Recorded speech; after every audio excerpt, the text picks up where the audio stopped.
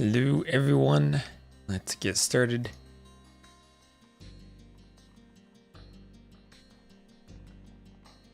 And make sure we get the ads out of the way on Twitch. And hello everyone. Thank you RoboJam70 for the follow 9 hours ago. Wasn't even streaming at the time. Hopefully the audio is all set up properly.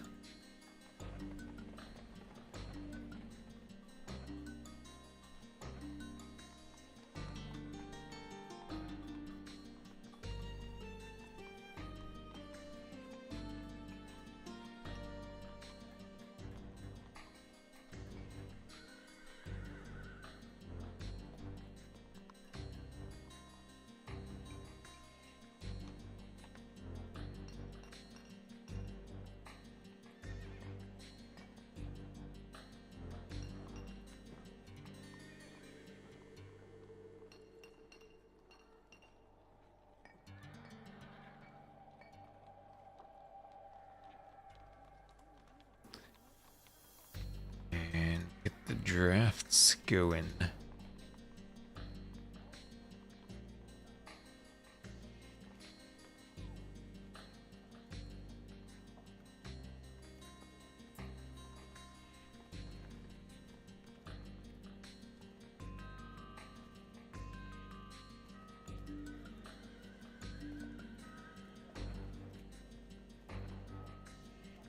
And here we are. So Barles versus Lewis. This will be our first set today. The second set will be Nicov versus Classic Pro.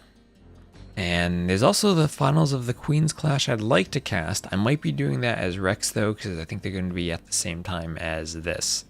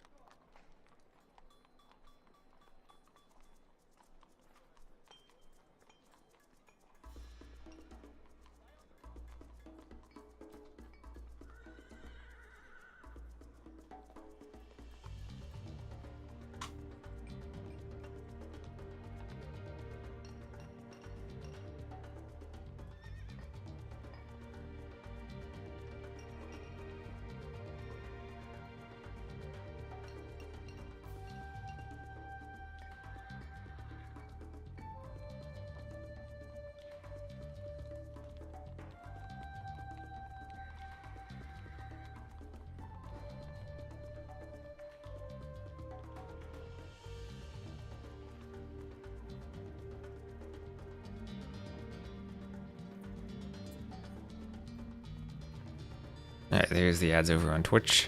Announcement on Discord, and we're good to go. Ring of Reeds, Jungle Rumble, Canberra's banned. Okay, good. Barles is banning Koala. He's banning the hamster map. I'll see if Yakuza is the choice for Lewis now. Surprised, actually, kind of that Lewis didn't go for Koala with his first pick. Actually, I'm forgetting, are the bans before the picks in the draft? No, the picks are first. Picks are first. So yeah, there he goes to the hamster's Yakuza map. Surprised he didn't pick that first, actually. Bringer Reeds is something Barles could very well go for. Barles went for Arena. No surprise there, but at least it is a standard map, so Lewis will probably be familiar with it at least.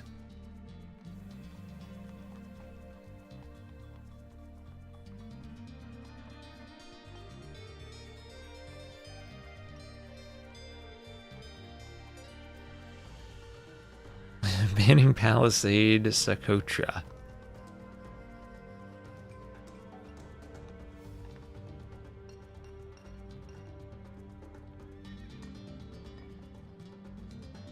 Map, which we've seen quite a bit. Palisade Socotra.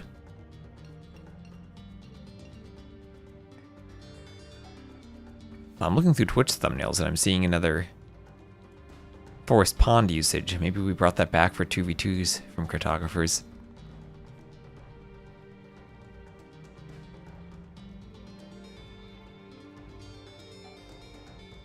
And Wellsprings game number 1. Lovely. I feel like Hideout's probably the map we haven't seen all that much. That was banned there by Lewis.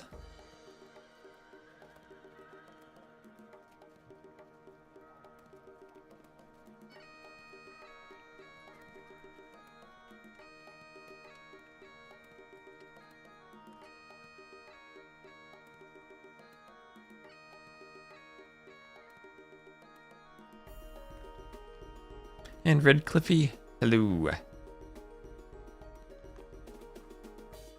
Hello there, 7 Polar on YouTube. You do like Jungle Rumble? I enjoy a good rumble in the jungle. Ozzy has some really good map designs from everything he's done. And hello, Sadish. Good morning. It is just afternoon now for me. It's 12:04. Good, presumably evening for you. Only if you were... We're just starting. We got 5 viewers on Twitch. We gotta get the stream rolling.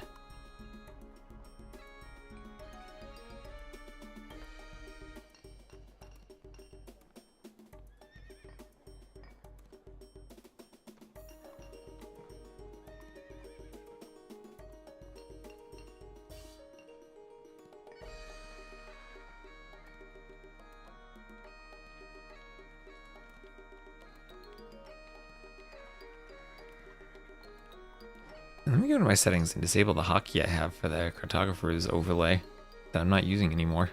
I have a schedule hotkey and I keep pressing it every so often, yeah. Remove that. There we are. Now I won't accidentally swap to my cartographer's scene for the schedule from June.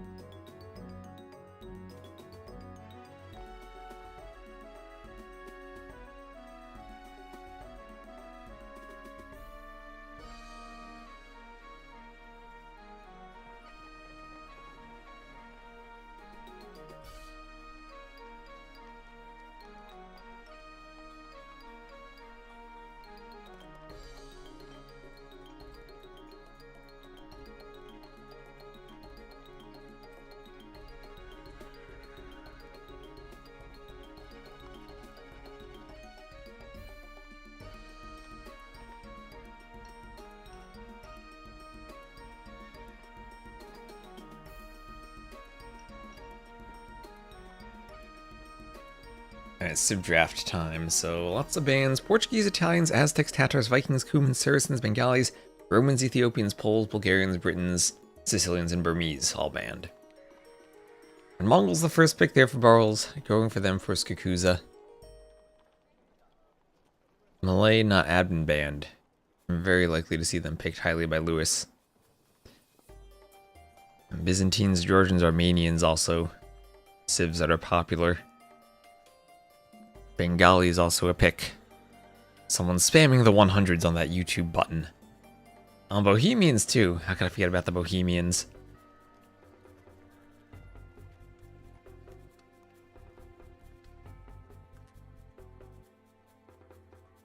Bohemians and Byzantines. Hello HQ. What is the most powerful civ in sudden death then? Byzantines, Malay, Bengalis? So it's going to be highly dependent on the map. If we have Acre, it's probably the Spanish for conquistadors. For Yakuza, with the Hunt, I think it's probably the Mongols.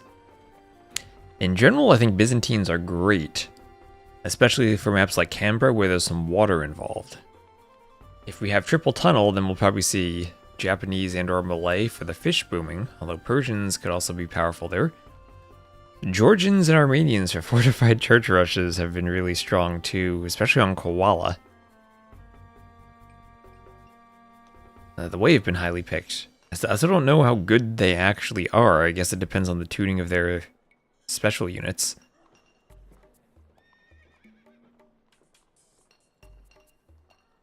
We certainly see civs picked highly. Yeah, even Spanish without Acre, Lewis taking them. Bengalis will probably be there. Lithuanians also for the eco on Jungle Rumble, just because it's a 2 TC start.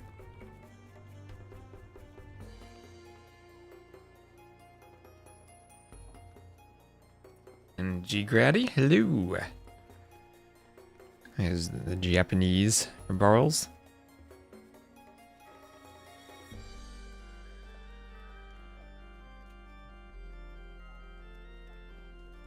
Chinese, they might get a pick.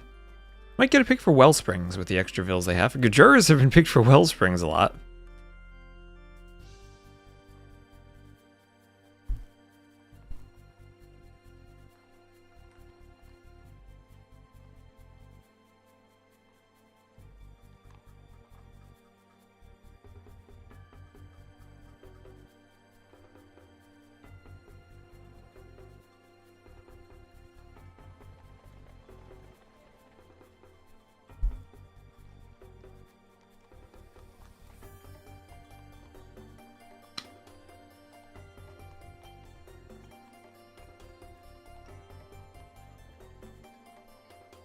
Let's see, Rocket Cart, Monk, Fire Lancer. Could see that from the Jurchins. Oh, and Alscar, hello. Good day. How's the weekend been? Weekend's been good. Oh, I fixed the bug on my website. I was talking about. It was really silly, as all web dev bugs are. The inline script tag I was using was affected by my build system, where not in the development build, but in the deployment build, I ended up somehow adding a src equals empty string attribute.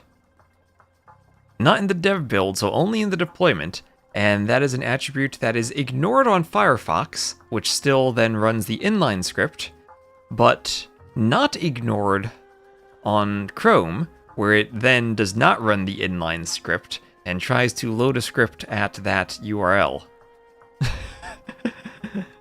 So that is why I was having the bug show up not in any of my testing and only on my deployment and not on Firefox and only on Chrome. Which was pretty funny. No Turks. Not banned. Yeah, no Turks. Turks have really fallen off on Arena thanks to that Janissary nerf. It's weird because I feel like they do a lot of things other than Janissary as well. Oh, Bengalis were banned there. Bengalis were banned. I missed that. Bengalis were banned. So Mongols, Malay, Gajurs. Or Barls. That feels scary. He's got Teutons if he wants to Tower Rush. He has Jurchins if he wants to go Fire Lancers. I don't know what Barls does for Jungle Rumble. Byzantines and Lithuanians, I think the two civs you'd go with Bengalis being banned. And hello, Jacob. Teutons for Trushing Arena? Is that the play? What about Teutons for Trushing Yakuza? Guess you'd never do that with Mongols. So Malay banned and Mongols remain. Malay and Bohemians banned. Maybe a bit surprising to see Mongols not banned for Yakuza. And thank you, Solified, for the raid. Welcome, all you Solified viewers. Welcome to some sudden disaster. Hope your stream was the opposite of a disaster. And welcome, everyone.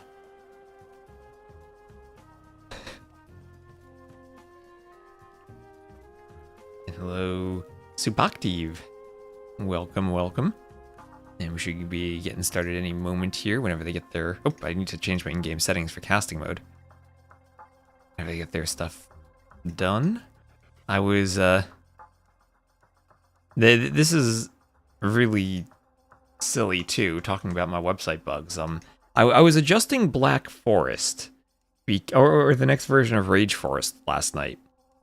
Because the Rage Forest community decided that they wanted all the predators to behave the same, and they wanted the different graphics and stuff, but not the different behaviors, where bears were stronger and killed your vills if you went without loom to wall off, and made the map a bit more unfair based on the bear positioning. So I was reskinning all the bears to look like wolves, and I had gotten tired of listening to the Britons theme over and over and over when I was reloading the map. So I went to the options menu and I turned the music off. And usually when I cast, I have the in-game sound off. And thank you, Richie, for the follow, Richie Boy AoE. So I was like, oh, I'll just turn this in-game sound on. And then all the animals started growling at me. Because that's what they do. You know, the animals, they make noise in-game. And I went through all the settings and I updated all the graphics. And animals have lots of graphics. They have attack graphics, standing graphics, walking graphics, running graphics, dying graphics, and each has their own ID number. So I need to look up the ID number and type that in. They also have an icon in the control panel and a unit name, because if I'm reskinning the wolf to look like a bear in game, I need to make sure when you click on it, it still says bear and it doesn't say wolf. It has the bear icon.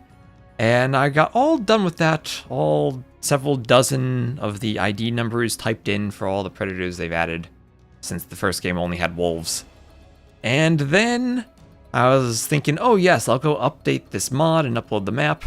And then I started listening, and I was listening to the animals and the noises they were making. And I realized that even though I had changed the wolves to look like bears, now all of a sudden the bears still were making wolf noises. So either tonight or tomorrow morning, I'm gonna have to look up all the ID numbers for the sounds that the animals make and type them into the map file so that the bears make bear noises. I thought I was gonna be done, but then suddenly I wasn't. Just Age of Empires things.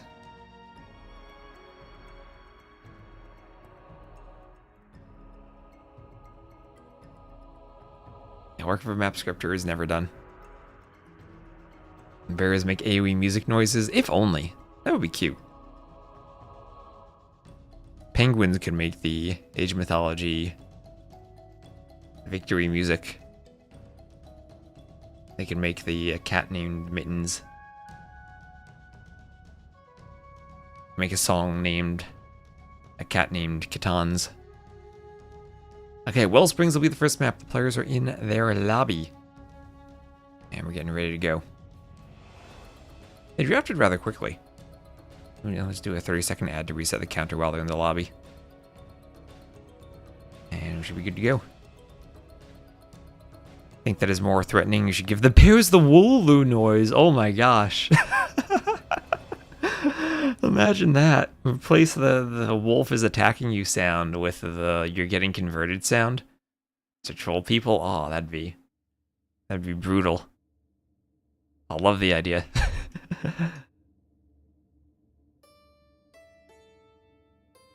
Place it with the town bell. Oh, and Viper, thank you for the raid. Thank you very much.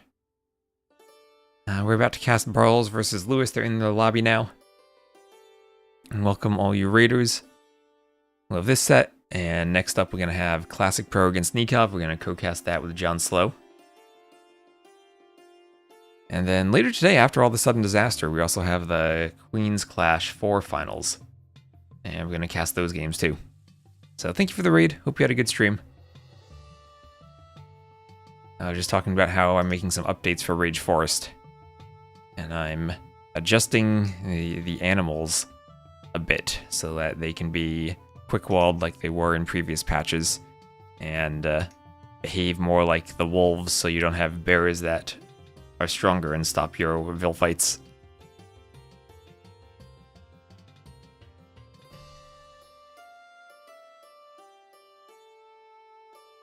Is that Woad Raider by transport by longboats from that scenario? It's not from the scenario. It's at years ago. Gosh, that alert is the original graphics from the original AoE 2. You could mod boats and stuff, so I modded a longboat to act as a transport ship. And I made that alert by taking all of the terrains and making them the same color, so it essentially was a background green screen.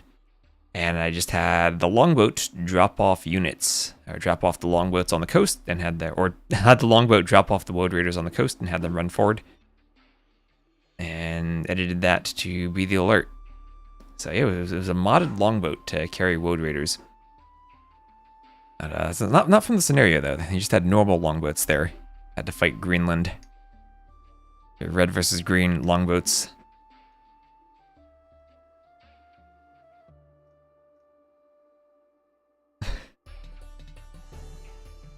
And hello Mason, how you doing?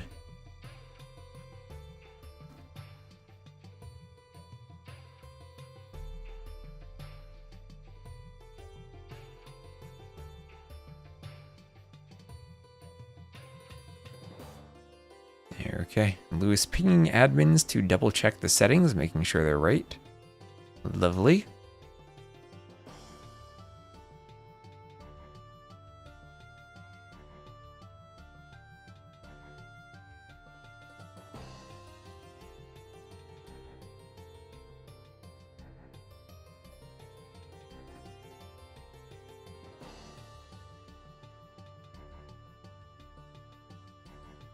How are you today? Hello, Baby Cakes. I'm doing pretty well.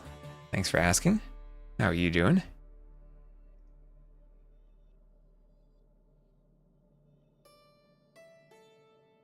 Thought the black bears have the stats of a wolf and it's only the brown bear with more HP.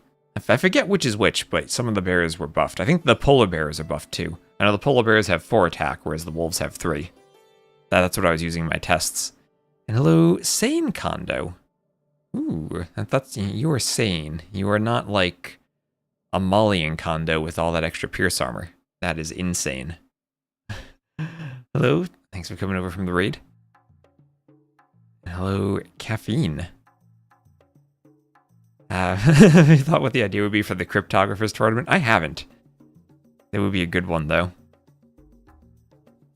Someone was like, oh, you should host Cryptographers, and I was like... Or mistyped Cryptographers, and I was like, that is a great tournament name. It fits the math theme of the channel. I'm open to ideas, though. If someone has a good idea for it, hit me up and I'll make it happen.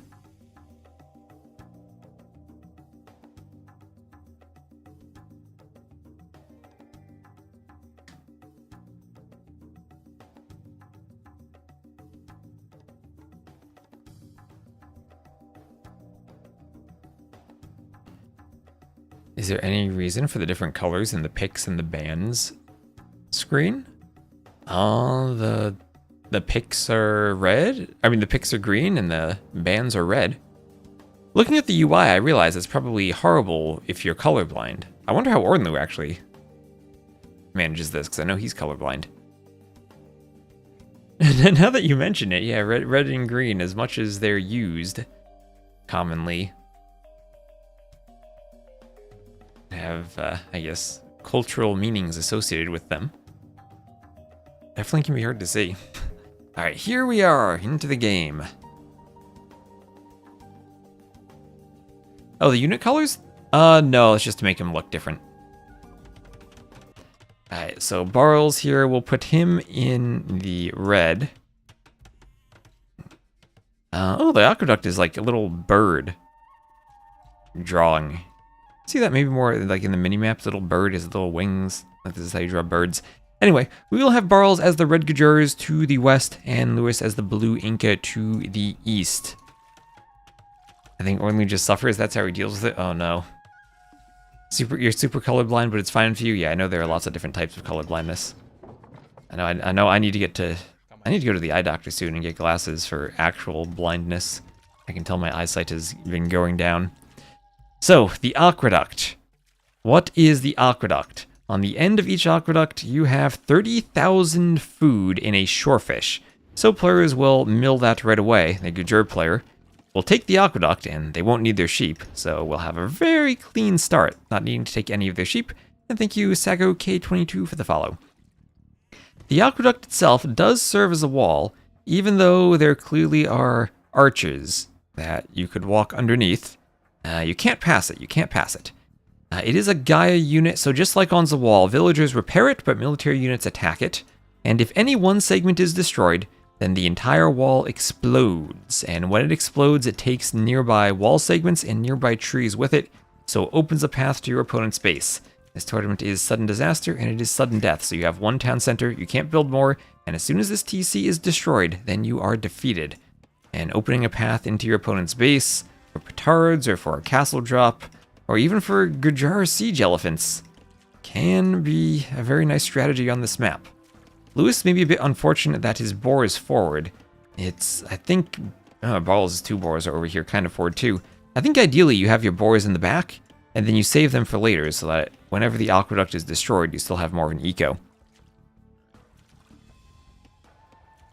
Is that stock or custom? It is a stock asset in the game. The explosion part is modded.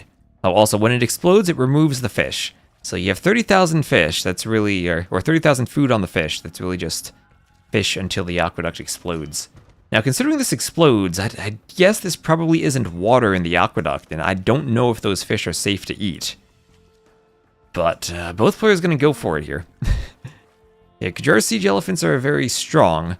Of course, the Gajurs do have that mounted unit steal plus 20, 30, 40 bonus damage, so their siege elephants in Castle Age doing plus 30% bonus damage to all the buildings is very, very strong. Who do I like in this set? Was this was the finals of Heaven and Hell, right? If I'm recalling that correctly. I think Barles won that. So I'll go with Barles, but sudden death, anything could happen. Anything could happen. Niaz could upset Lix and Viper. Arbase can upset Lix. Anything. Gajur's struggle versus Eagles? Before they get the chakram throwers out, chakram throwers I think are great against Eagles. I don't know, maybe the Inca, if they get, what is it, fabric shields with +1 melee armor and fully upgraded, maybe they have enough melee armor to withstand the chakram throwers. Other than that, I think chakrams are really good against Eagles, but of course you need a castle and it's hard to get to them. 1 TC production.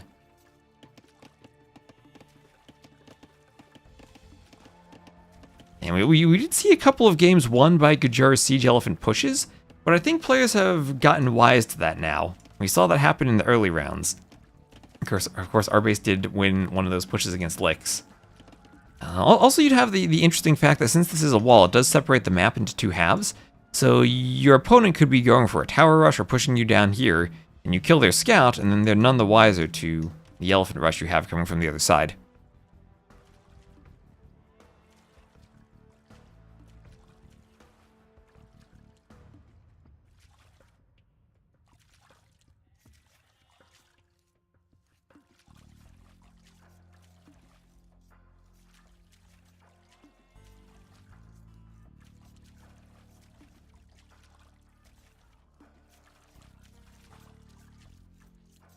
And Nilly also upset Lix. That wasn't this tournament. This tournament Nilly upset Siscon. Is infinite food? Not infinite, but if we ever see all 30,000 food collected, I will be impressed. Because once you destroy it, it does remove the fish. I'll be very impressed if we see 30,000 shorefish taken. It is finite, but a large finite number.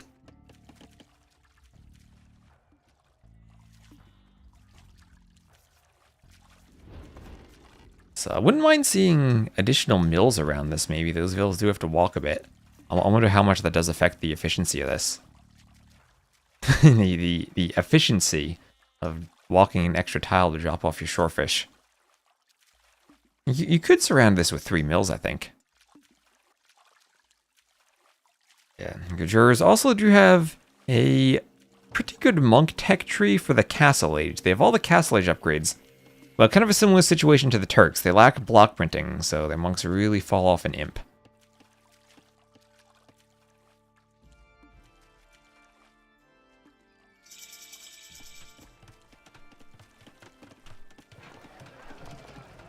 I have a market coming up here for Lewis. Is it worth hunting the boars on this map? So the boars and the shorefish are very similar in collection rate. If I recall, it's 0.41 food per second for a boar and 0.43 food per second for the shorefish. So if you ever get to a point where maybe you don't want to do that second mill in the Dark Age, you can lure in your boar and take that under the TC. But personally, I think it is still better to save your boars for later. And once the aqueduct is destroyed and the shorefish is removed, then you have the boars to take and make up for the difference in eco. Alright, so the camel scout is inside for Barles. He will kill the eagle. And what does Lewis do with the sheep now? This is actually quite the problem. Because he's at the mill, he doesn't have any vills farming around the TC. Where does he put his sheep? Oh, he even has the llama still. He hasn't taken the llama. Are there different colors for llamas now? I don't remember the llamas ever being in this color before. I thought they were always much darker. Maybe that was a new addition at some point.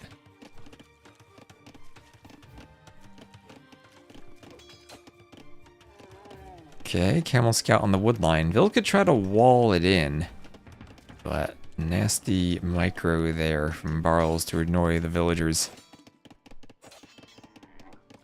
And, oh, no loom on the Vils. Lewis will have to run this Vil back to the TC. Barles gets a Vil pick, and he gets the sheep, Oh, loses the camel, though. Still has the sheep, but okay, they go back. Alright, so both players up to the Castle Age. Lewis up just a bit faster.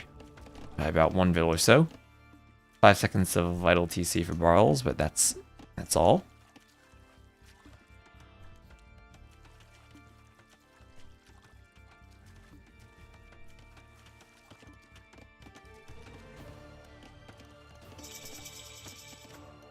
And there's Castle Age for Lewis.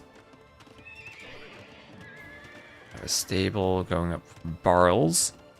Stable, of course, with the blacksmith, does put him in position to do upgrades for elephants and do a workshop if you wanted to, but no forward vills. No forward vills just yet. And double barracks and a monastery for Lewis. He'll be going eagles. And as someone said earlier, your jurors can maybe struggle a bit against eagles until they get the chakram throwers out. And potentially hard to get them on this map because of how forward the stones are. You don't have any stone in your base. All of the stones are scattered around these ruins out in the middle. An interesting terrain blending there, where the beach kind of turns into this different terrain. Didn't notice that before. They had no save with faster working. Nope, it was the Indians who gathered from the shorefish faster in the past with their villagers, but no more. Dravidians carry more, but I don't think the carry capacity will have much of a benefit for here. Maybe those few vills around the side. So husbandry, scale barding, and bloodlines on the way. And Eagle Warrior on the way for Lewis. Romans, oh, that's true. Romans do collect 5% faster with their 5% everything bonus. They do collect faster from the shorefish. Not as much as the old Indians bonus, though. That's true. Romans are the best at collecting with fish with their villagers. What is that? That is a dead eagle drowning in the shallows. As Eagle Warrior will come in. And it will be double monastery, double barracks. Inca Eagles.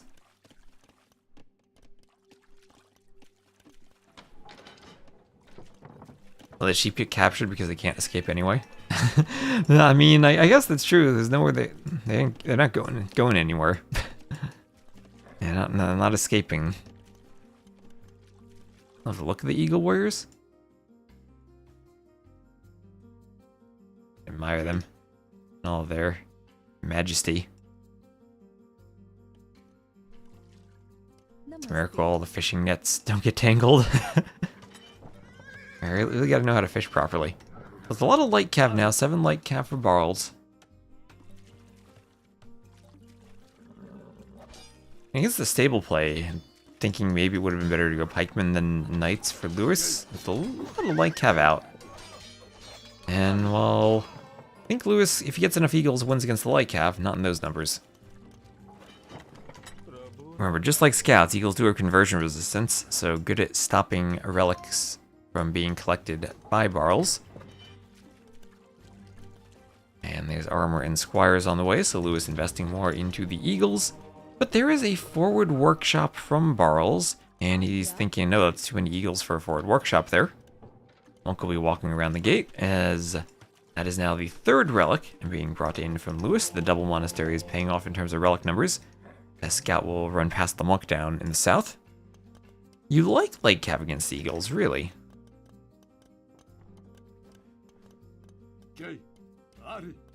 I think the Eagles win, but it's not entirely one-sided. I think you do probably need extra units in your composition if you want to take decent fights. And Govani632, thank you for using your Prime sub. That'll count towards our chicken cosplay sub goal.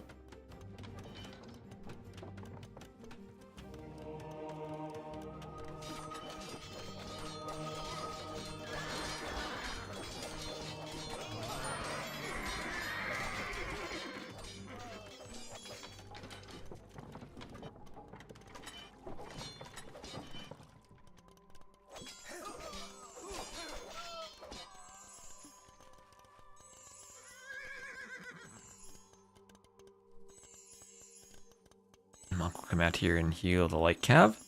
We'll have chain mail armor on the way for Lewis.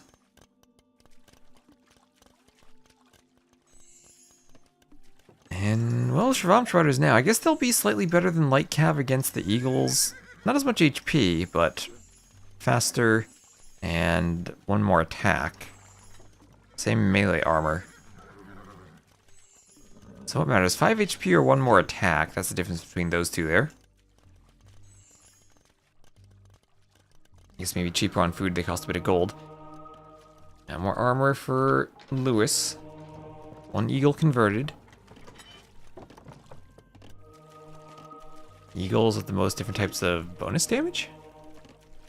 Well, they do have a lot of bonus damages now that you mention it. I don't know if they're the most, but they do have a lot. Are they profitable? What do you mean? In terms of collecting relics? Now so far it's 400 relic gold. But Lewis, who has, I don't know how many monks he trained so far.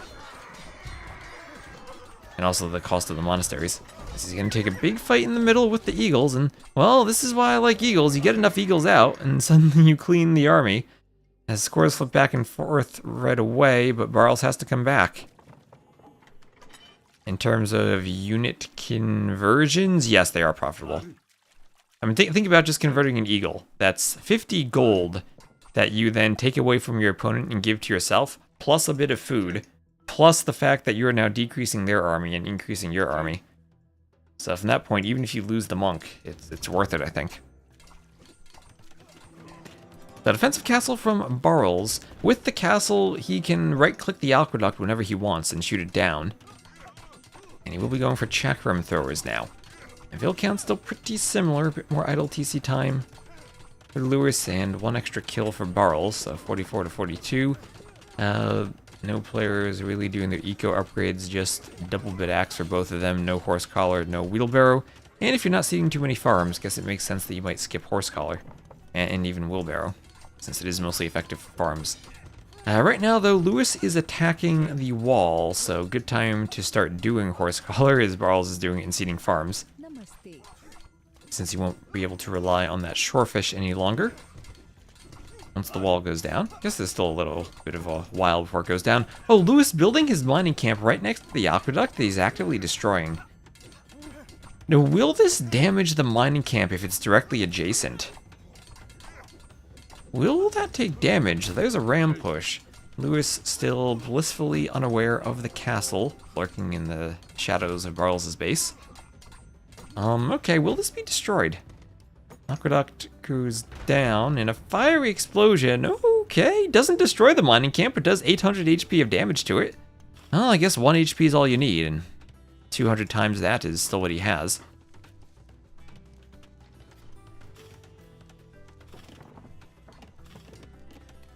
A monk would be an eco tech. Never thought of it that way. And here come the chakrams, which I think should be amazing against the eagles.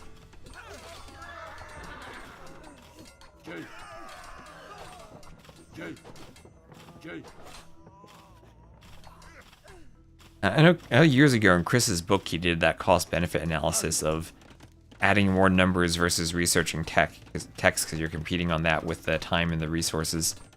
And that's how he thought about the timing for upgrades for his army. So chakrams will clean the eagles. Not much left for them. And so Lewis went for the ram push, and what did he get out of it? Not much. Hard to ram push the Gajurs with the chakram throwers. But they do count as infantry, so slingers could be an option for Lewis as the Inca. And they can get +1 range with Andean Sling. So you do Fletching, Bodkin, Andean Sling, and you're really good slingers, actually, for dancing away from the chakram throwers who only have 5 range.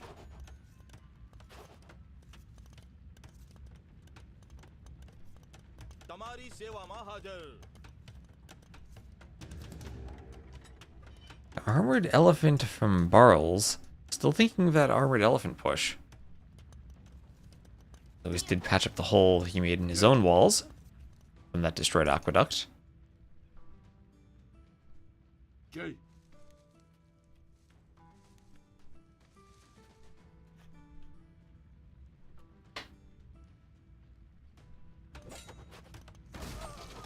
Mangonels going for the chakrams, but Shravam Shredders riding down the mangonels. Chakrams do melee damage, so we're actually quite good at killing mangonels. As long as they don't get splashed by a shot. And this is a good set of lined up shots. Eagles going down to the Frisbees.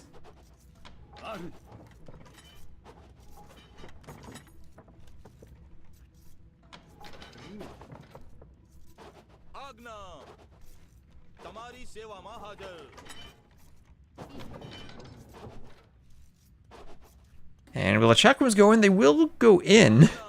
I mean, how can you not go in against those vills? Okay, Varls is not going to go in. Never mind. He left one in the gate and ran in. But no, he's going to stay outside. Oh, and run right into a mangonel. Would have been safer inside, Varls. He's all rather hurt now. He has to go back and deal with eagles at home. Well, he has eagles at home. He does not want eagles at home. Well, he soon will not have eagles at home because of the chakrams. They will clean a lot of eagles. Alright, Lewis still trying to hoover.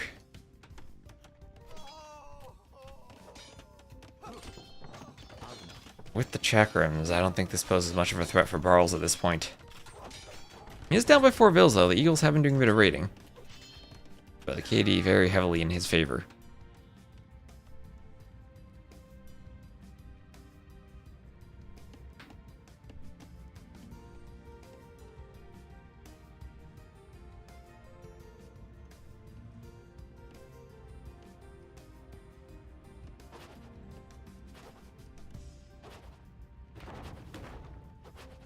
I can't hoover while frisbees are flying.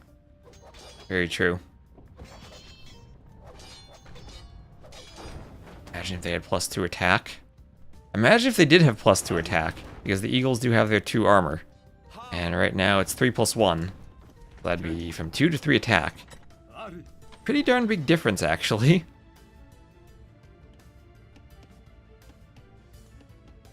Feels like with this KD, it should be Barles' game, but then I look and say Lewis is up by 2k resources collected. Well, maybe I'm wrong about that.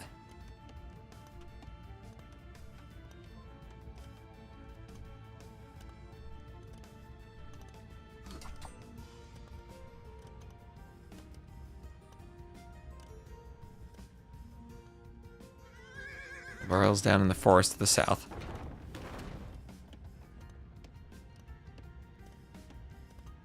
Town watch on the way. Always love town watch for sudden death.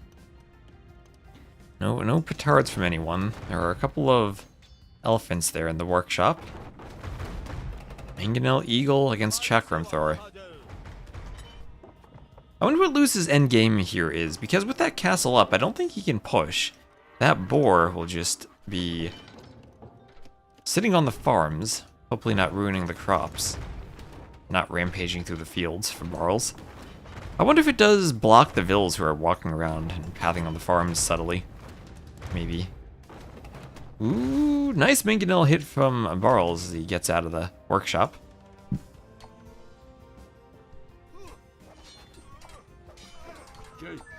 Chakram's taking some eagles, his chain guarding armor's on the way. And what's over here? What are these outposts from Lewis? There's trying to keep track of Barles, where he's chopping wood. Finding overchops. He has complete vision with his map control. I love this. He's making sure he's not going to be surprised by petards. Maybe he needs some outposts over here just to complete the vision. But I like this. You get the map control, get the vision. There's vision boxes everywhere. But Barles must have eyes everywhere too, as he has found Lewis's attempt to mine gold outside of his walls. And will chase down these villagers.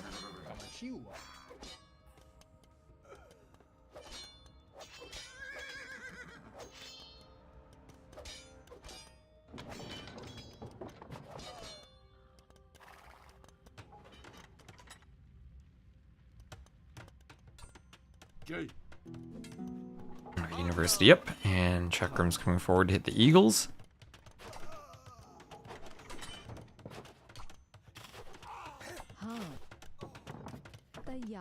That is a 2 HP villager from Barles. Those trees are still up, so that's a bit of a wall. A lot of eagles, now 23 eagles for Lewis, but 25 Chakrams for Barles. And it feels like he keeps sliding behind in Ville production, has more idle TC time. Yeah, Lewis also up in the Ville KD, so he is pulling ahead in the economy.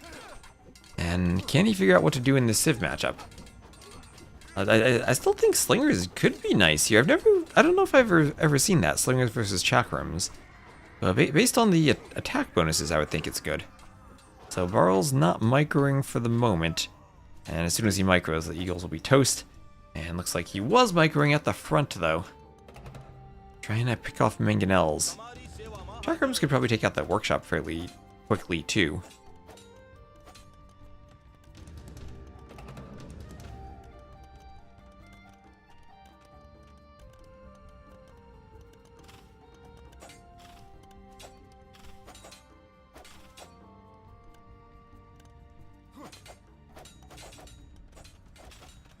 If Inca's hit input sappers, they 100% take the TC if the villagers can reach it. You know, that's true. They can do sappers and they can do all the infantry upgrades. The attack and armor upgrades will apply to the vills. And so what is that? The chakrams, if they do 5 damage, vills will then have more melee armor than Eagle. No, the same as... Wait, Zeal plus 3. Oh yeah, they get 1 from Loom. So they'll actually have 1 more melee armor than Eagles if they don't get fabric shields. So actually the same melee armor as Fabric Shield's Eagles. Oh wait, because that'll equal up with the Loom. So you're right about that, the chakrams actually won't do much damage to them.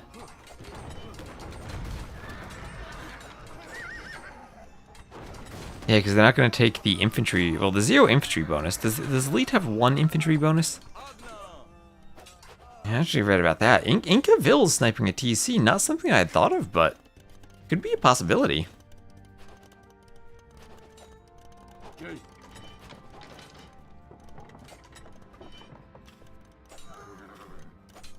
Don't know if Lewis will actually get Imp, though.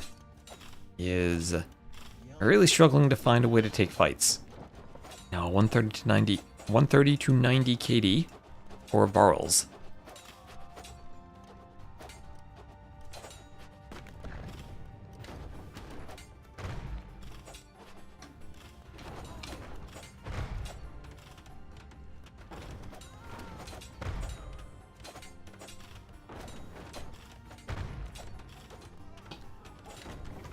Attack with Vills under the tower. I guess not something you always think of if you're playing the Inca. Your Vills. Hello, Sunnyflower. Welcome to the stream. And Imperial Age on the way for Lewis.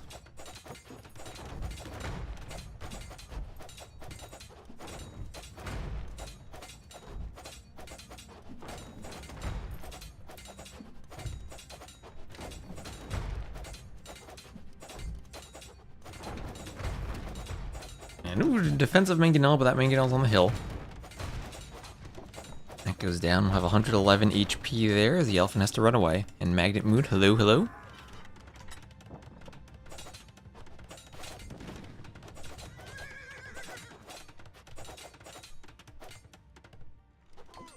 Oh, Eagles, though. Eagles, they've gotten inside somehow. They're hoovering around the economy. Ville's in the back repairing a house. I think there's a whole... Oh, no, there's a felled tree next to them, repairing the house. So some hoovering Eagles need to be dealt with. TC has a chakram in it. The chakrams will not add extra arrows to the TC. So 3 Gujar armored elephants for Barles. Still has a great KD. Try and go Chakram, Shram Shredder, Armored Elephant. All the unique units.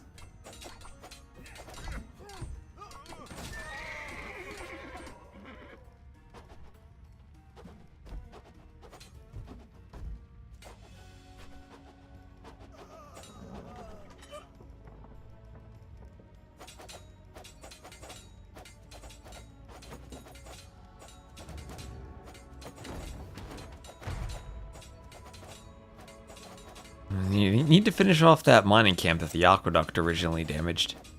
I enjoy how you can still see the outline of where the aqueduct was in the terrain. I guess this is done with connection generation. I'll need to look at the map script myself. Just has to amass trebs and win, potentially. But I think you could probably say Barles can snipe off trebs with chakrams very easily. And now here come the armored elephants. Maybe the first thing to do is go for the monasteries and stop a gold income for Lewis. Lewis is going to try to re-wall behind this. There is a workshop.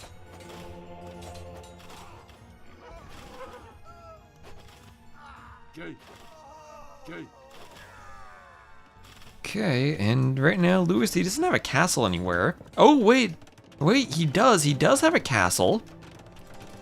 He does have a castle going up outside Barles' base.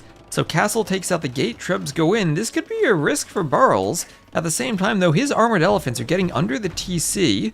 But there's a mangonel out in defense. Shravamshrider's hovering around, going for the mangonel. Lewis has to repair. And I think he will keep that mangonel alive. Chakrams might be able to finish it off, but hard to right-click the mangonel in the chaos. They get it, though. Now, Elephant's going for the TC. At the same time, the castle is up. That's the F-tier Inca castle. Needs to pump some Trebs. Lewis doesn't have the eco for Trebs.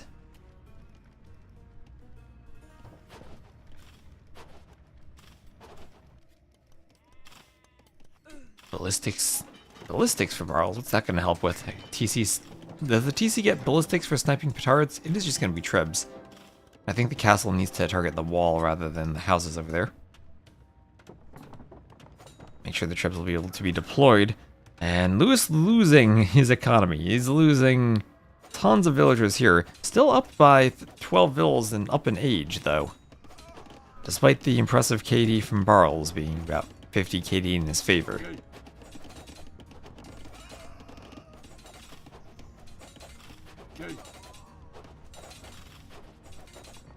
And Eagles still getting the raid here and there. Armored Elephant at home, so that can go try to push back Trebs. There is still a chance Lewis can do this. Maybe he can destroy the gate, then wall in his Trebs somehow.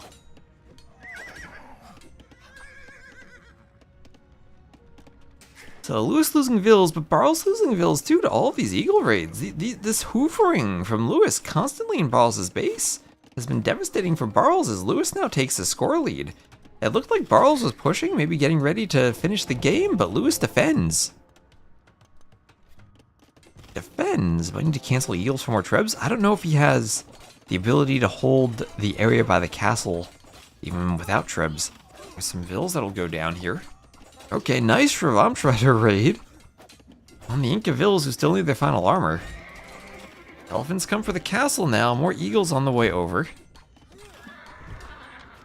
There's more res collected still. This Chakram just doing work.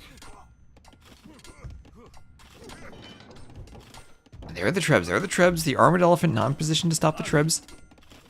Need to pathfind through the gate. Nilly. And the Shravamshriders will come out. Vills ready to repair. Inca Vills. 3 Trebs. Trying to pathfind to the Treb to repair it. The elephant ram is scary. And he gets the elephants. He gets the elephants. And there's nothing left. Oh, but there are Chakrams. There are Chakrams. These Trebs need to be fast. Oh, this is going to be so close. 3 Trebs. They're deployed now. There is 1 volley. The TC stays up. Barles needs to repair. He needs to repair. The Chakrams are there. He is repairing. This is going to be close. This is going to be close. And 0 HP. He does it. He does it. The Trebs were about to go down to Chakrams. Oh, the Eagles ate the Chakrams there. And he does it. Lewis pulls off the TC snipe. And man, I thought Barles was going to win that when he was here under the TC. But those little Eagle raids getting to the back for Lewis. I'm still not even sure how he was getting in there, but he did it. Yeah, Barles by that point had lost a ton of his eco. Yeah, what about that 51 to 48 eco KD at the end? Dang, that was a crazy game. So 203 to 180 KD for Barles, but Lewis did close that up quite a bit at the end. Also consistently had an eco lead.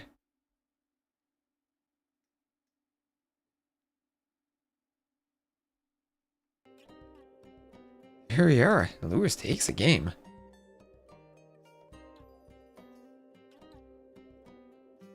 Minor Wall didn't really have the eco to spend with villagers walling. Remember, it's always much harder to manage your eco in game than it looks like as we're watching. That's a win for Lewis on Wellsprings.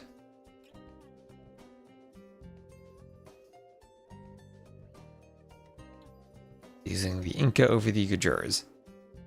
And Lewis, I bet, is happy to be using a save towards the end of his draft. If there's ever a hole, Eagles will hoover their way in. That is true. And Jungle Rumble will be the next map.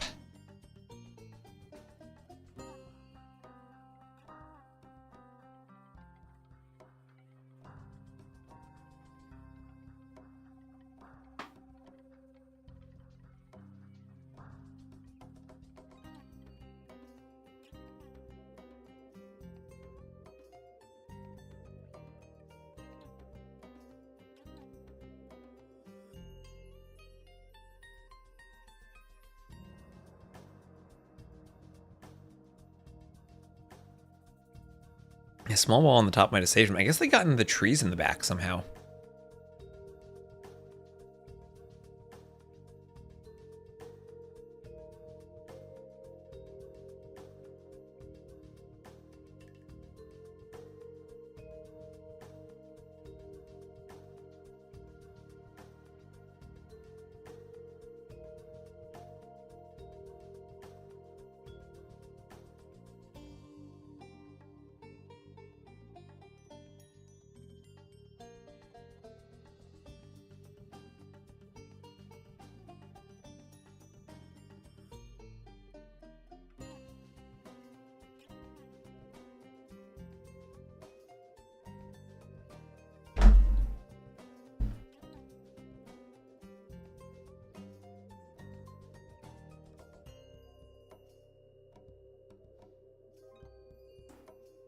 And looking for them to launch, sitting in the lobby.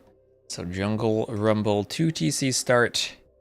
Byzantines have been very popular for that map, and Lewis does have them. Also has Lithuanians who will get 200 food and a smooth start. If Barles is going to use a Civ I haven't seen on Jungle Rumble yet. You're not going to trush with Teutons. No fish for the Japanese. Mongols are first. Yakuza. Could be Jurchens. What do the Jurchens do against potential Byzantines? Fire Lancers, I think, would die to Cataphracts. I guess it has to be Jurchens, though. Grenadiers, maybe, with the Jurchens.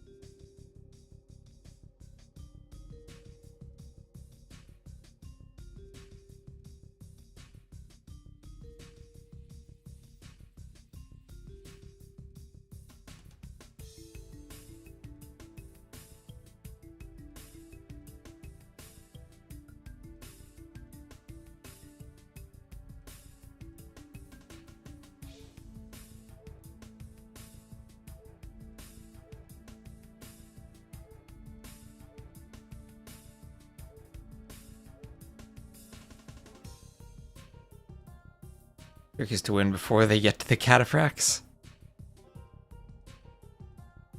Oh, I see Antagonist and Rep Art are playing on Aqua Arena. I haven't actually played Aqua Arena yet. We'll need to do some Kami games on it. They have launched. And, okay, take your guesses, chat. Take your guesses. What civs are they going for? Because as I look at it, I think it's fairly obvious based on the drafts.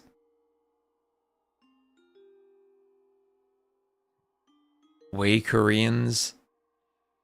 Not quite. It will indeed be Byzantines, Jurchens. So a matchup where, perhaps naively, I'd favor the Byzantines. Charles may have a brilliant plan, as of yet unbeknownst to me. To break the meta of the Byzantines.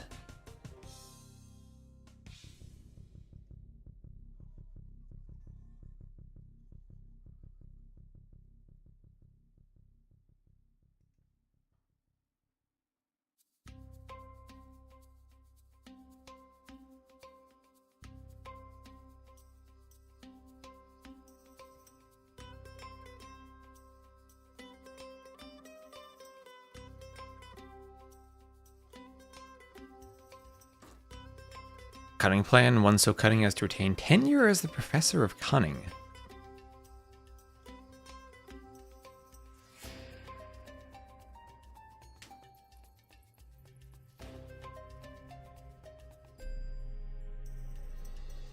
Alright, here we go. Barles once more will place him in the red. So Barles shall be the red Jurchens to the south, Lewis the blue Byzantines to the north. 2 TCs cannot build anymore, and you have to lose both of them in order to be defeated. If you lose one, you can still go on to win. We have seen that before. Byzantines for Lewis. Great monks. Extra HP on their castles.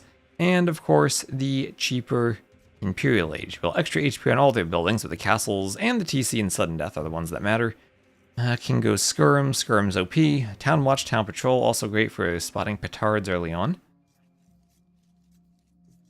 Have unique techs such as Greek Fire. That doesn't matter for this map unless he goes Bombard Towers.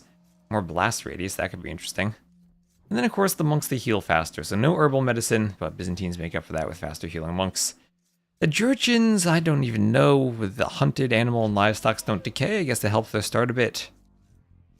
Mounted units and Fire Lancers. Fire Lancers could be interesting. Don't know about mounted units against the Byzantines with halbs and camels.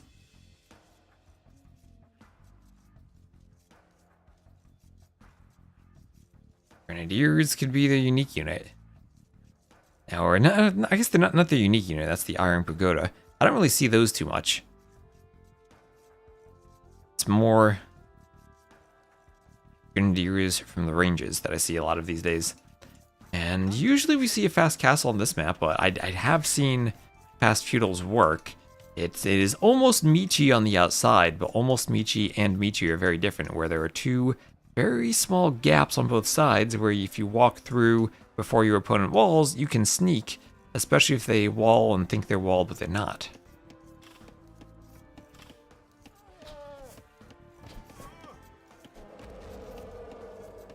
Elephant there, taken by Barles. This is the current patch, so can kill the elephants with the TC.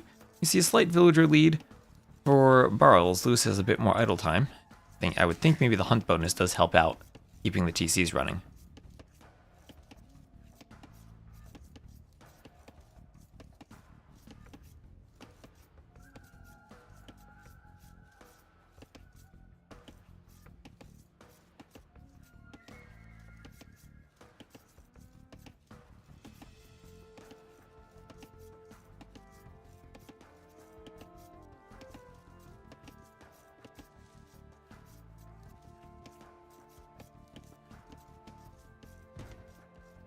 So Palisade Wall goes up for Barles.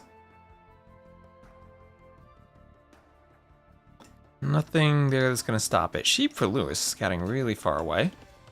He needs to bring them back to his TC, actually. He's going to run out of food soon. I guess maybe he's not worried if he goes for the lumber camp. But definitely a much cleaner start for Barles, and I'm genuinely impressed at how the Jurchens have only 5 seconds of idle time. Have any other bonus? Just the not decaying bonus. Yeah, and then later on they'll have cheaper siege engineers, basically, but... Okay, so the masonry architecture, fortified wall, tower upgrades, murder holes, treadmill crane, arrow slits, hoardings, those are all cheaper. Does that apply to siege and fortification? Are town watch and town patrol fortification upgrades? Apply to +4 buildings. I would think no, but maybe they do. Fortifications regenerate 500 HP per minute. What are fortifications considered then? Fortified bastions. Is that's a fixed number, so is that only castles? Or Or does that apply to walls and towers too? 500 HP per minute for walls sounds insane if that tech comes in.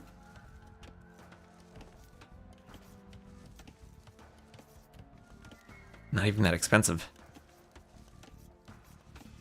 Fortified wall, 25 wood.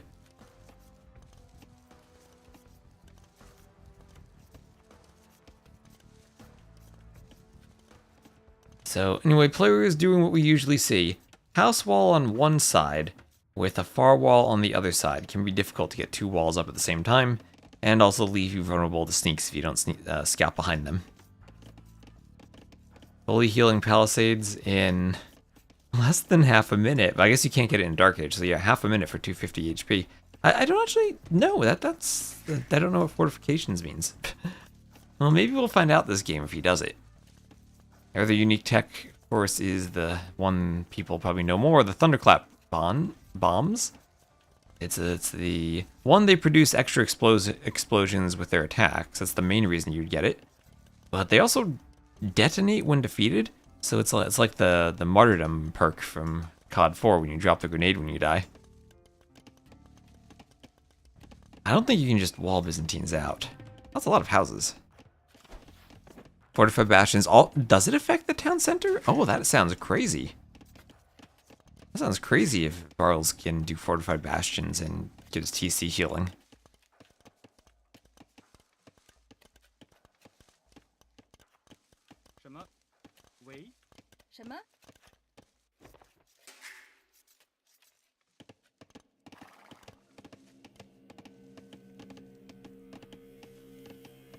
Is Feudal Age for both players, a bit faster for Barles, and only 6 seconds of idle time. That is a very impressive Dark Age for a 2 TC start.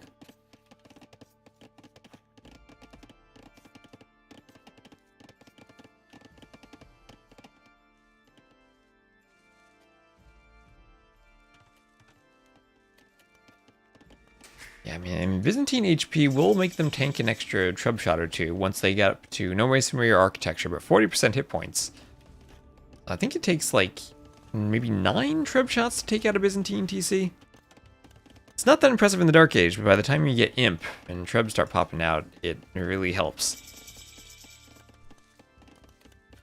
I mean, 500 HP per minute. Does it heal fast enough to heal one more trub shot? I guess that depends on the number of trubs. With 4, probably not. With 3, maybe. And with 2, I think definitely. As long as you're repairing at the same time, too. Market and blacksmith up for Barles, as another zebra is pushed in.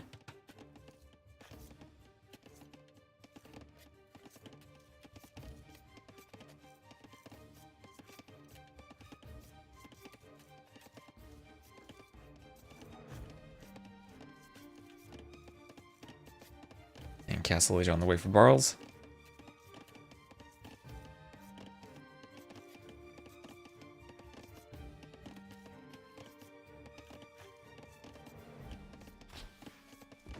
Here we go. 500 a minute is about 8 per second. That sounds really fast.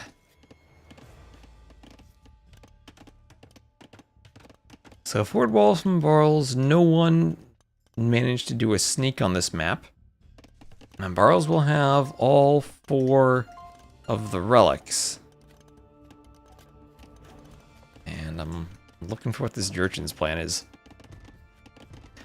Scout, not going to get in. Ville does have Loom. I think he just managed it better. I mean, not decaying on the hunt means he could produce from the TCs more. He'd get to more Vills before he needed other food sources, but that's about it. Now he has a bit more idle time. That's just because he's forgetting to queue Vills on the way up. Maybe trying to manage his Vill or his food count so he can go straight to Imp. Nothing aggressive from him. Complete wall on the sides. Hope Barles never breaks through that wall approach from Lewis. That's not stopping Barles from breaking in. That's Barles' own wall. Lewis just outposting. And we'll have a workshop in the back from Barles, and Lewis actually will see that as the Byzantines. And that'll actually be annoying if he gets Mingadels on the wood line. Byzantines can convert them, but then you need redemption, and that's expensive.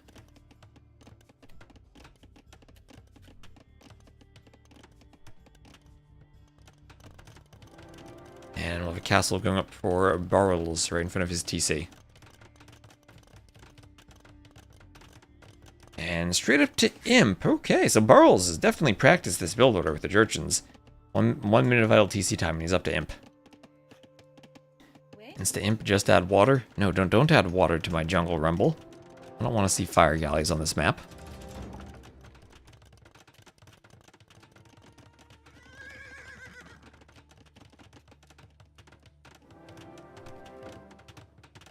Forward castle from Lewis.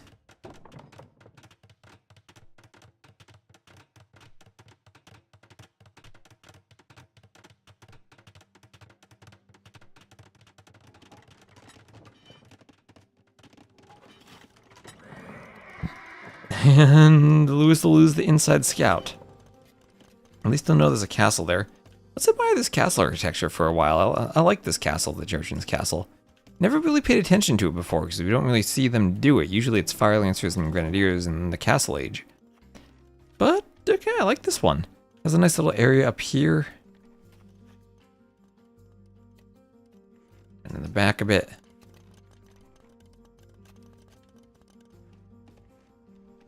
Might have a unit that does very well into Byzantines. And what unit might that be?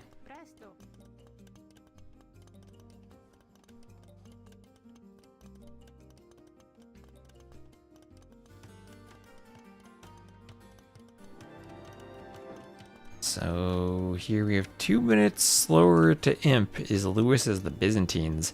And that's not something you often say about the Byzantines. Barles on the outside will have a rocket cart. Will he go heavy rocket cart and try to treb from the outside? He could do siege engineers on the way up. How's the university? Did he do it? No, he didn't do it. And it is cheap for him. But immediately having siege engineers trebs when you hit Imp could be nice.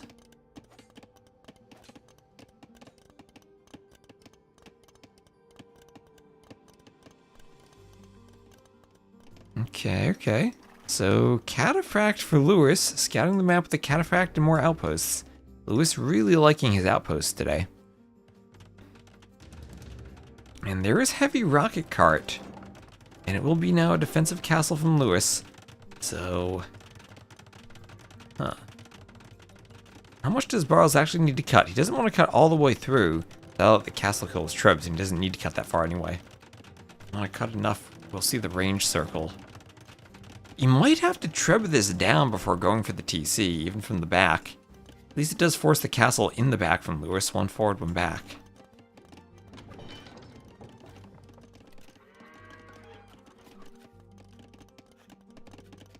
Also buying food, selling stone, buying wood.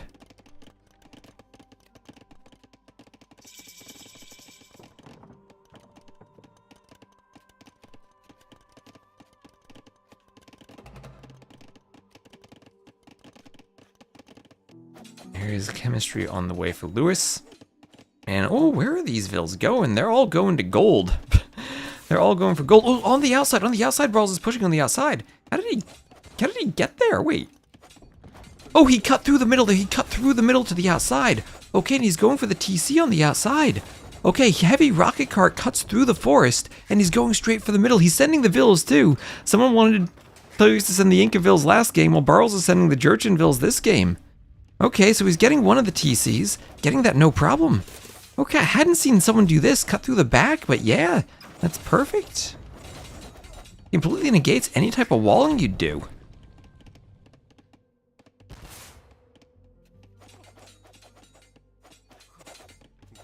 The rocket cart's still forward, but at least vills are there to fight and maybe protect it.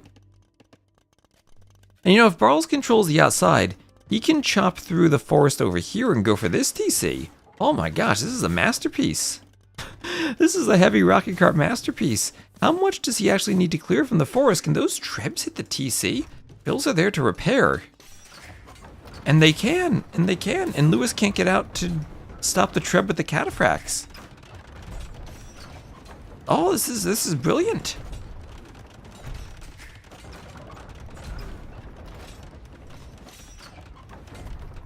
And he's gonna get the TC. Lewis can do nothing but repair. Same time though, Vils have to repair here. We see Barles using the walls to defend his trebs. He's bringing more trebs over. One treb being chased by a lot of Vils. We need repairs here. Is this gonna work? No, there are bombard cannons. Bombard cannons from Lewis. He gets bombard cannons out. Oh, that was close. Byzantines with a bit more HP.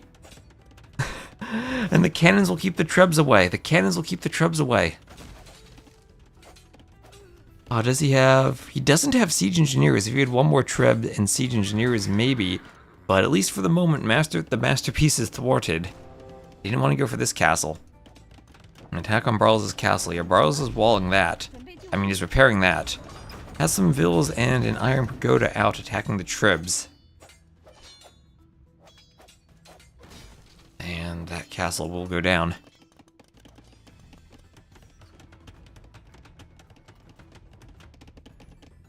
And meanwhile, now it's Lewis's turn to do some trebbing. He's trebbing this outside castle from Barles. So Lewis has a good score lead. Despite being down in TCs, he's up in resources collected. Yeah, rocket carts are discounted. Heavy rocket cart, the upgrade is discounted, right? Yeah, minus 75% wood, and it costs wood and gold.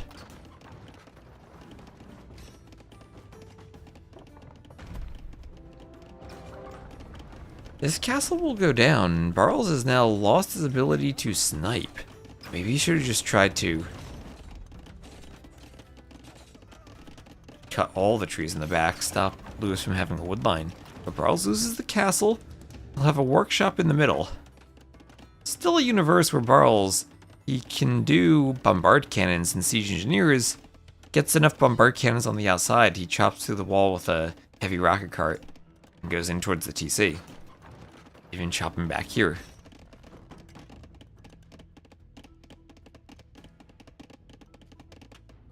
And where are these Vils going for Lewis? You don't want to have a free boom for Barles, but Barles could just go take those golds and stones, and I think he's doing that right now. For the Vils from the middle. Some cataphracts are getting in, and Lewis is trebbing Barles' middle TC. Lewis is trebbing the middle TC. They can do that from outside, or just about outside the walls.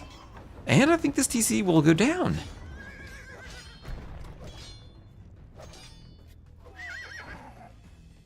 Okay. So one TC left for both players. Whoever gets the better snipe gets the TC. Only 55 Vils though from Barles. He's taking a loss, having lost a lot in the middle. Okay. His Iron Pagoda's on the outside.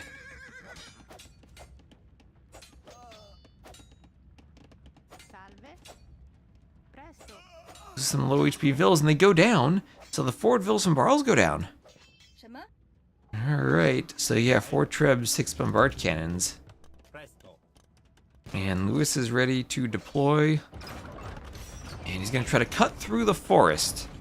Alright, cut through the forest, make a path with bombard cannons, and cut with trebs. Only have 2 more trees to cut.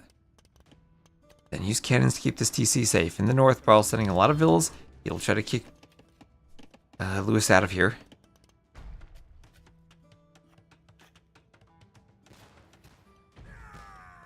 And Barles defending with his treb, trying to take out cannons with trebs, never a good feeling. The cannons now can return fire, take the Vil, keep them away. Don't let more repairs come in. Ooh, missing there.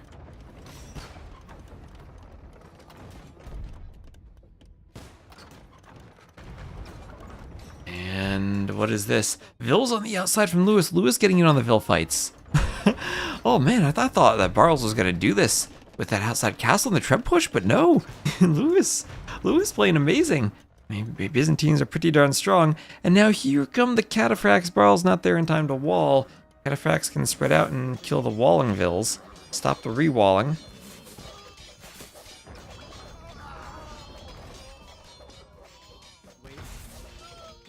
Rocket cart and cannons going down.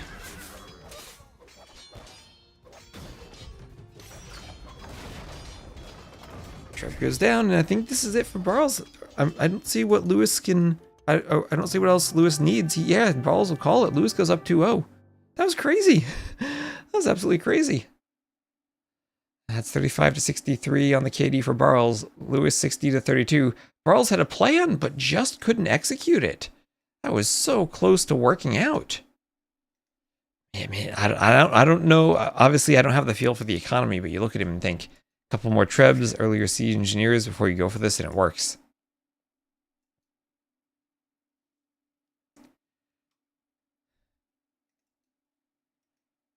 Ooh, Barles might have cooked too hard with that attempted masterpiece.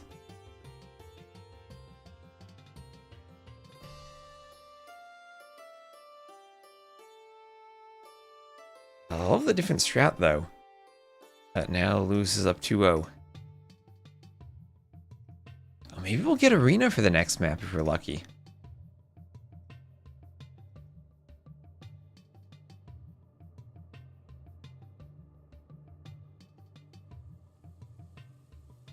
It looks like it'll be Yakuza.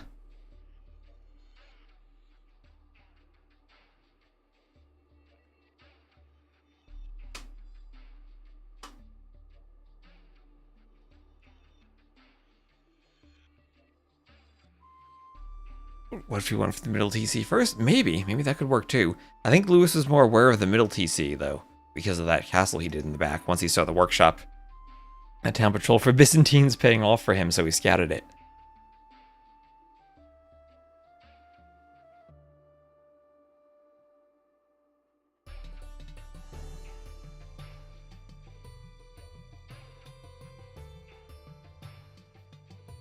It cooked too hard, overcooked, like Draken with those 20 petards.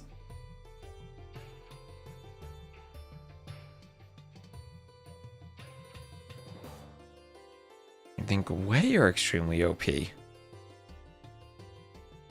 We've been seeing those Xianbei raiders played to great effect.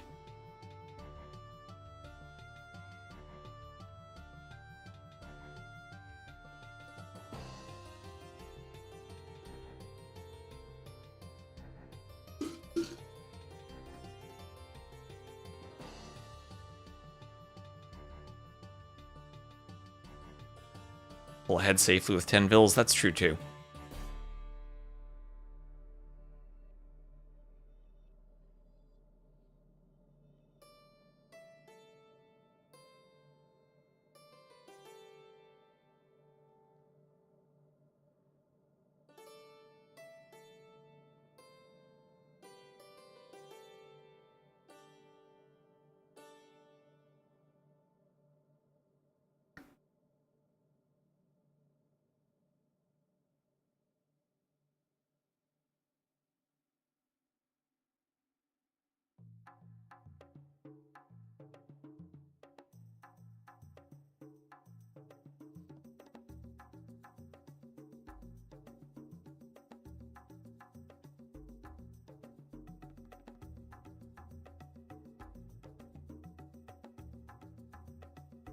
Let's see, are they launching? Taking a bit of time. Okay, there they go. Map is Yakuza. So many Aqua Arena lobbies going on. It's being hosted now. Looks like some Russian event on Aqua Arena. Antagonist is a good game now. So, Georgians, Mongols. No surprise here with these civ picks.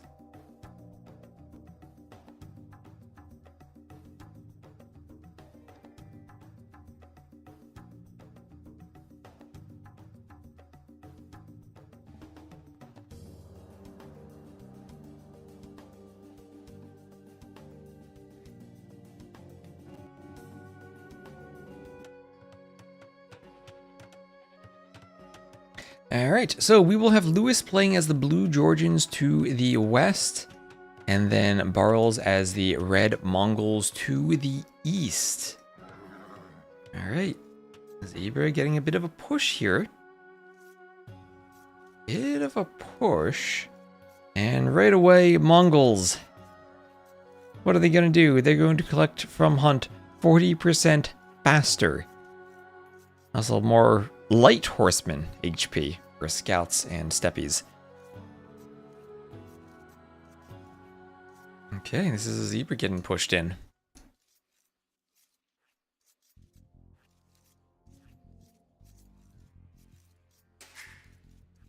Over here, no pushing needed for Lewis, because he is the Georgians, and he has the starting meal cart, with which he can go forward and collect the food right away.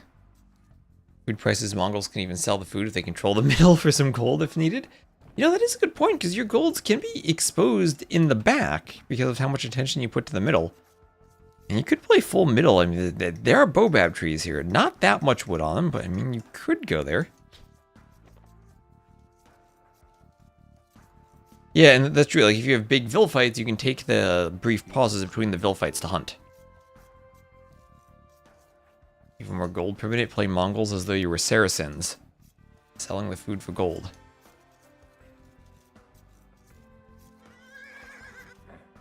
Okay, Lewis wants to disrupt the push as much as he can. Probably won't matter in the long run, but if you do take a fight against the scout before the Mongols get up to the castle age and get more HP, that could be nice.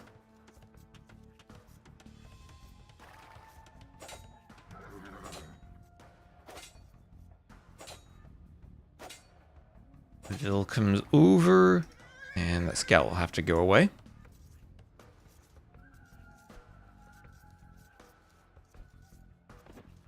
Kind of the same philosophy against the Turks, but probably doesn't matter when Mongols will likely go scouts anyway.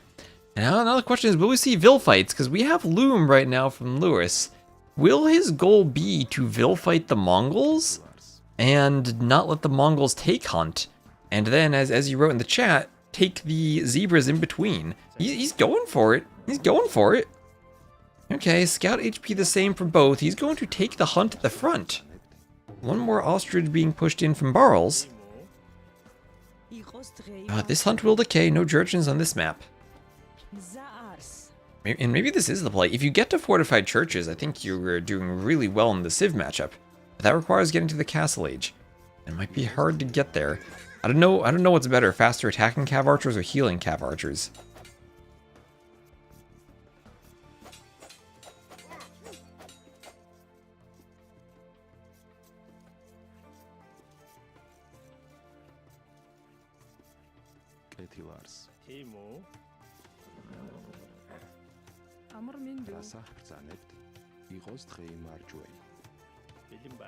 Yep, and he's another meal cart, and meal cart forward, I guess, in fight would be the play. He'd love, I think, to stop more pushes of the zebras. Pushing the zebras will help Barrel stay in the game. Yeah, and he will do the barracks to try to fight back. He doesn't want to fall behind, but now if he goes to the middle, look at all these dead animals at the front. He'll need to mill maybe up here on the side. Maybe down here on the side. Now that's next for Lewis. Maybe split up the vills, take more Hunt everywhere. Maybe even just start shooting the Hunt. Now does he see the barracks? He has scouted the barracks, so he knows militia will be coming. Will there be... Oh, actually it won't be militia. It will be the Mongols still having enough food despite all the laming to click up. Oh, I missed this earlier. Thank you, Fromy, for the follow. As we're getting very close to 14k followers. Climbing up.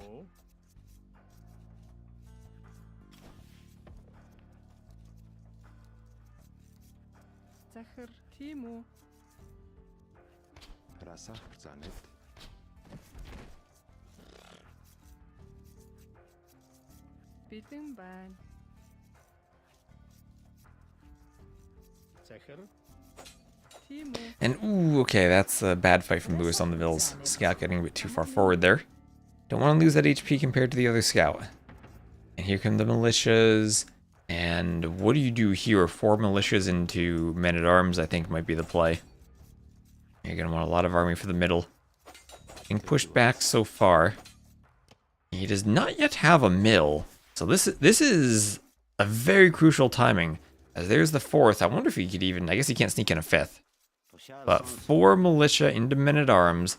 Really doesn't want to fight until men-at-arms comes in. He's going to need to take a fight, probably do a range right away, and then get a mill.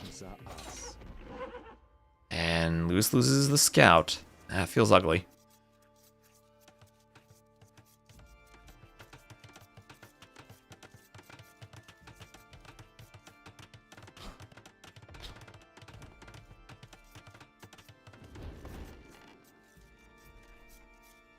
Mill on the way.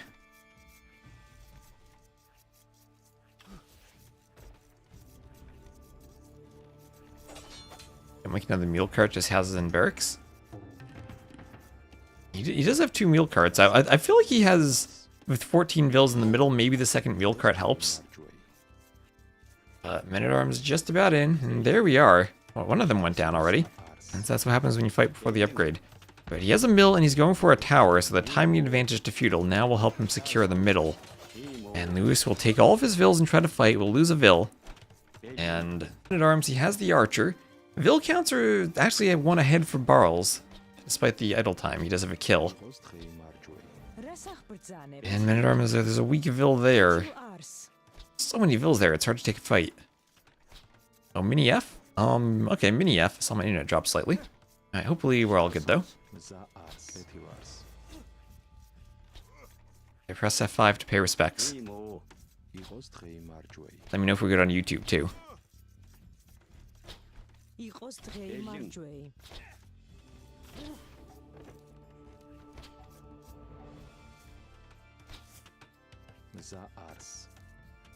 One day we'll have fiber internet and not have drops.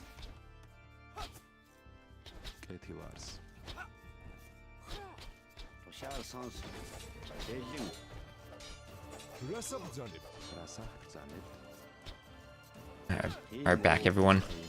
Everyone hit F5 and spam the F5s in the chat so people know to refresh. There's a mini F, it's fine now. Alright, thank you, Justin. YouTube, I think, is a bit more resilient to the mini Fs than I've seen on Twitch. So, Vill's getting cleaned up too. And double bit axe for Lewis. There's double bit axe for him. That Barles having the archers out so far is really valuable, but now it's going to be skirm time. Skirm time for Lewis.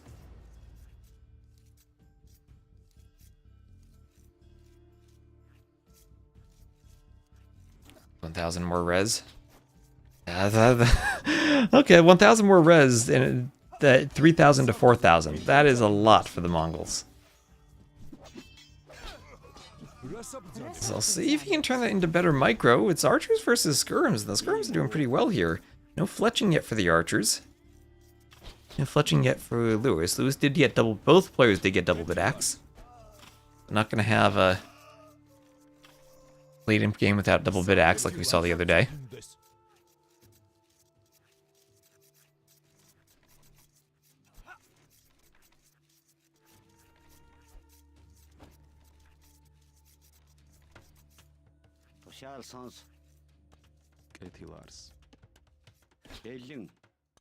The archers coming over. Skirms will go for the archers. Start taking them down. There we go.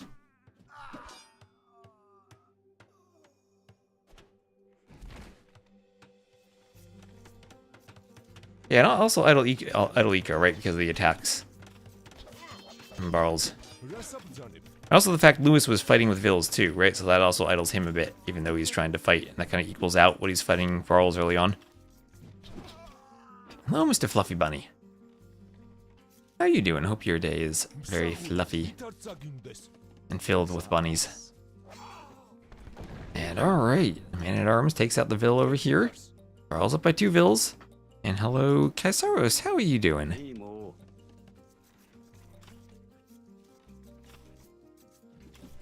Are we doing better if your favorite high elo player wins? Unfortunately, Doubt's already knocked out. I say that because we all know Doubt's everyone's favorite player, right? Are you a Barles fan though? He has a good YouTube channel. So Man-at-Arms goes down to the back. Lewis trying to clean that up. Lewis keeping this close still. 5-1 Eco KD though in favor of Barles. That feels pretty darn good. And more hunt still left on Lewis's side of the middle. He's doing a tower right in the middle and making a transition to scouts. Is Doubt training his kids yet?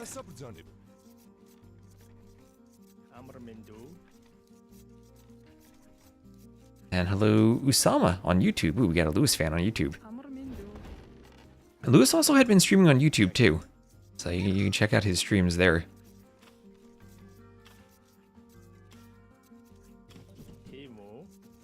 And Castle Age for Barles. Okay, Barles is up.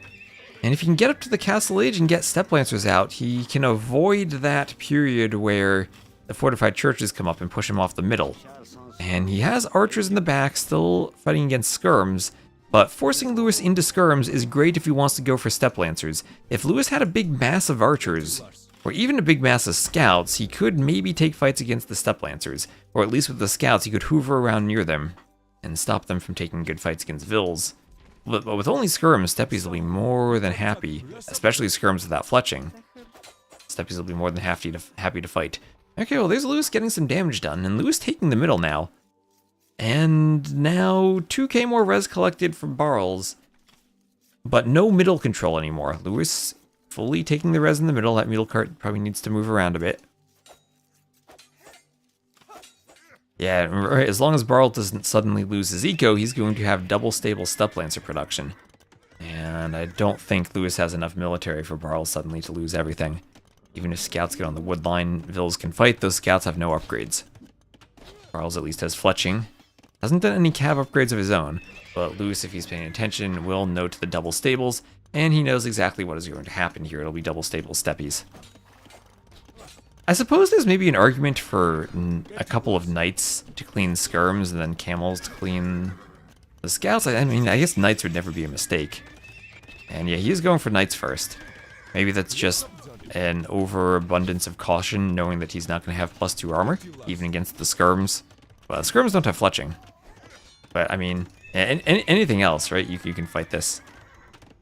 I guess Step Lancers are maybe a bit weaker to scouts than knights are. Kind of more DPS, but less survivability. Unless you bunch up on the pathing. So, knights to clean everything here. And then we'll see if it's continued knights or just steppies. So there's Lewis managing to click up. Husbandry on the way for Barles. Let him catch the skirms and scouts faster. These steppies would have died already?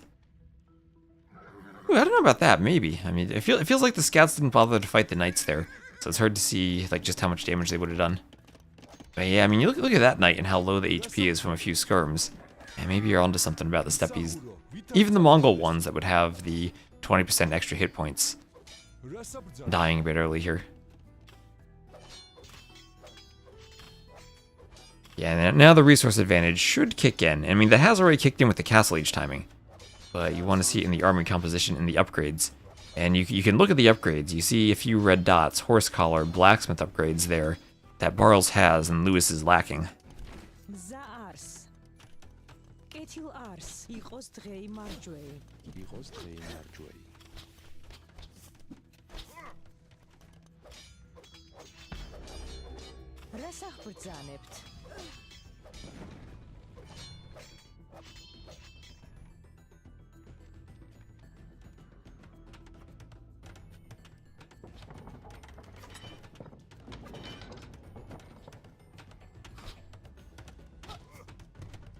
Archer's ready to break in.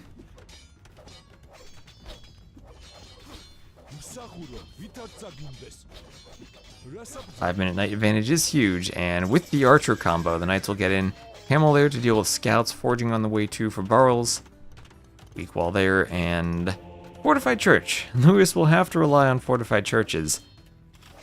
But if he's forcing the churches in the back, maybe, just maybe, if Barles can get enough knights, he can jump the TC. Score difference isn't that much, but we can see the Vil difference is getting larger. Now 10 Vil lead for Barles, and more that could go down as the raids hoover around. In the middle too, steppies. So knights, steppies, and camels all coming out at different points. You see scouts hoovering around your base, you maybe do a camel or two to chase them away. And then you try to push forward with knights and step lancers. Knights getting in on the wood line, that'll be more dead Vils. Oh, no church here. How many will go down, though? This is micro time from Barles to snipe the dying Vils. And a lot of weak ones are getting back to the church. But the church is filled, though. And Lewis needed to be, I guess, spamming that ungarrison to keep him going to the TC. And it does not hit directly underneath it. No, you do need murder holes to hit directly underneath it. So you could even camp it with knights and try to attack it. But it has the same hit points as a TC, so at that point in sudden death, you might just prefer actually going for the TC. So scouts from Lewis trying to hit Vils and the berries, but spears are there to clean them up. That's where I might have liked the camel staying home.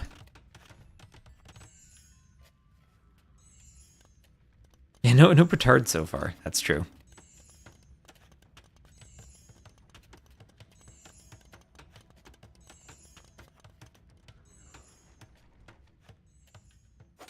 For a bit more, half the garrison space. I don't know if the garrison space is the problem. I think it's more the speed at which you build it, and the fact that mangonels do very poorly when pushing them, because they have about 1/5 the wood cost to repair compared to a TC. Even less than that, especially for Georgians. It's the build speed and the repair cost that I think really does it, but here's the GG's. Barles gets himself on the scoreboard, maybe starting off a reverse sweep. Lewis had a plan. He'd go for the Georgians and mule cart and fight the Mongols to try to stop them taking the hunt, but Barles had enough hunt to get up first, get the men-at-arms out, get a couple of archers out. I think the archers are what really sealed it once they came out, and could pressure Lewis, who was much later to feudal.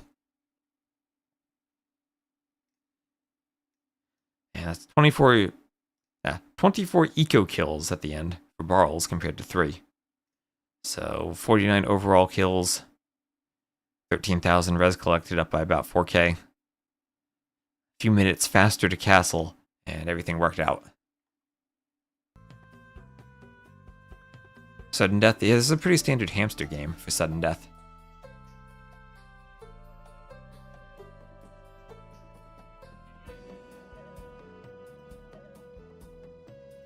That's 1-2 now.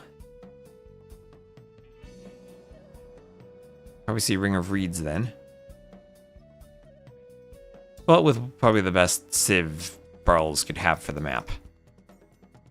Don't think you'll get that big of a Civ advantage anywhere else.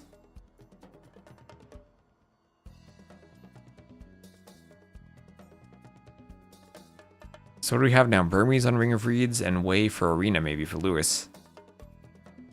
Teutons or Koreans on... No, Japanese on Ring of Reeds then. And then Teutons or Koreans for Arena. Either way on Arena, Barles wants to tower rush, it looks like. That's what I guess from the Civ picks.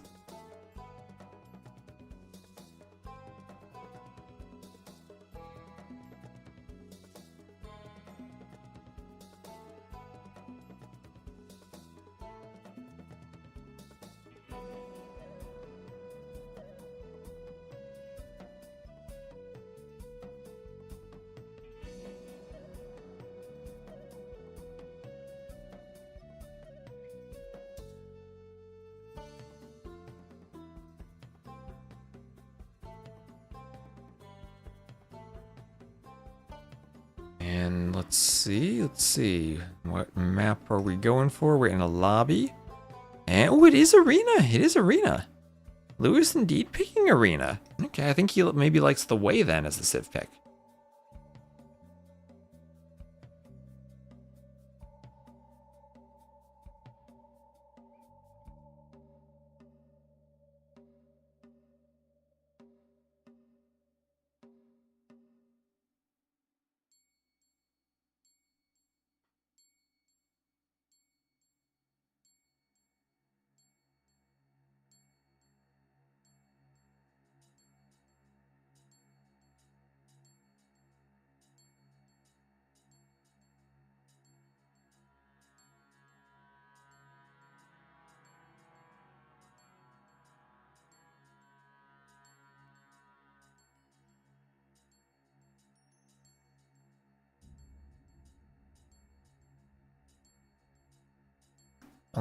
Only choice Lewis has for Arena is Way. I think you want Spanish and Lithuanians for other maps.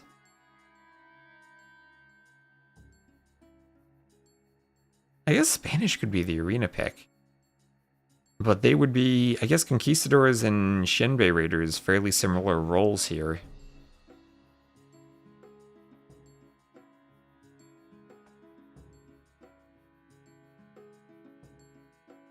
It does feel like Spanish are the Ring of Reeds, and if we go there, it would probably be Spanish-Japanese. So I guess that it feels like the answer is going to be, will Barl's Tower Rush with Teutons or Koreans well enough to stop the Wei from getting to Xianbei Raiders? And they have launched on Arena. And the civs indeed shall be Wei versus Teutons. So no surprise that there will be a Tower Rush here, and Lewis should be expecting that.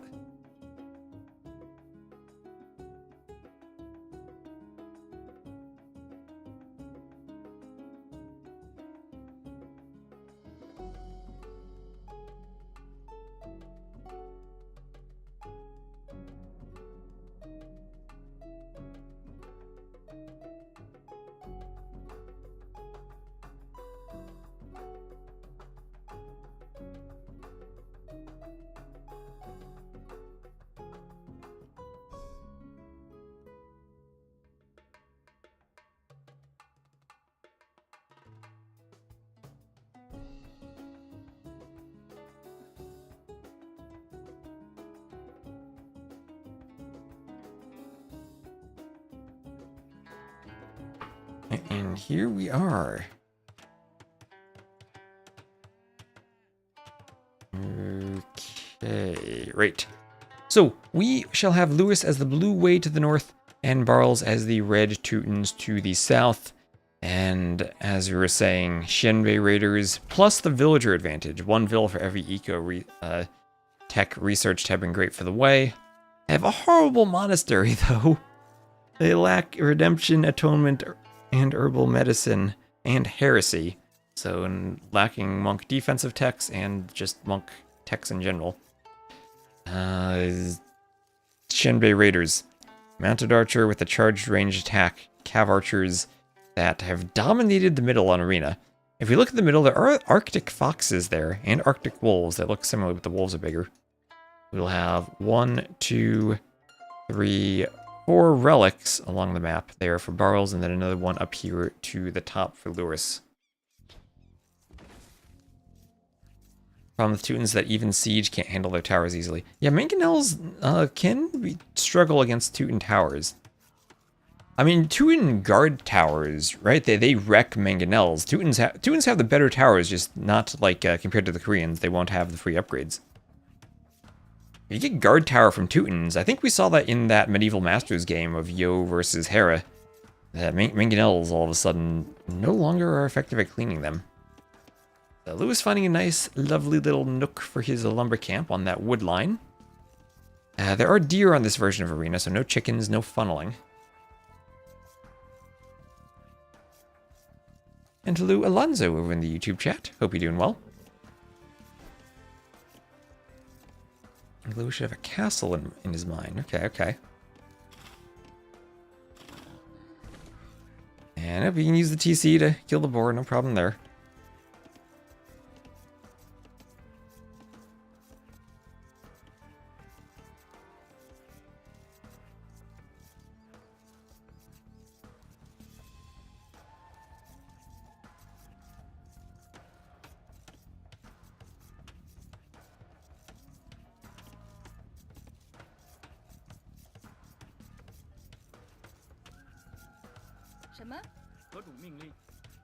You're right there under the TC.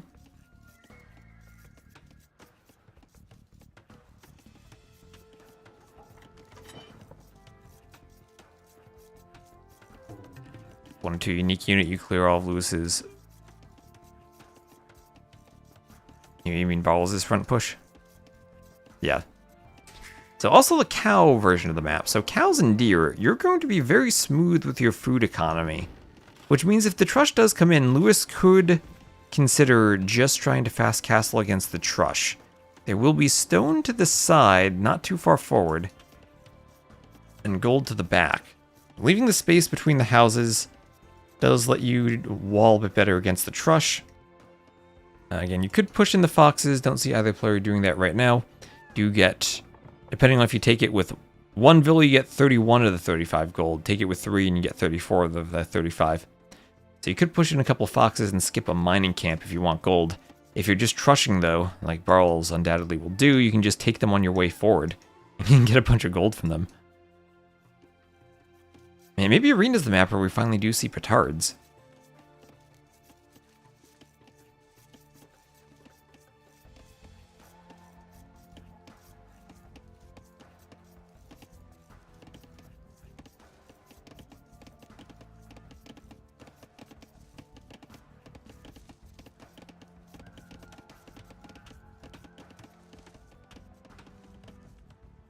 Yeah, now the tower rush is stronger, right? Because you don't need gold for fletching.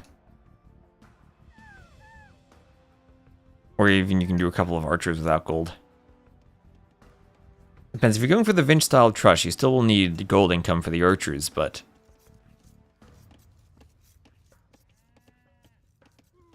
can maybe delay the mining camp if you want to go up forward for a faster build. And be a bit greedier with your build and your timing by getting the initial gold from the foxes. Here's Lewis with a fox push. I also heard this was a bug and not how they're supposed to behave, so I don't know if this will be fixed and you can't push them. Maybe you'll have to funnel them in later. I don't know. I think players have enjoyed pushing the foxes. They don't go that far if we push.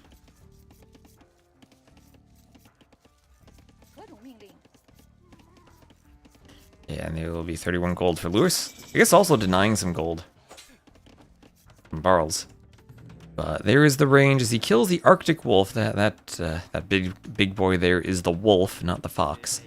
And adding the range there. So Teuton's trushing. Has to be a trush. Has to be one of those silly arena trushes. Why did we use the low HP walls here? This is the John Slow tournament. Why did I not notice this and tell the admins to use proper walls? I should have done that earlier. Anyway, scout fight here. More HP so far for Lewis. If he wants to go wall this off, he's in a good spot for doing so because of the houses that already are there. And that probably is his play. He does not have loom, though. And he really does want loom if he's going to be walling this. Lewis, where is loom? Queued after this Vil. That might not be in time. That will be a defensive tower behind this. Okay, not in range of the tower initially, but loom on the way. His fletching, he'll be able to fight that, but you might not want to be in a tower fight with the Teutons. All of their garrison capacity and the extra arrows they can shoot. At home, it is a mining camp on gold. And no additional stone for Barles so far, so if he's going to repair the tower, might be a bit tricky for him. Only repair so much. And Barles will be trying to put archers in the tower now. Lewis will just YOLO the Vils forward to re-wall behind this. Get as much HP as he can without losing Vils, and then run back. This is an archer Vil pushed by Teutons. You cannot defend with towers or siege easily. Well, you can defend with the siege if you get up faster, right? And it's just the watchtowers. It's more the guard towers, I think, that are the problem. So there's a blacksmith from Lewis getting ready to wall. Now is the point where he will have some of his own Vils idled. No fletching yet for either player, so I guess they can hit. So they can hit when the range line is just at the base.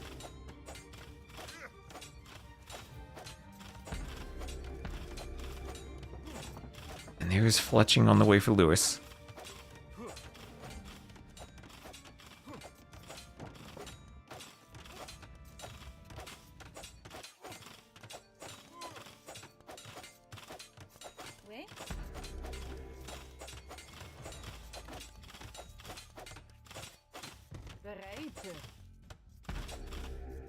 And no tower going for the wall actually rather than the tower.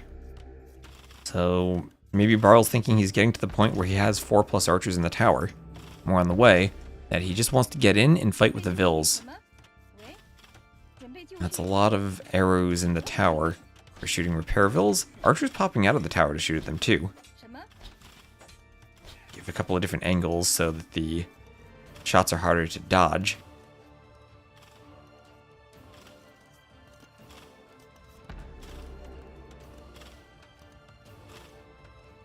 And stone mining on the way for Barles as he's doing that forward mining camp. And he's gonna need stone soon because he's out of stone. That's what I said, only 75 stone, no mining camp at home. Not in a position to repair. And might need to force drop some stone just to have a bit of repair on the tower. Yeah, 8 stone, there he goes, before he loses too much HP and the ungarrison is forced. Fletching's in for both players, so the Repairville will have to dance lest he take too many arrow shots. A barracks for Lewis. I'm sure Lewis, as the way, is happy to do all of his eco upgrades and have a 5 villager advantage from eco upgrades and a 6 from idle time. So their way economy pretty darn good at defending against the tower rush. As the free villager does apply to wheelbarrow now, so he still can do an extra vill. He already has the lumber camp, mill, and both mining camp upgrades. So one more at the TC. I guess much more valuable to do wheelbarrow with this Civ. Oh, Lewis got you baited going for the scout, but was in range of the tower. Yeah, much more important to do wheelbarrow with the extra vill.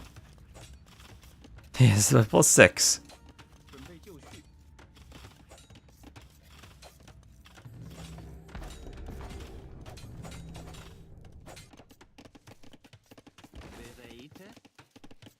And when your opponent also has vills forward, yeah, you're both fighting with vills, but if you're both fighting, then you overall have a lower economy, so it feels like this matters a bit more.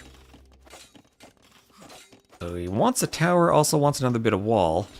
And there is the castle age on the way. Can the tower and archer combination kill vills? So far, no. Vills will need to heal.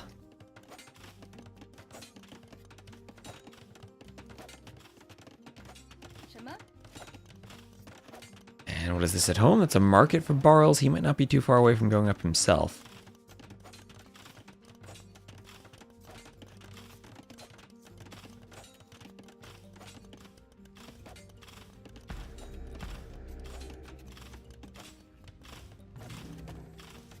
Archery range for Lewis.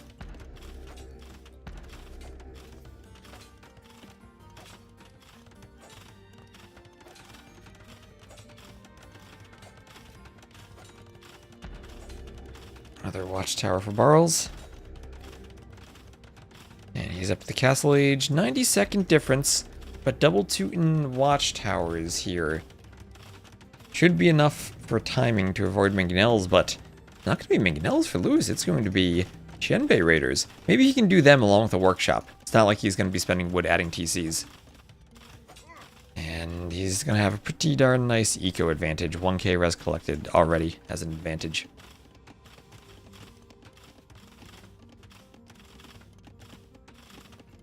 Also, we'll have the option to do a castle at some point when he's up. That'll help stop the towers even more.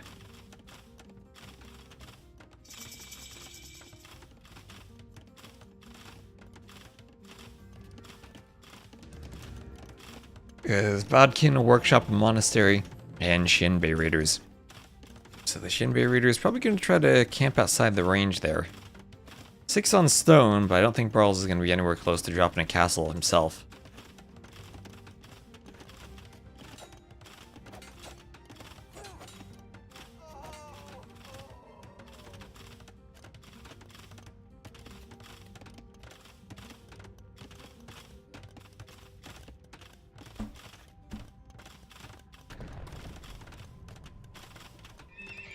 Another stable there for Barles. But Mangonel out for Lewis.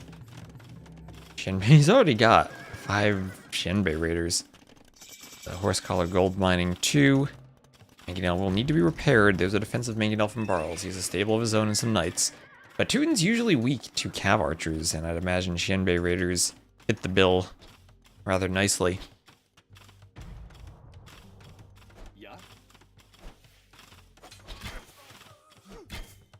Okay. I was curious for a second if they start but don't follow through their attack animation, if they use their charge attack, but apparently they don't. You can check your swing with it. So there's 1 dead vill for Barles, but 3 dead vills for Lewis. As double mangonels come forward, and should be effective here, as that wall will be repaired from Lewis. And repairs on the mangonels. Now Shenbei Raiders ready to dive repair vills if they have to. And defensive mangonel doesn't get a clean shot. Taken by the Shenbei Raiders, and this is a mangonel still alive on the other side. The archers were all lost from Barles. And the archers were all lost trying to dive to those vills. And yeah, he did get, what, 4 vill kills now? But no longer can keep the towers garrisoned to the point where he can fight the mangonels properly. So once another mangonel comes out, things are going to be looking pretty good for Lewis if they're not great already, because he's up by around 2k resources. And he's starting to pick up relics. Needs to run back to his monastery, but has it in his hands. Maybe Barles will notice that. Oh yeah, he has the outpost there, so he sees it. He sees it. That monk will have to drop it. And Lewis trying to run to the side and hide himself, but nope, Barles already does have Town Watch. And the scout will pick off the monk. Low HP scout, but the monk can't retaliate. We'll just drop the relic on the wood line.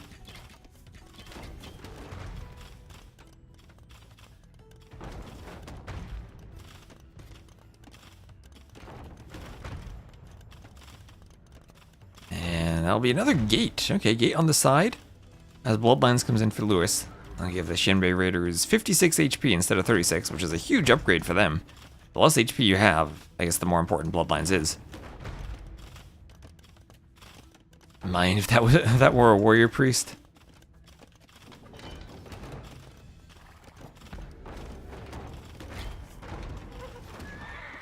Ooh, okay, did that shot land before Bloodlines? Because before Bloodlines, the Mangonel does enough damage to kill them. 40 attack, 36 HP. Tower rushing feel underwhelming in the current meta. There's Guard Tower. I think Lewis needs to start working on more of his eco upgrades. For the villagers, heavy plow and cart. I forget what, I forget, I know chat's told me. Caravan, coinage, and banking, do they count? I think someone said caravan does count.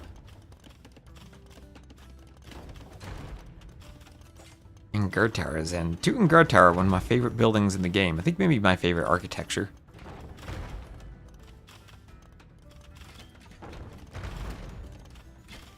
But Lou's still with a 6 vill advantage and still up by now almost 2k5 resources.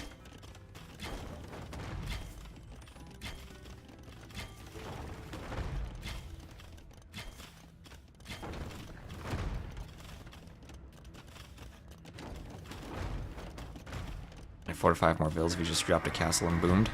Maybe.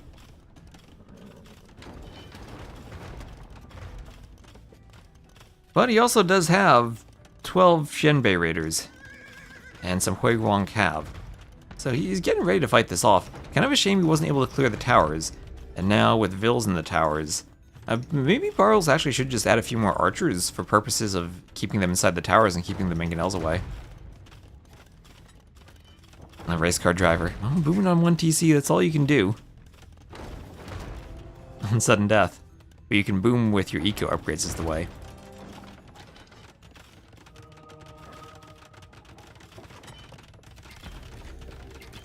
And even with the archers being slaughtered early on, still the vills in the tower are keeping the mangonels away. However, that being said, it's vills, not archers, so that is contributing more to the eco difference, which is now over 3k resources. And the castle will at least clear 1 tower, might be able to hit the second. And there is Sanctity on the way for Barles.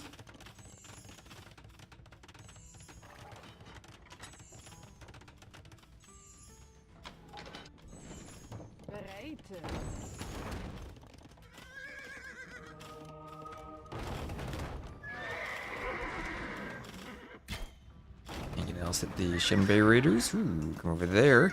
Huiguang Cav coming in. And the repairs on the mangonels keep the mangonels alive. That was a horrible fight for Lewis. We'll bring a relic in. Barrel's still staying forward, down by 8 vills, and that res collected difference still keeps expanding. He does not have his eco upgrades. We do finally have Lewis getting wheelbarrow.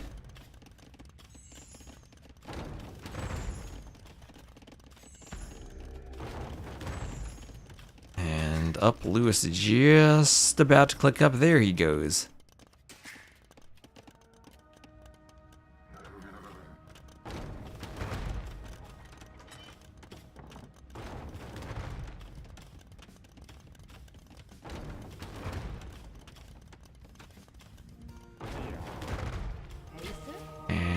You go for the monk, pick off the monk, and they can run away and recharge.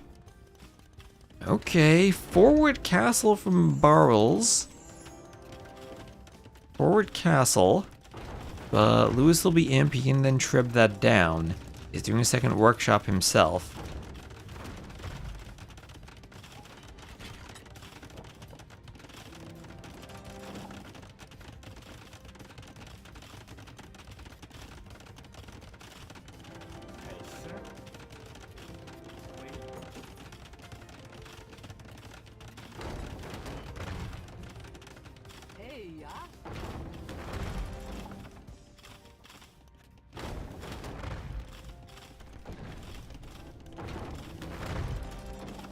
Power goes down.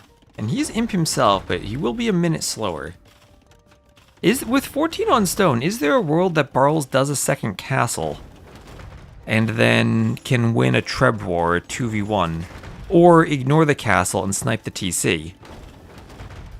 Because, yeah, he's down in imp timing, but he has the map control and he is forward. And the Xianbei Raiders will not be able to pick off Trebs. Still 10 Vils mining stone. 10 Vils will be able to repair. They'll out-repair 1 Treb, and they will repair for a long time against 2. I think Barles might want to think about masonry on the way up. Try to get a second castle, and then go straight for the TC. Do Crenellation's castle's range. Traction Trebs. That's true. It's not going to be a Treb war. It'll be traction Trebs. And the answer, I believe, is no. I believe they have 14 range. And Crenellation's castles get up to 13. So, yeah, that's the thing right now. Lewis has to take down a castle. Barles only has to go for a TC. But if it's double workshop traction Treb production, maybe that destroys Trebs to a point where you can go for the TC. Or to the point they can't go for the TC. So second castle on the way. And four Trebs takes down a TC really quickly. It's 2 volleys, and I don't think you can realistically repair against that. How quickly can traction Trebs destroy normal Trebs? Very fast from what I've seen in the past. And Mangonels and Xianbei Raiders coming forward. Traction Trebs already deployed. And in the way of any... Yeah, the cheaper traction Trebs for them. Hey, we'll get a lot of them. Here, 2 are out already. These castles have to be repaired. Trebs are on the way. And if your Barles maybe sell food, you go for 4 Trebs. How many Trebs do you go for? 4 or 6? The more you have, the more you take the TC. Can the traction Trebs actually hit this? That's going to be the difference in the game. If the traction Trebs can hit the Trebs, then Lewis is done for. Then Lewis is okay. If they can't, then he's done for. And he's stacking everything he can under the TC to try to absorb Treb shots. And he'll need to repair. He does have masonry. That's 2 Trebs out. This Treb on the side of the castle is worrying me with the traction Trebs. Now we'll see Crenellations. Barles has to buy stone. And now if the castles go down, then the traction Trebs destroy the Trebs, no problem.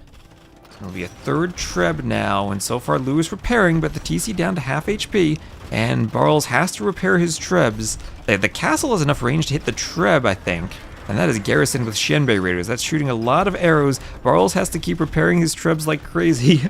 Lewis has to repair his TC like crazy. Does Barles do this? He doesn't have any more Trebs on the way. He needs actually all of his resources, I think, to repair them now. As more traction Trebs come out, I think Lewis just needs to focus everything on 1 Treb at a time. He gets 1 of them. And he's going to keep the TC repaired. All of his villas are there and gathering wood. He sold wood for gold. And Barles still repairing the castle, repairing the Trebs. He needs to keep them alive. He's losing villagers. The tower there even hitting some vills. 1 Treb left. And Lewis will keep the TC alive.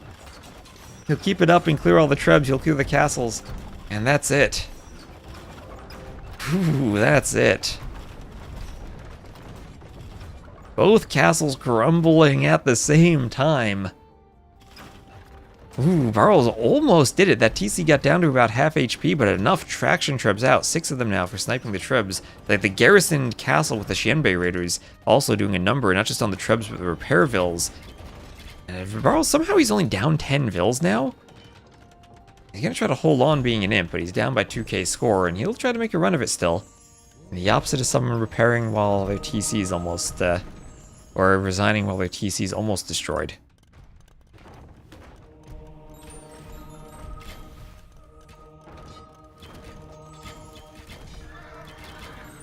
So monks will get 2 conversions, but then go down. Jinbei Raider is getting picked off a bit. And I mean, Lewis had to spend a lot of eco preparing the TC. He is up by about 5k res, but it's not like he was having a great economy while that was going on either. I don't know how you clear all the traction trebs at this point now. We're going to have scale barding armor for Barles. Barles with the gold in the back of his base still. Does he think he can go Cavaliers? Slow Teuton Cavaliers maybe and clear traction trebs? If he does find a way to destroy 7 traction trebs, that's great, but Tiger Cav will have a lot of armor. They do, yeah, Mingguang armor, that's +4 melee armor, for a unit that already has 4 melee armor before blacksmith upgrades. So that'll be another +1, so then +2 for a total of 6 from the second blacksmith upgrade, and then a total of 10 after the unique tech for the Huiguang Cav. That's even more well armored than the Teuton Cav will be. They only get a mere +1. Well, I guess +1 and then +2 from there if they get their final armor upgrade. And then another... And then actually more from Paladins, actually. How much melee armor do Teuton Paladins get? They get... Now +2 in Castle, that's 10 melee armor, right? Is there a world where Barles on 1 TC and 55 Vils can go Paladins? No, right? Not with this little gold. It is 2-2 on the relics. There's still a relic you could grab. So gold for Lewis. Starting to run out. You're asking about gold in the back. That one's gone, but he has his main gold at the front. Main gold at the front now, as Lewis just finishes up in the back. Okay, so +2 in Imp. Plus the fact that they also then will get an extra +1. It's +1, I forgot. It's +1 melee, +2 pierce for the final armor. So it's only a difference of 1 armor then. I think Paladins themselves have more base armor, so actually they might just be better and more armored. God, it has so many numbers. Because Paladins, do they get 3 melee armor? Or is it 2 melee armor and 3 pierce, and they only get the pierce? It might only be the pierce. Teutonic Knights would be... Teutonic Knights would probably wreck Tiger Cav in a fight, that's true. So Devotion on the way. That is a guard tower that'll go down to the traction trebs. 8 traction trebs on their way forward. Monks want conversions. Monks, we've seen traction trebs counter monks from what I've seen. They are so accurate. I don't think it's accurate because it's only 30% accuracy, but it's that their attack dispersion is so small that missed shots still hit. Maybe that's what the unit needs, a slightly larger attack dispersion.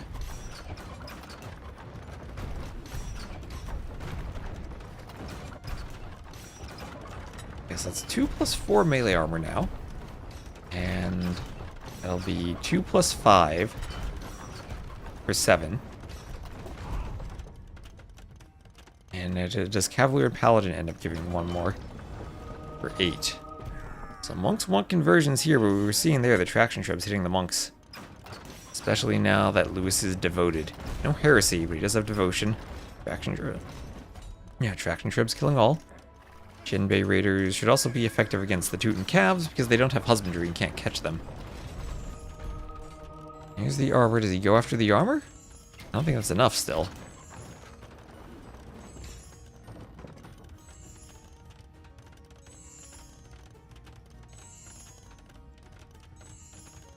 There is Faith on the way from Lewis.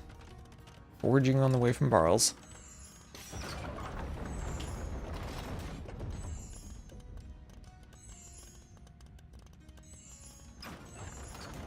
You don't think they should be weak to monks? Not that they should be weak to monks, but they have conversion resistance, right? I just don't think they should slaughter monks as well as they do. They already outrange them.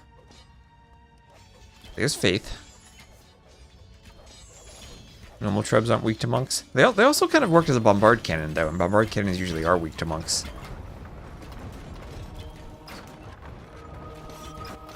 If the hero is there. You think Lewis will remember there's a hero? So there's Cavalier. The Tiger Cav, I think, not really the answer to Cavalier as much as the Jinbei Raiders are. And Now we're closing in on a 10k resource advantage for Lewis.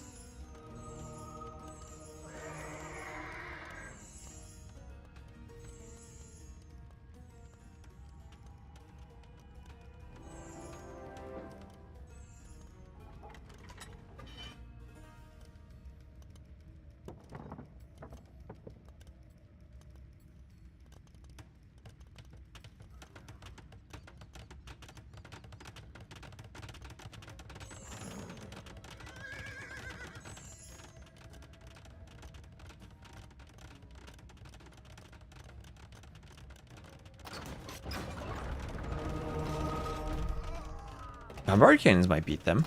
Does Barles have a chance to go bombard cannon? Could that be the answer to the traction tribs? Now, so far, I've not seen an answer to this unit. Here come Cavaliers. Gold mining now for Lewis. That'll be another extra Vil for him, and he's up 82 to 56 Vils. Monks going down to the traction tribs. Domed.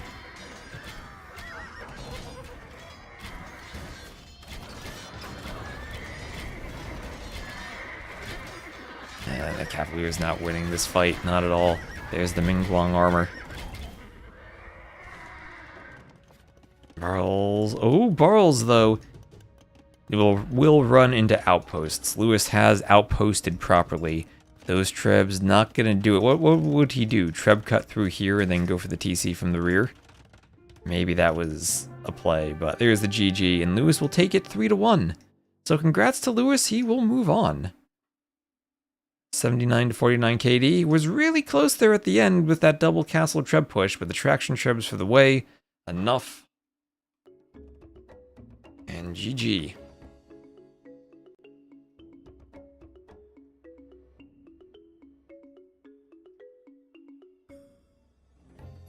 So that is Lewis. And he will have one on Arena. And over the Teutons, he won with the Way. So congrats to Lewis there. He will be moving into the top 8.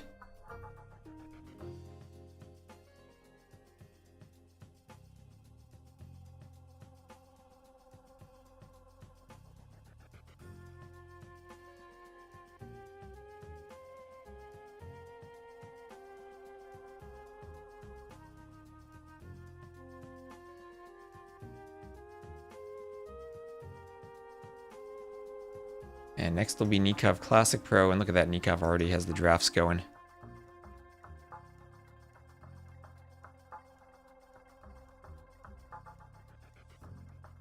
In the middle of the drafts, let me change everything on the overlay real quick, and we'll get into the next set, and I'm also going to co-cast this one with John Slow. So Nicov versus Classic Pro.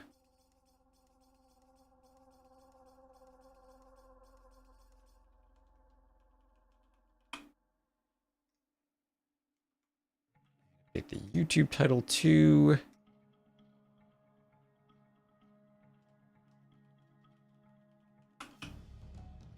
And don't forget, we also will have the Queen's Clash 4 coming up after this set. Finals of that with Gabi and Luna. And get my overlay updated.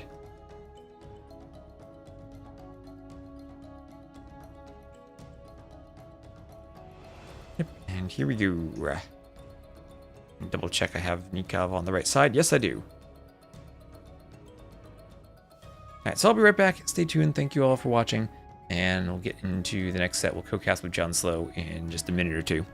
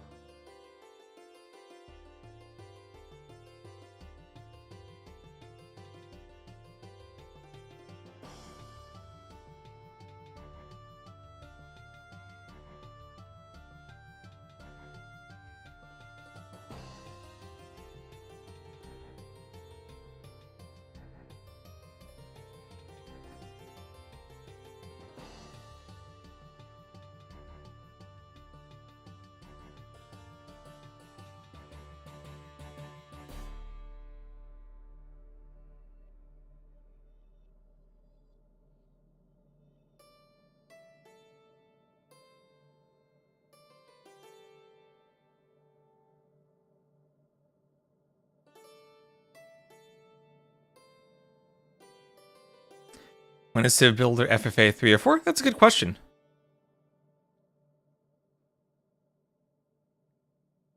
Well, you are a mod.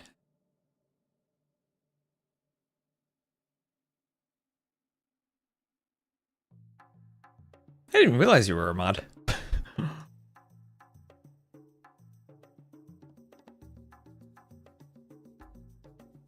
Civ Builder 3 or 4 will be sometime soon, but I don't know. The prize pool for the second one, right?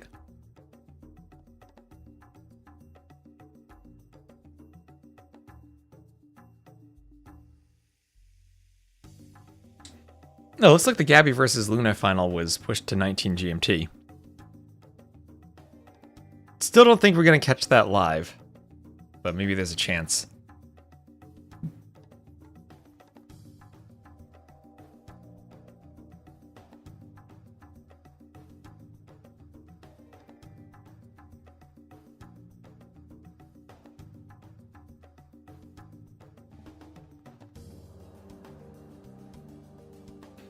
Yeah, you have taken 000 mod actions.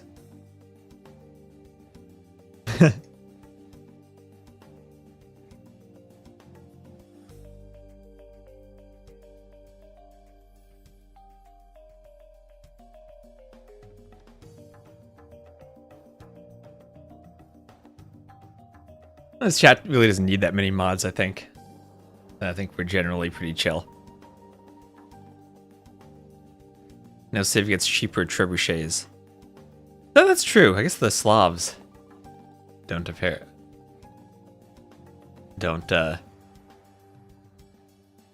their discount apply. Timeout ban. Oh yeah, what's the other thing? Oh wait, no, that's mod actions taken against you, which would be timeouts or bans, timeouts, and warnings. Never mind. That's not your actions, those are actions against you. You can moderate chat with your presence alone. I think chat moderates itself with its presence.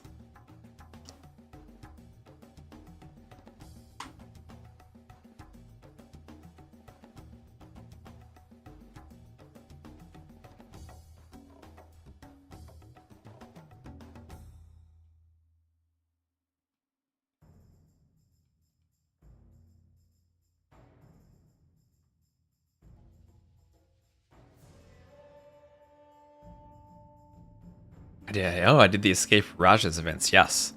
I think I started YouTube I would have started YouTube in 2016. It would have been 9 years ago. I am the chat, says race car driver. Darth Chatius.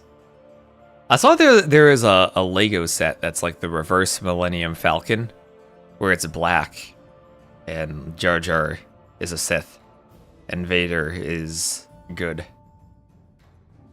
14, I totally missed the call. I bring John Slow onto co-cast. See if we can combine the chats. Hello. Yes, how are you doing, Delight? I'm doing pretty well. How you doing? I'm good, ready for the schwamble. All right, let me see if I can initiate the chat joining.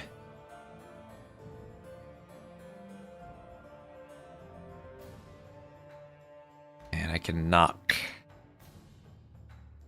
There we go.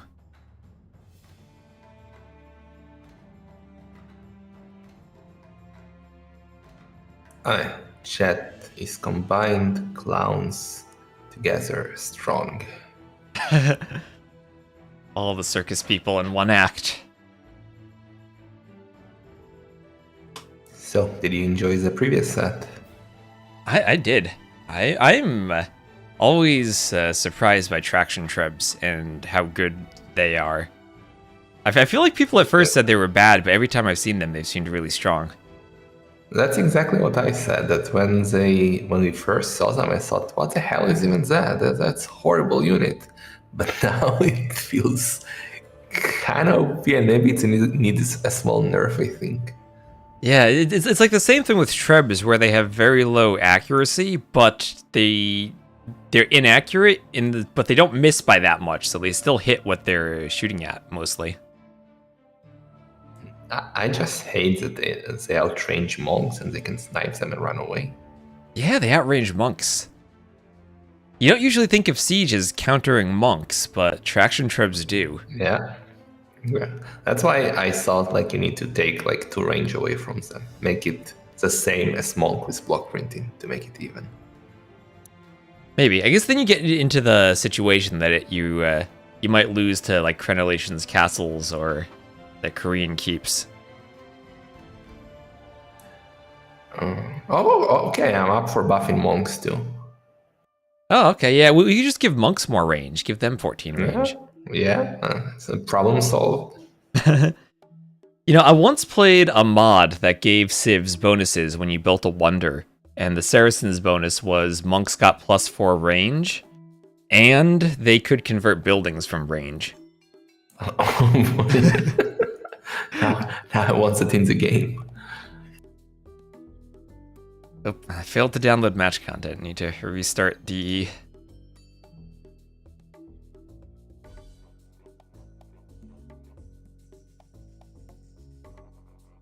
For me, if you click second time on the link, it just opens, even if you get does it error. really? Maybe I should try that now. I've always had to restart it, but maybe it's gotten better. Try.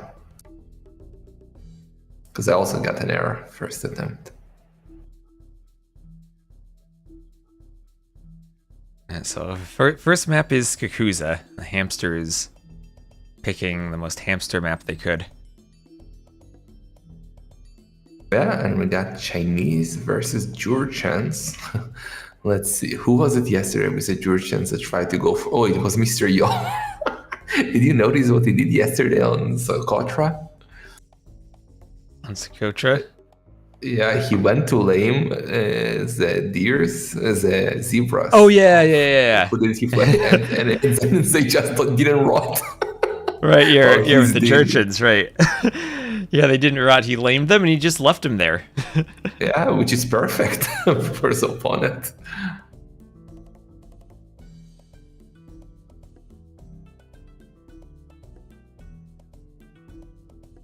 Yeah, as soon as you shoot them, they don't rot. Maybe they should make it so you actually have to gather from them before they start not rotting.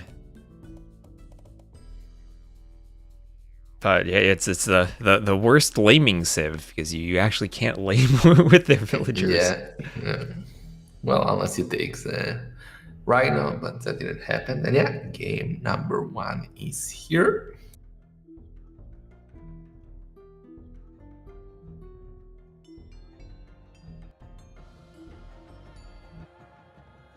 Alright, and we'll have Nicov to the north as the blue Jurchens and Classic Pro to the south as the yellow Chinese. And as you were saying, the Jurchen hunt does not decay, which is a nice eco bonus for them, but also means that they can't really lame because when they kill their enemy hunt, it will just stay there and not decay until the enemy starts taking it. That's why it's kind of a... Well, it all depends how you look at it. It might be an OPC for this map or a disaster if you try to lame. Yeah, I'm not sure exactly which. Have we seen them played on this map that much? I don't recall a Jurchen's game on here yet. Yeah, I don't think I remember any, but my memories of Age of Empires is quite weak. Like, I forget, like, every day it gets reset. So, I don't know what happened. Yeah, we have seen them on Palisade Socotra quite a bit, but... and also Jungle Rumble, apparently, from Barles, but that didn't work out.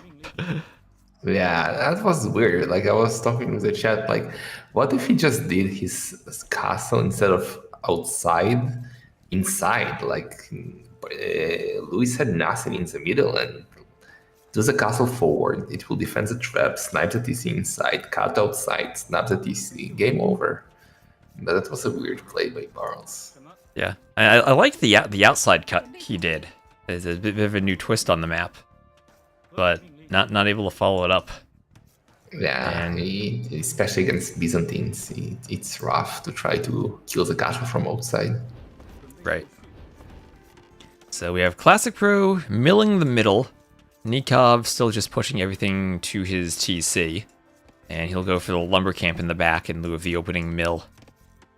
And Classic Pros just will have to take some stragglers.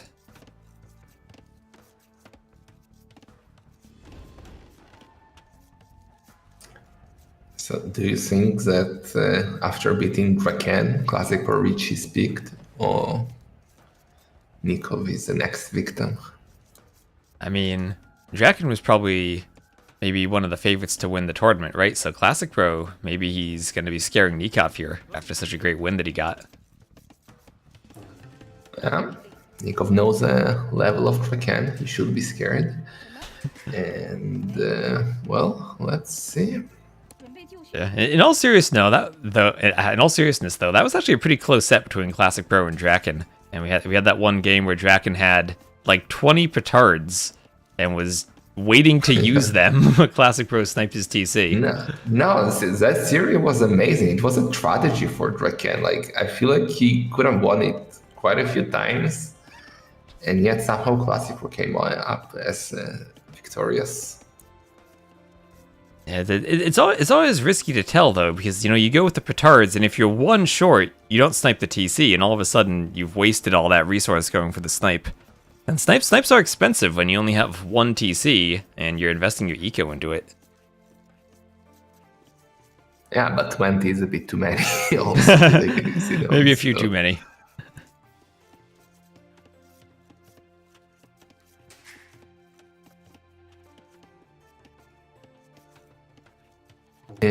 So how... Oh, he's Chinese, I forgot. I was like, how city villagers ahead?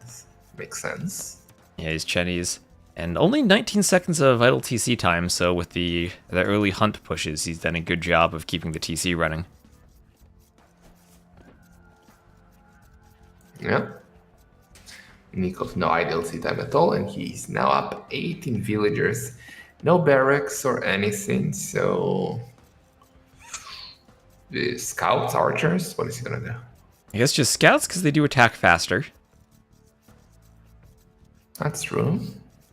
Makes sense, kinda, I guess. Classic Pro is also up 20 villagers, 20 seconds slower. And so if...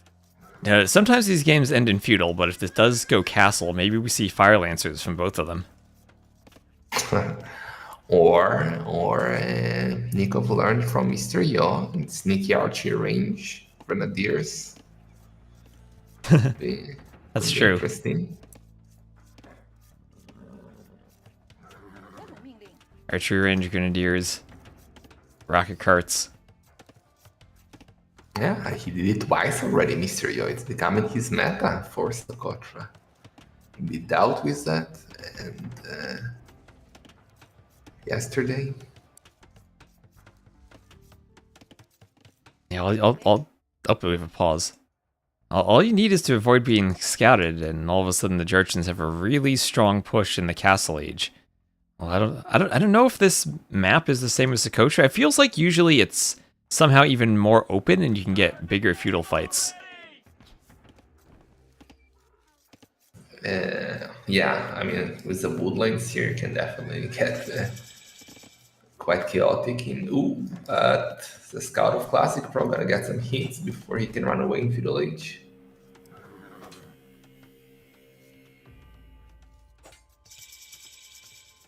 Yeah, it's a nice start to feudal from Nicov. Double bit axe on the way. And he's still getting more hits on the scout. Classic Pro trying to use his vills to defend. I get some space there, but spear forward from Nicov. He even went up without loom, doing loom just now. And Nikov's had a very smooth start so far. Yeah, I feel like Nicov is enjoying this tournament. He's quite motivated, and let's see what he's cooking here. He's watching many sets. He's posting a lot on Twitter about fun games. Yeah, he's very active with this event. I like that. And so it will be indeed a scouts opening against what looks to be men-at-arms, spears, and archers from Classic Pro.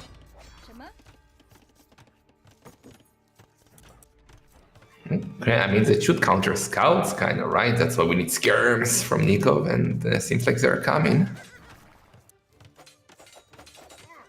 Ooh, but big fight gonna take a villager down. Nice snipe by Nicov. Another one? Ooh. That's 2 vills. 3? Man, what?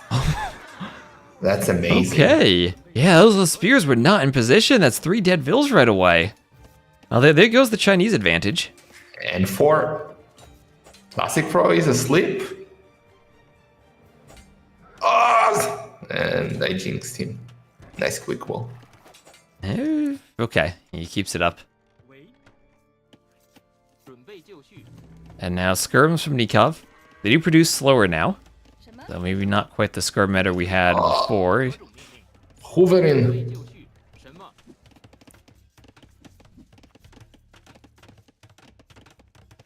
Nice quick walls by Nicov though.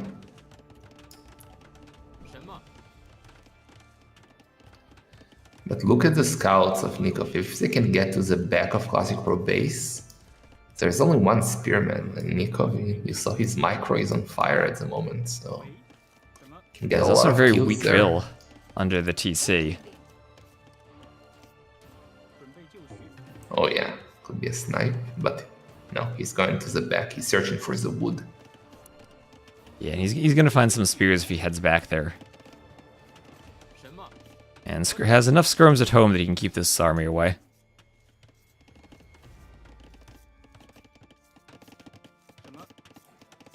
Big walls by Nicov too, I like that. Walls are always good.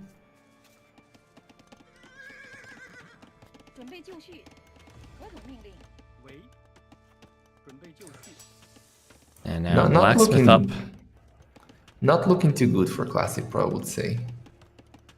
Yeah, but he's only up by like 200-300 resources, and as the Chinese, you're getting towards the middle of feudal, you want to be up like 500-600 usually.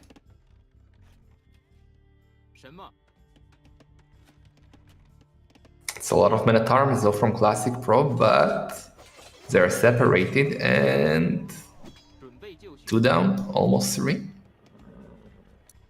Okay, Nicov doing a great job with the scout micro this game. Yeah, now he has a skirmishers as support, so the spears won't be that helpful, and Classic Pro is forced to do a defensive tower. Okay, Nicov trying to fight spears, that's gonna be rough. Do you think there's ever a point where Nicov tries to mill the middle, or does he just stay defensive at home and try to amass more skirms to defend by the TC? I mean, it's safer to stay home, but I don't know. I think he should be doing what he's doing now. It's been working well, and it's risky to go to the middle. A lot of spears, now archers. Does Nicov know though about what's coming? I don't think he knows. That could be problematic with Fletchy now incoming.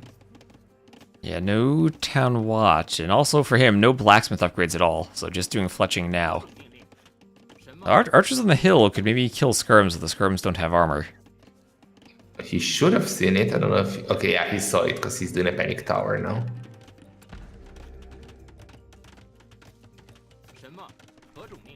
And if he can hold, he can get enough skirms out, but he needs to at least hold long enough that he'll be able to snipe off the archers. Yeah, he should be fine now with the tower, so even the villagers on the barracks can move to the range of the tower if needed. He's okay. Yeah, and on the other side, he is behind the wood line of Classic Pro with the skirms. Kinda hard to kill vills with skirms, but can still be annoying and idle them. And no great way for Classic Pro to clean that up. He has to swap to scouts, but Nicov even with his own scouts there if he wants to fight. Yeah, now it's the ultimate arena composition, scouts and skirms, the meta. And pay attention, Nicov, paying attention. Get him man at arm. Oh, the difference on arena is it's like having elite skirm though. Well, on arena it's the other way around. You go scouts into skirms. Here you go skirms into scouts. It depends on who. Yeah. Okay, so Nicov gonna be fully walled on this map. There's just from one end to the other. I think it was a game from Nicov a long time ago where He basically had done this on Land Madness, and I ended up adding rock terrain on the edges just so he couldn't do this.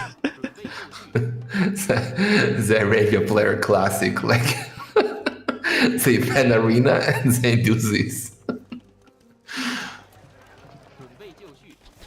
Who's Okay, so archers scout- are hiding? Yeah, scout fight in the middle. Classic Pro still with a bit of a score lead. I mean, he took some damage, but still he's the Chinese. He can maybe afford to take a bit of damage. But look at the economies. Both are aiming for castle age any moment now. 50 gold missing for Nicov, some food missing for Classic Pro. So in the next few seconds, both will be up.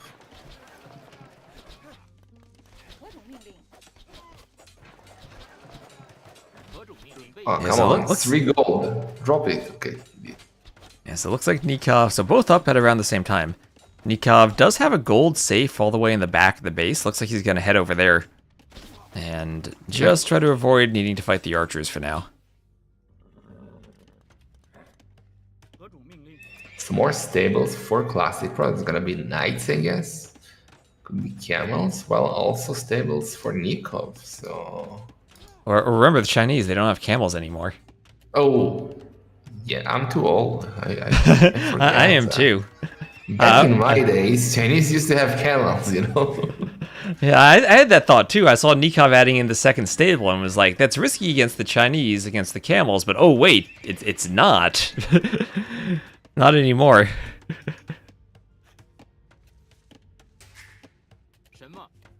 Okay. Alright, so is he gonna do, how is it unit called? I keep forgetting that. No, that's a different sieve that I was looking for. I still get confused with the new sieve so much. I'm such a pleb. Yeah, you were thinking of like the Huiguang cavalry? I think the Jurchens just have the steppers. Yeah, they just have the step lancers. Okay. That's why we have a noob caster and a pro caster. That's okay. I forget everything too. Sometimes I still think the Italians are a new civ. Italians? No, for me the new civ started with Georgians and Armenians. From there I'm lost.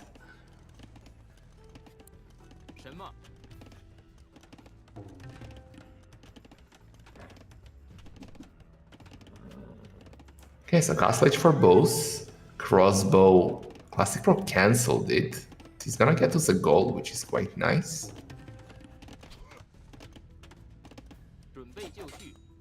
Yeah, Nicov went there because he thought it'd be safe. But enough scouts able to push through the walls. The scouts kind of low on HP, so they won't be able to hit the house for too much. Skirms at least can push them back. Classic Pro tried to snipe villagers, managed to get one.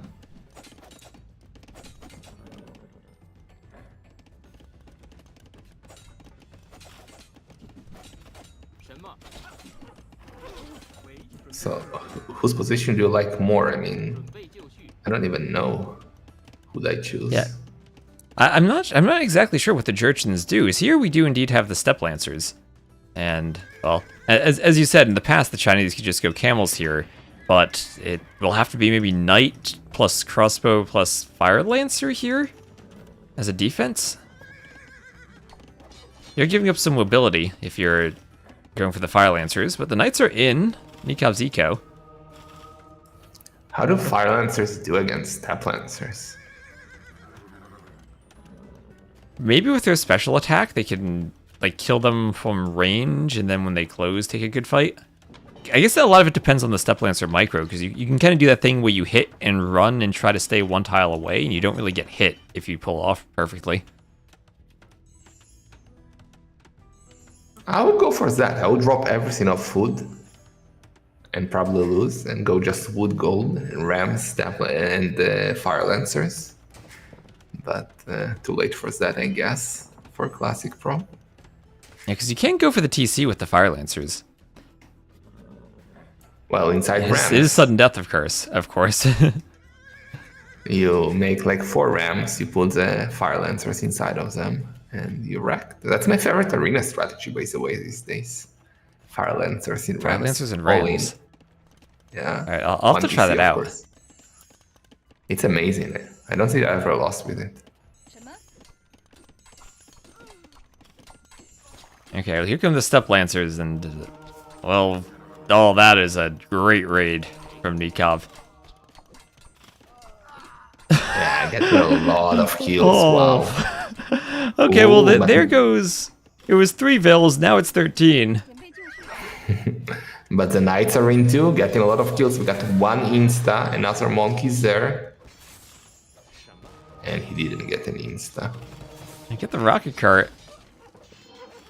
All in all, though, I think Nicov reacted a bit faster. Had his TC garrisoned at least. He still has more Vils to lose. But now it's Yeah, 15 to he's now- 7. Yeah, and he's 11 ahead. Might lose a few more, Nicov, but he's in a better spot for sure. Yeah, it felt like maybe Classic Pro was trying to micro at the front and didn't notice the raid as fast as he needed to in the back. And 3 Step Lancers could still kill more Vils. These Vils are not Yeah. walled in. Yeah. Oh, no, Classic should Pro. have noticed. Oh, Okay, the Nicov Knights are there. Choose his piece.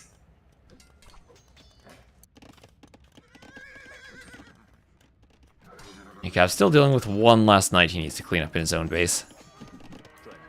Got 10 skirms. I mean, that's scary.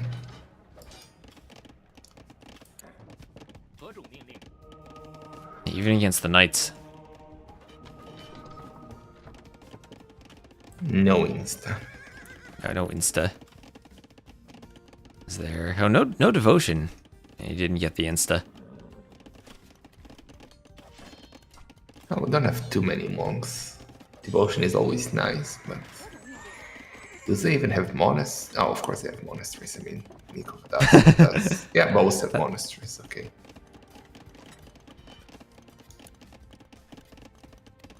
Nicov Yeah, Chinese fix do, some of course, idols. miss Redemption these days. You used to, I think, have pretty good monks for like arena maps if you do the cheap Redemption, but not anymore. Yeah, I mean, they had good monks for Castle Age on Arena. They had Redemption, but no block printing, so they had Atonement, Redemption, and Sensity. Kind of like Gurjalas. Good Castle Age Yeah. monk rush, but in Imp you like block printing, so it's not ideal. Yeah, like them and like Turks too, lacking the block printing. Yeah. So somehow, after all of that, the counter raid from Classic Pro, he's just had a few Knights here and there in the eco. Nikov's had a couple of holes, like up by the front gold too. He snuck a few more Knights in, and suddenly it's 16 to 15 on the KD. I was looking at that Step Lancer raid and thinking Nicov had just won the game, but well, won the game as much as I guess Metal RTS said in that one game against Doubt's team back in the day. We just won the tournament. Never metal. Okay, so yeah, it's now quite even. Only 2 villagers lead. The rest collected exactly the same, both with 17k. Looking interesting. Could go either way. And how do you like Knights versus Step Lancers? I don't even know what I prefer. My micro is not good enough for Step Lancers. I feel like I would lose with both. Yeah, I guess that's a good point. Depends on the Step Lancer micro. As there are lots of ways you can use the one range to take better fights, whether it's fighting and retreating or patrol stacking. And now a lot of monks from Classic Pro. Is he gonna snipe? Okay. Nicov should still get devotion. Oh, that's a lot of dead villagers might be on the stone. Nice split. Look how he's luring the knights away while raiding with a smaller group of lancers. Getting like 4 or 5 villagers. Crazy. Oh my, that doesn't stop. He's getting 10 Vils. The Step Lancers my are insane God. at killing Vils. And then remember, these ones attack faster too as the Jurchins. He doesn't even have iron casting, that's just with forging. Crazy. Remember, like 1 minute ago, villager numbers were even. Now again, Nicov certain villager lead. Oh, but the castle! Wait. Who's gonna build Which the direction are castle? the Vils going? They're running right into more Towards the Step castle. Lancers, are they? Oh, He doesn't see it. he's gonna see it. Will he notice the deer running in the fog of war if they walk that way? I mean, kind of feel like the castle is his only move right now, but we got a lot of monks from Nicov and a rocket cart, just waiting for something like that. His whole army is in the middle and he doesn't see this. He doesn't see it. Classic Pro staying far enough away from the hunt that he's not going to scare it and maybe alert Nicov to his presence. But... And now can this go up? He's got 13 vills. If it goes up, Nicov is in serious trouble. He's not reacting to it. Nicov. Oh, he's fighting with the Steppe Lancers in the middle of the map. Oh, there's his own castle. Oh, I think he can deny it. Oh, the rocket cart is coming from behind. That's huge. He can deny it. He will deny it. Right? It's the range. Right. This is going to be close. 80%. And does he ease? He denies it. One vill left. Skirms get the kill. He denies it. And that's GG right there. Reaction. Yeah. Perfect move by Nicov. I thought he was a bit late with noticing that, but the reaction in the end was perfect. Yeah, so that game turned very quickly from a Steppe Lancer raid. Yeah. Very well played by Nicov. Like, his micro was like let's call it his offensive micro was perfect. At home he had some troubles with the defense, but very well played by him. Yeah, a couple little holes in the walls here and there, but eventually he closed them and ended up playing walled versus unwalled, and being unwalled against Steppe Lancers seems like it means you suddenly have 41 dead villagers. Yep. So 1-0 for Nicov.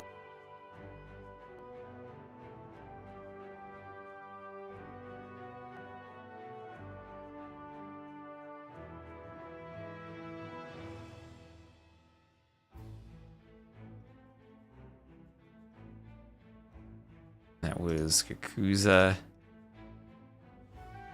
Jurchens against Chinese.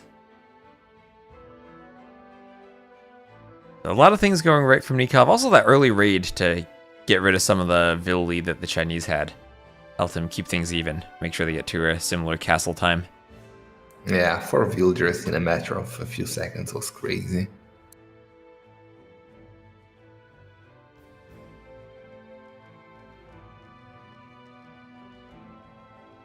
Okay, Akarai. Oh boy, the sieves. I'm excited. This map always gets me excited to see the games on it. Yeah, for sure. I'm very happy with this map. And we saw the sieves already quite a few times, and they can do crazy stuff, especially these 2 sieves. So this is gonna be good. Yeah, Spanish Saracens. Conquistadors have looked insane on this map, and they've been crushing other unique units. The Mamluks maybe can fight them, I'm not sure. It feels like maybe Mamluks and Plumed Archers are the only units I think would have a chance. Kinda, yeah, but we also saw Saracens being, also Spanish being played not into unique units, but into a very fast castle, into a castle drop. So that's also a valid option for both.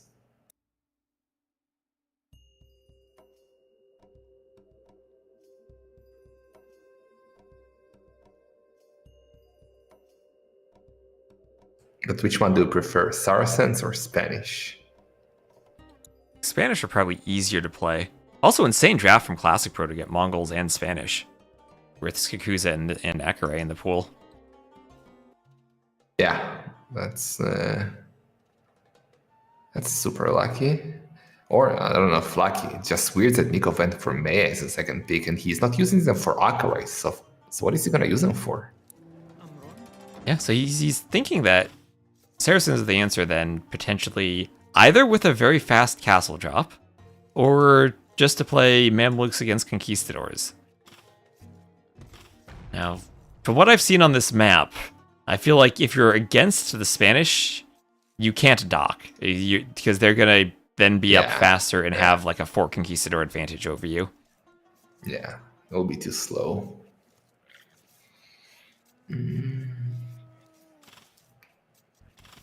I don't even know.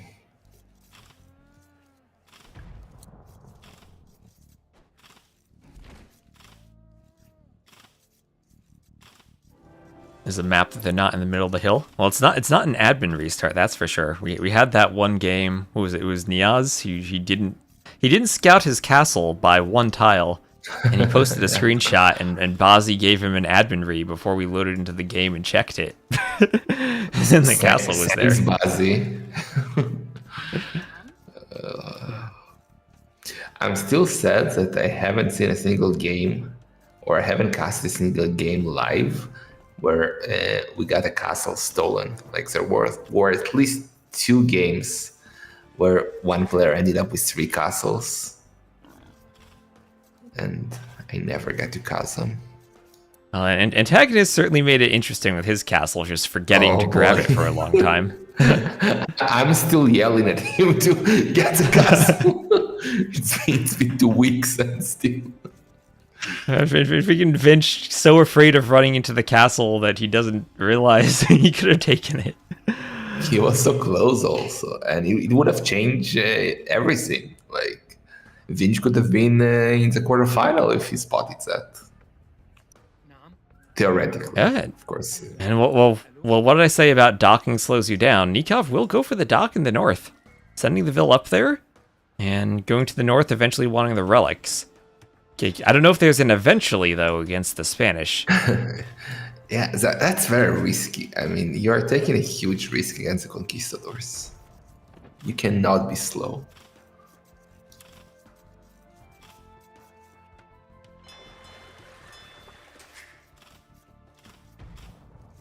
And if you are going, I guess either of the things we talked about, Mamluks for defending conquistadors, or a very aggressive castle drop using the market to go up really quickly, either of those is slowed down by the dock.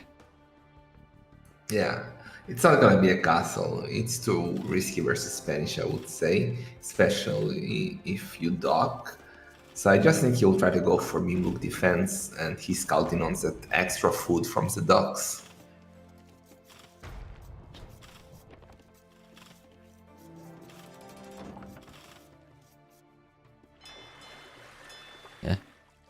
So what do you think about docking the north for the shorefish? I've seen the fish in the south can be a bit inconsistent, so maybe even they're big, they're kind of far away from the dock.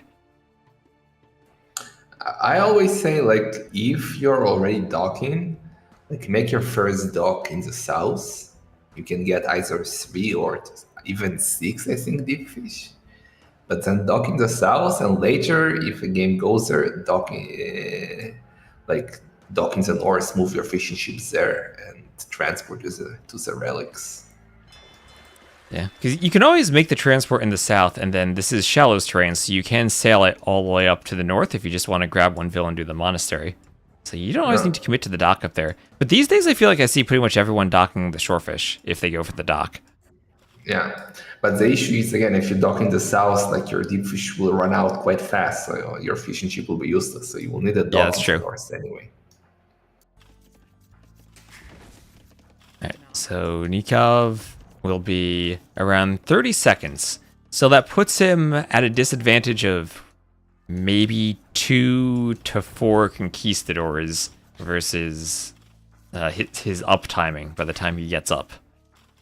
Just like little differences against that feel huge against the Spanish. Yeah, it could be enough to lose all your economy to those 4 conquistadors. Spanish are no joke, the conks. They're not. And also, if you're thinking of defending yourself on this map, since these are Gaia castles that you capture, your own upgrades don't apply to them. So you can't do something like, say, fletching in Bodkin to have more range if you want to defend a gold by the base of the castle. Those upgrades won't come really? in. Yeah, I'm pretty sure they don't count for the castles. I didn't know that. I never know these. It's like if you convert something with a monk, the upgrades don't apply. Yeah, makes sense, kind of. Look what Classic Pro is doing. He's Spanish, so his villagers are building faster. So he's just gonna do one villager. Not even one villager. Did he cancel that villager? He said it's 3 and 3 to build them up as fast as possible. And yeah, he's up. Not a single villager. 0. 19 plus 0. Well, you save 50 food if you do that. I don't think it's worth it though. Okay. No, he's not switching to stone. So he's just gonna play full conks. Yeah. Interesting. It reminds me of the days when you'd get the Mayans on Arena and then you'd skip Loom. Yeah. I mean, that's... Well, he was 30 seconds on going to Feudal Age, and now he is almost 1 minute faster, so... I guess it was worth it. He will have the time window to do damage. Nicov knows it, and he's trying to wall, but I don't think those walls will save him.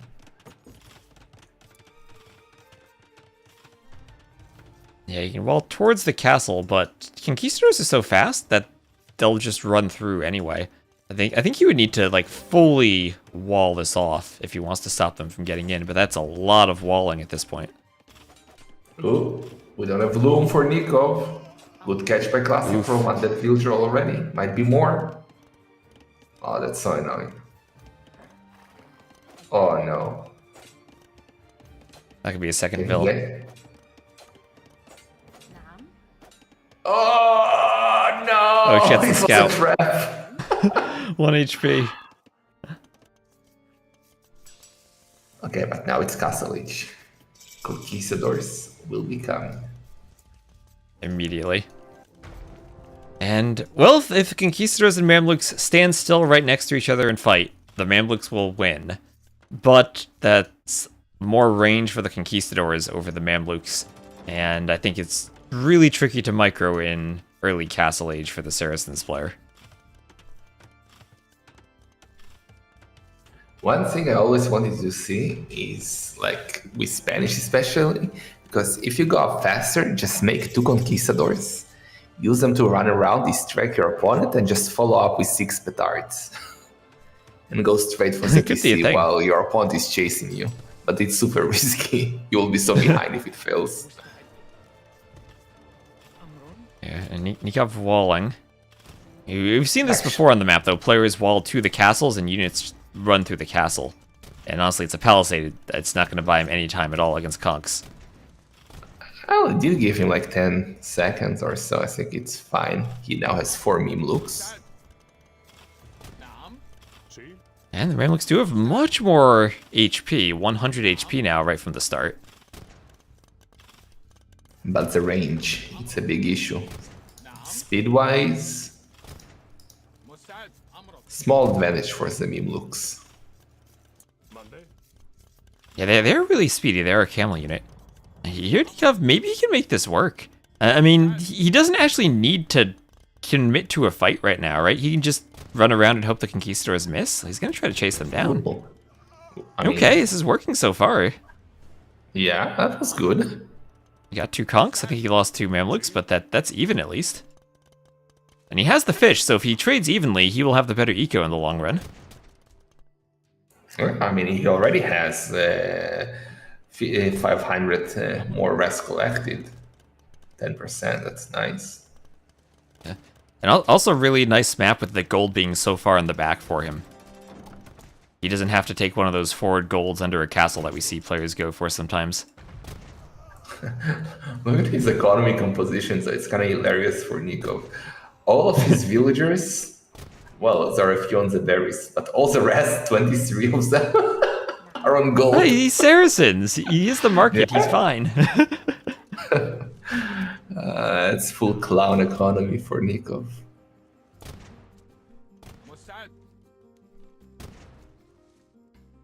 Is there ever a world where you take all those conks and follow them up with some missionaries? Because then you have more range and you force the Mamluks to run away. That would be lovely. I do like the donkeys, but don't see Classic Race thinking in that direction.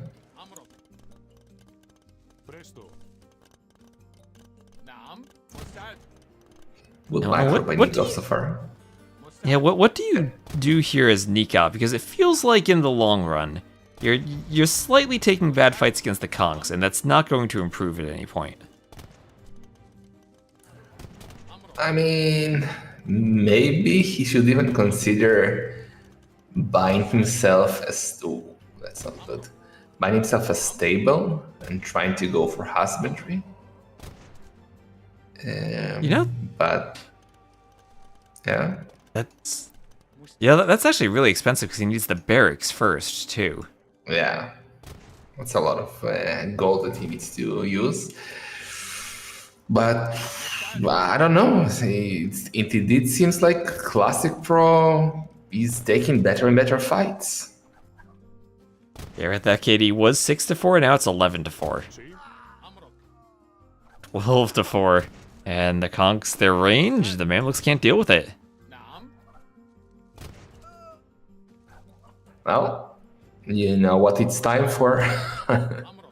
Time to mezzo 6 petards and go for an adventure. Time to go for it.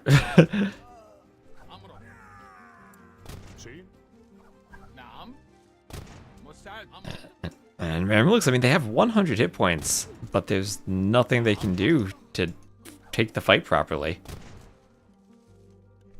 Yeah, the small speed boost that or advantage that they have is just not fast enough, not big enough. And not at all. Great micro by Classic Pro.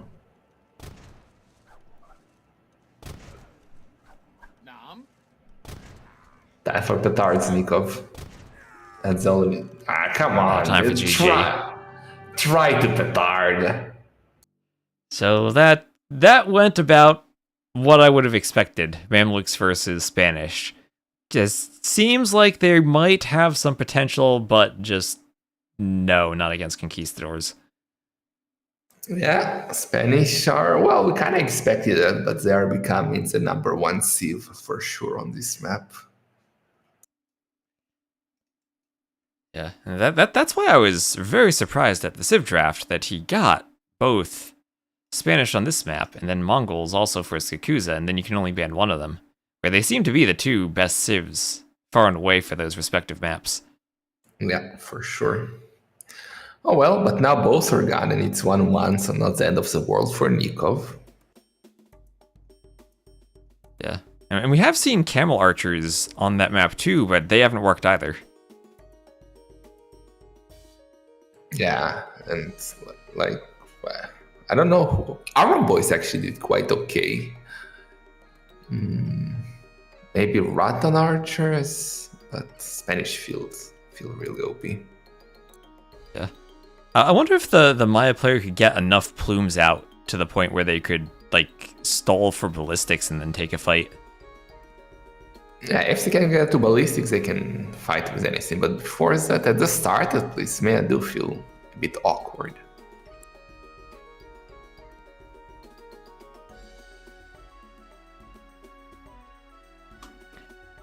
So what's next?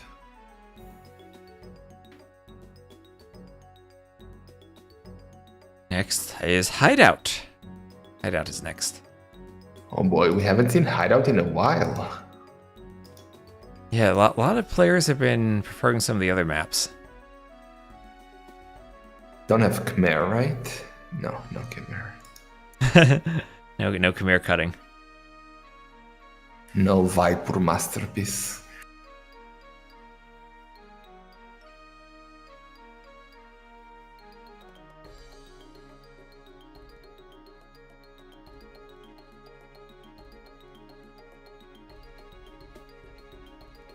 Wonder if one goes Burmese and literally just gets monks out to counter conks. That, I don't know, what do you think about just full monks against conks on that map? I don't think it's fast enough.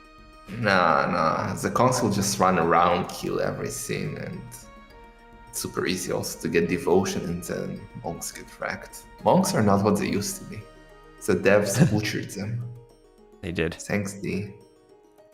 Also, that map in particular, because you start with the castles, you have the advantage where you'll get like 4 conks out by the time the monasteries go up, and then by the time the monks come out, you'll have like 6 or 8 conks.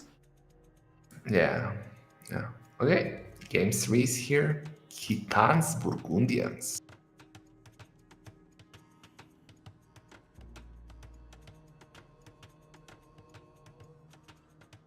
It's kind of a weird matchup, I would say. Yeah, I mean, Both are like- Kitans, Boom, and Skirms. Yeah, both are kind of boomy civs, economy civs, so not the civs you would expect for sudden death. Ozzy forgot hideouts even in the map pool. Yeah, as I said, we haven't seen it recently. I think it's the first time that it's played in the round of 16, actually, if I'm not wrong. Yeah, and it is the setup where there's a very thin slice of forest running between the two of them. So we could potentially have cuts into the forest for trebuchets. I think we actually goes there, like,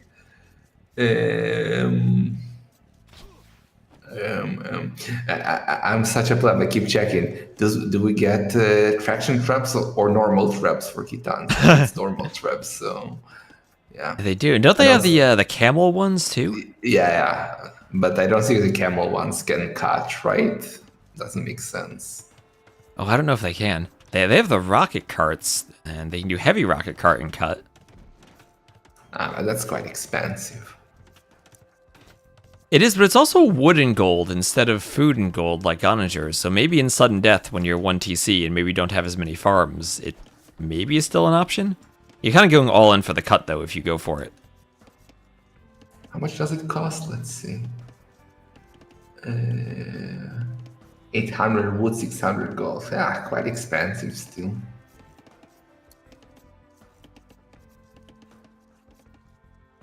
Yeah, and looking at how this map spawned, I think all the extra golds went to the bottom left, then all the extra stones went to the top right.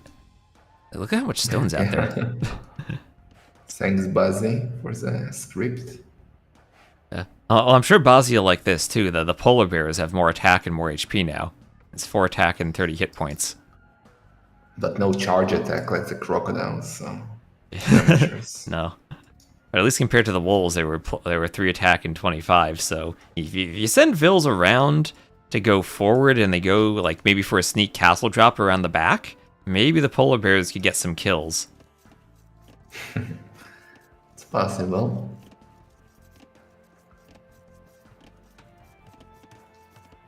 And not as dangerous as going forward on the wall, let's say, or on Jungle Rumble, but still dangerous.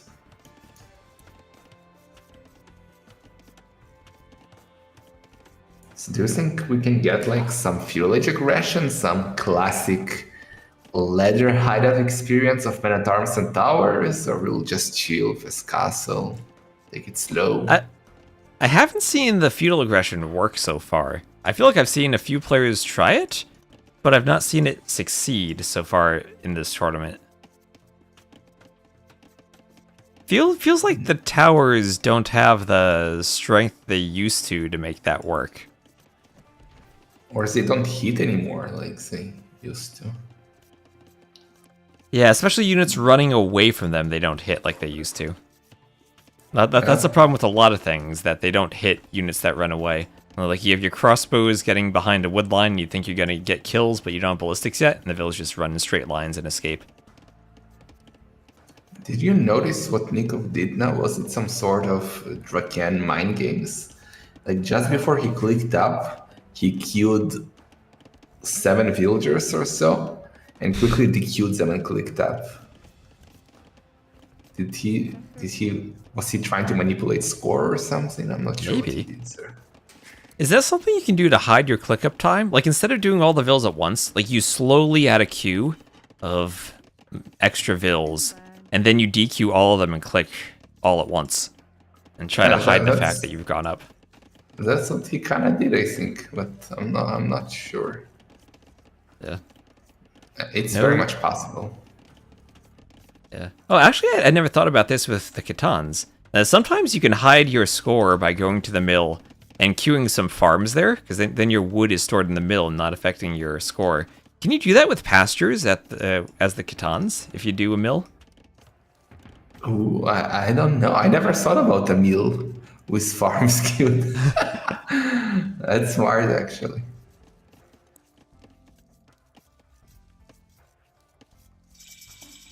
Now, here's the forward Okay. you were interested in, and there's the archery range for it. Well, I'm not interested in it. I'm anti-feudal age, but it's That you happening. suggested. I raised it as an option.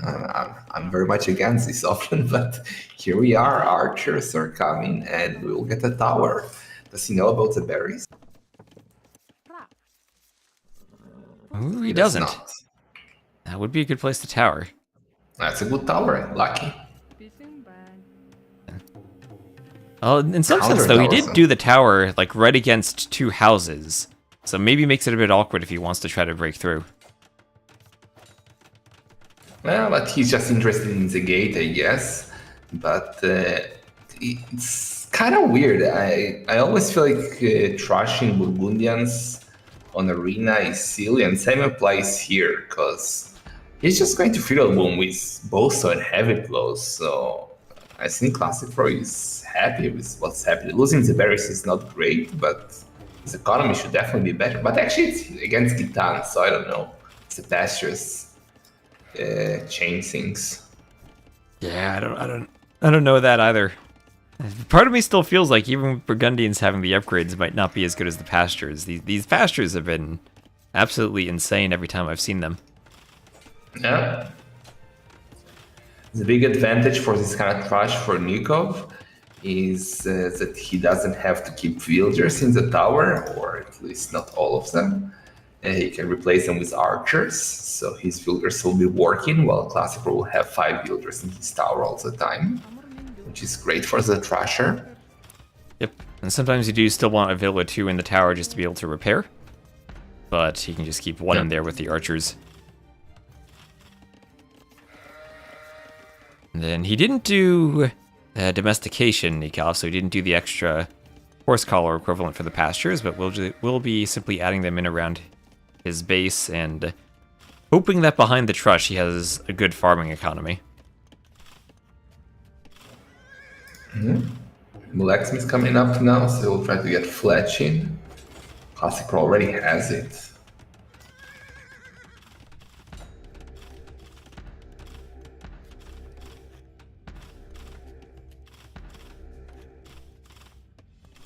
Rest collected, a bit better for Classic Pro. So Burgundians still better than pastures, at least in small numbers of, well, it's only 2 pastures. Yeah. And getting up to 11 farmers, the Burgundians do have a cheaper wheelbarrow. Maybe it would be good for Classic Pro to research that sometime soon, too. Yeah, I'm all up for it. Sounds good. Ooh. First villager down. And wow, is that 1 HP, 2 HP? Yeah, well, that's the downside of having the archers in the tower. Your vills are not inside healing. Yeah. And Classic Pro are going to win this fight. Yeah, that's important, because not only he will not get aggression from himself, but he will also get his berries back if he wants them. Yeah, and he does want them right away. Although, look at the shape of that gold for Classic Pro. That is perfect for the mining camp. Yeah, beautiful. I would still do it like the corner touching is the one tile that is popping out. But It depends how many vills you want there eventually. yeah, I guess. So second tower for Classic Pro, he's gonna be completely fine. He will have to find another spot to push from.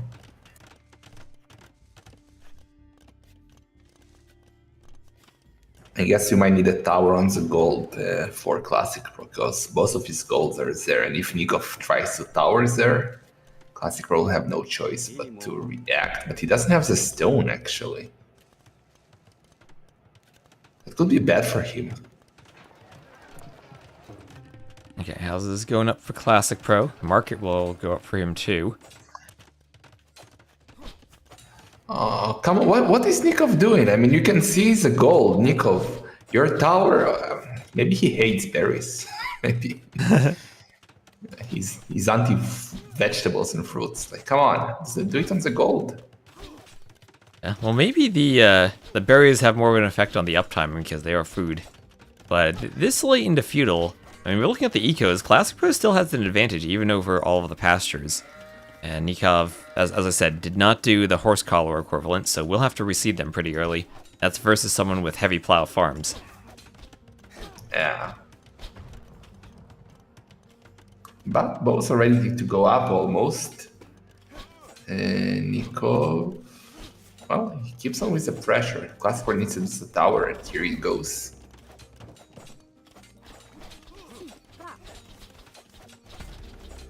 Nico is up. And there is Castle Age and Market as he's on his way up.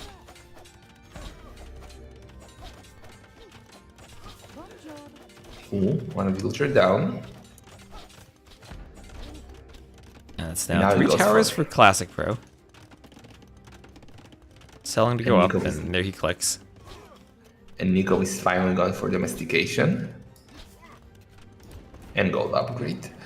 So what do you do now as Nicov? Do you try to go heavy on stone and drop a castle, or like just siege and crossbows? He just bought stone.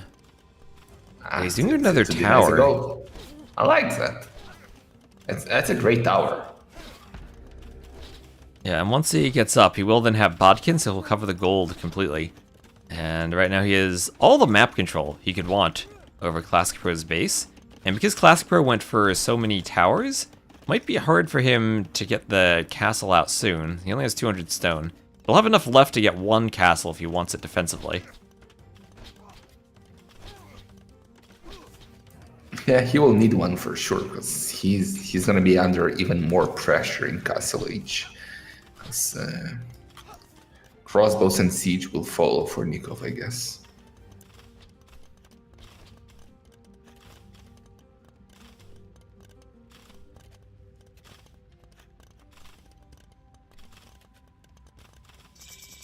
And Classic Pro buying stone. Indeed, crossbows. And yep, there's the workshop.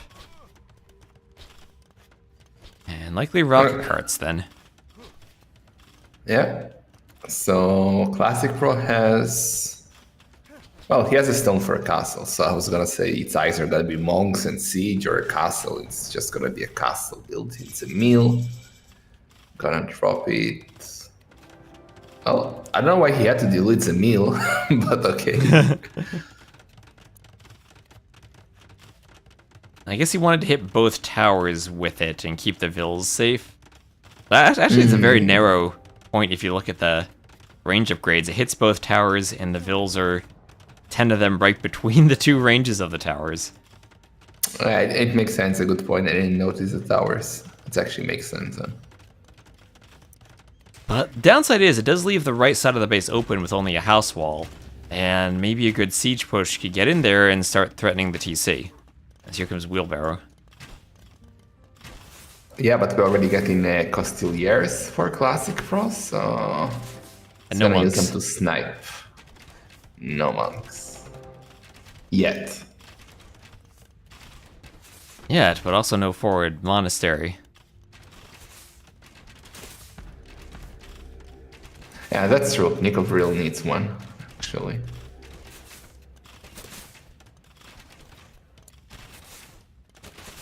He's doing Cav archers. Or at least 2. Ooh, nice walls. Oh, what the Repairville goes down. And I think this is looking really good for Classic Pro now. As long as he can get some kills on the crossbows. I think he's going to heal the Costilier. Yeah, I mean, now the Costiliers lost their charges, so he better draw back, heal, and try again later when fully charged. And Nicov going Cav archers. Well, usually good against Costilier. Oh, he could go for heavy Cav archer, right? He could. A while before he gets there, though. I guess he does at least have a Vil lead. But that's due to Wheelbarrow. Those villagers on the stone are never getting out of there.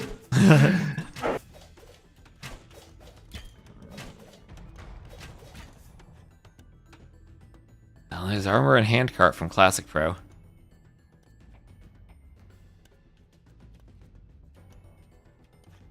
As we said, those are two amazing economy series. Like, look at the rest collected. Completely even. So you can't even tell who has the better economy. Both are amazing. You can see all the deserted spots in Nikov's base, though, where the pastures had been made and not reseeded. So I think maybe now that lack of early domestication could start to hit him a bit. Yeah, but he already has it, so he should be fine for later. He's now getting a university. I guess he wants ballistics for his Cav archers. And Cav Archer unit that should usually do fairly well against the Custilia. He's doing husbandry for them now. Unless he doesn't get trapped. Run. Alright, not a good fight for Nicov there. He'll lose all the crossbows, lose the rocket cart. And a couple of Cav Archers even took some hits. But it's the Cav Archer mass I think he's most concerned about at this moment. Do you commit to Costiliers versus... Oh, told you it's heavy Cav archers. Oh, there it is. Okay, against heavy Cav Archer, I don't think you can commit to that. I mean, they have +2 armor. Right, but that's only 4 armor. That's going to be 9 attack for the heavy Cav Archers in total with Bodkin. I mean, if Nicov gets ballistics, there's no way Classic Pro ever could engage, even with a large number of Custilia. Nicov has to be absolutely sure, though, that he doesn't get caught out of position. Yeah, so maybe it's time to switch to the skirms. Ooh. Not a good feeling against the Catans, though, who can just pump their own skirms out faster. We'll be fine if it will end up with skirms versus skirms. After all that we've been through. But that's the only logical conclusion. Skirms OP. And without ballistics, Nicov can't kill a villain that gold. Wait. Does he really have to fight? How many Costiliers do you need to snipe it on center? Ooh. Nicov, that is just a palisade gate and then a straight path to the TC. I don't think he's double walled everywhere. Yeah, he's getting +2 attack now. He has +2 armor. He could go for it. The problem is getting through the walls if he doesn't have ranged units. But if he has enough Custilia, he can attack the entire wall all at once, and that's going to be a struggle to re-wall for Nicov. Okay, he's walling at the back. I think he's going for it. And he's still fighting Nicov on the front, so he knows Nicov doesn't have his army in the back. Okay. Well, how do we get through? He needs to get a house now. Where's a monastery? Siege war. Oh, he's gonna go siege warrior with the villager he converted. And with the monks, he can convert Cav Archers if they try to shoot the Custilia. Okay, heavy Cav Archers there. Nicov not doing him any more damage at the front. And does this work? Does this work?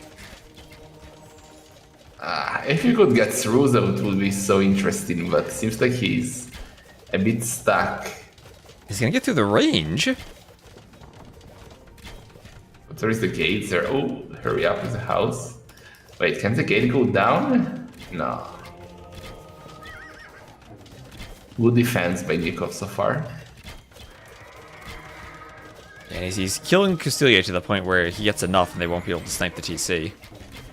Yeah. And it's rams from Classic Pro, not even mangonels or scorpions for the Cav Archers, just pure rams. That is aggressive. I like that. Cav Archers will struggle against that, and if the Costiliers can break through. Like, feels like Nicov needs maybe siege. Yeah, that's exactly what he's doing. Also, castle resources now. Oh boy. Oh boy. It's gonna be a castle drop. Oh boy. Oh boy, Nicov, danger. Castiliars are through. Oh, he needs to get the foundation. Oh no, Classic Pro, stop running into your foundation. Oh no, the ram. Oh. There he goes. Nicov is up, but that castle's not good enough. Oh, wow, that pathfinding was awful. He could have gotten the castle up 30 seconds earlier and maybe done it. So Nikov's up. What's he doing with Catans from the workshops? Just rocket carts, I guess. I mean, he doesn't have the traction trebs. Does he think he does? Maybe. Well, he can do those silly camel traps. Oh, that's right.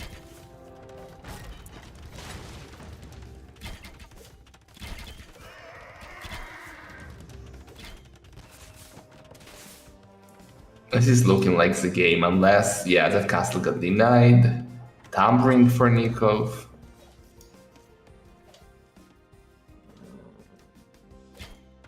Oh, that is not an aggressive castle at all.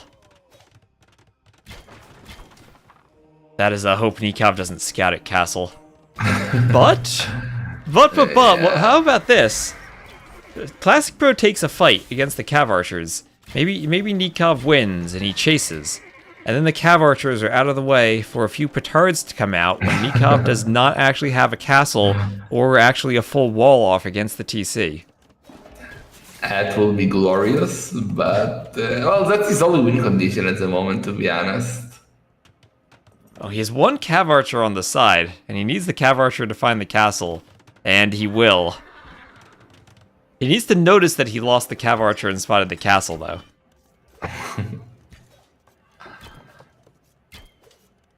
No, that's too expensive. Actually, he can sell the food. He can sell the food that he has, get the heavy rocket cart upgrade, chop just enough for the few camel traps to get through, and snipe the TC. Or you can just go around the wood line. But in any case, what you suggested is exactly what's happening. Classic race gun for petards. Hell, Nicov needs to be aware of keeping Cav Archers to snipe them off. A lot of micro at the front.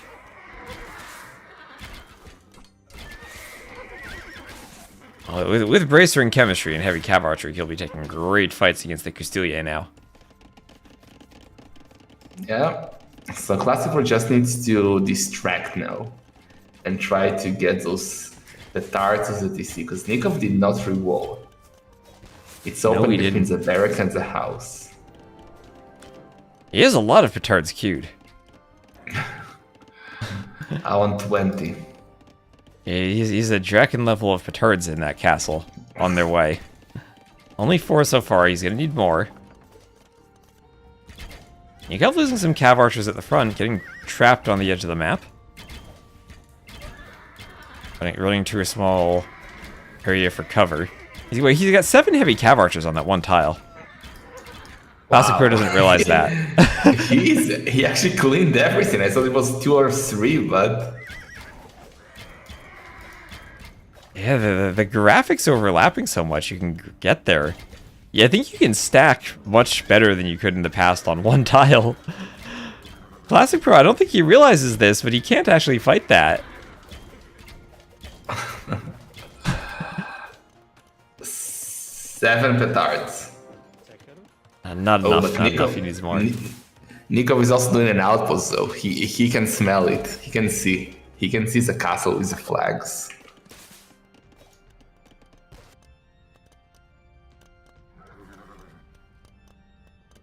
I mean, what yeah, I think what Classic Pro would need to do here is maybe when he sees something weird like that, like the Cav Archers stacking, he needs to like flare it and type something in the chat and try to get Nicov typing when he sends the petards. that's metal move, so again.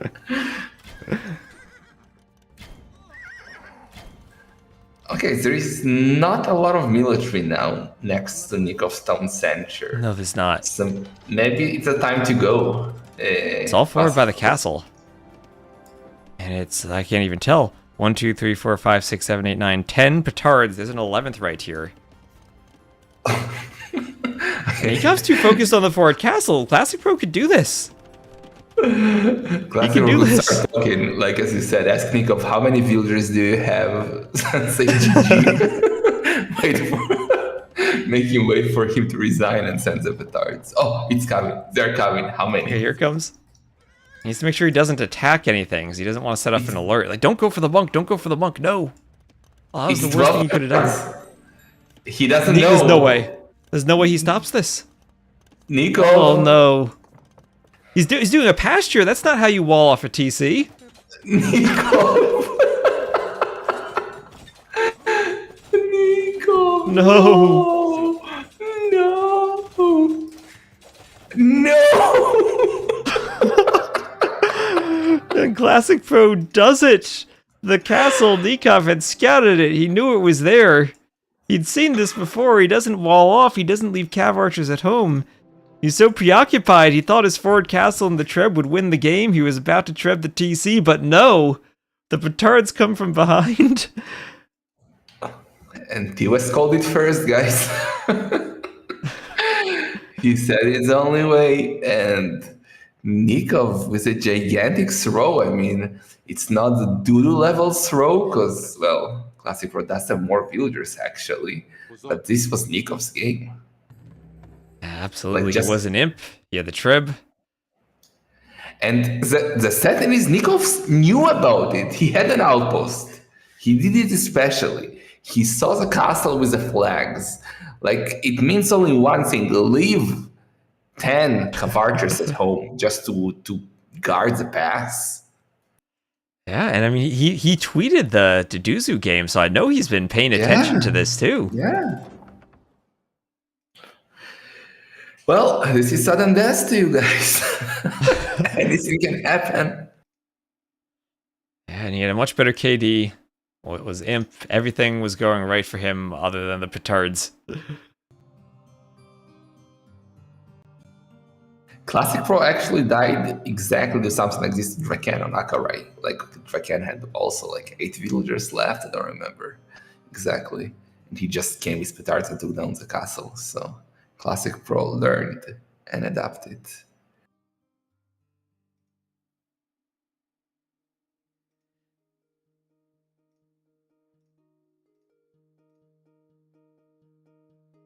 And also going back to look at the drafts, that was the very last pick for Classic Pro. So I'm sure he's happy to get a win with the Burgundians.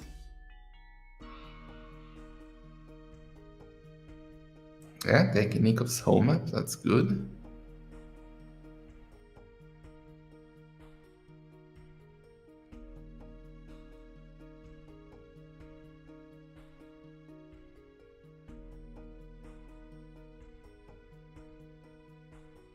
Okay, so now Kuala or Canberra? And looks like they have Koala selected.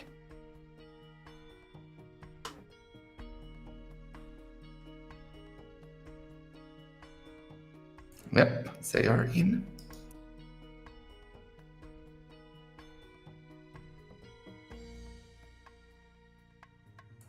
Mads on Koala.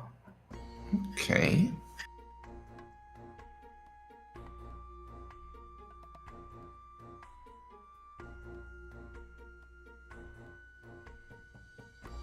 So Nicov now needs 2 victories in a row. Yep, and it'll be Maya versus Bengalis.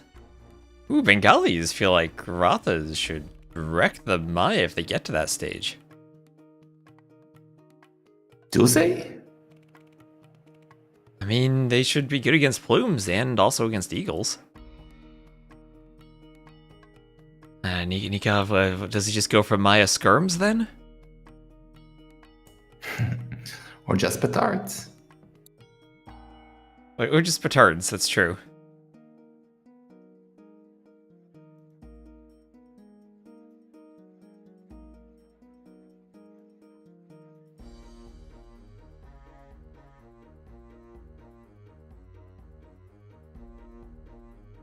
Okay, so if let's speculate, if Mayan somehow win here, we have Canberra left, and then we have Portuguese and Koreans or Malians.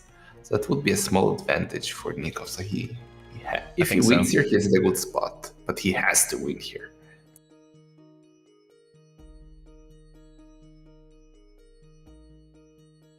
Yeah, then what's Nikov's remaining civ them Berbers? Yeah.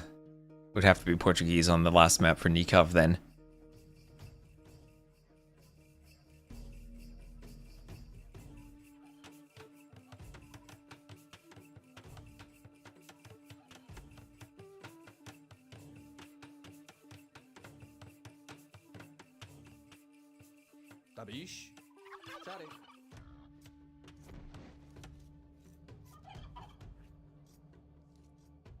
Yeah, that's the way on this map, especially with an Eagle Civ.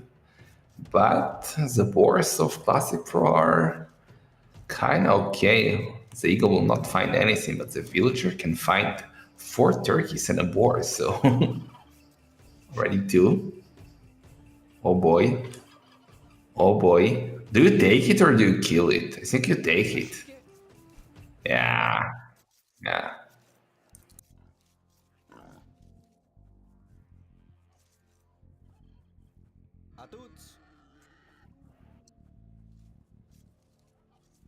Yeah. Even plebs can do it these days. Even I can do it. So, ooh, and 2 more turkeys. Wow. Nicov in full aiming mode. He didn't find his own 2 turkeys.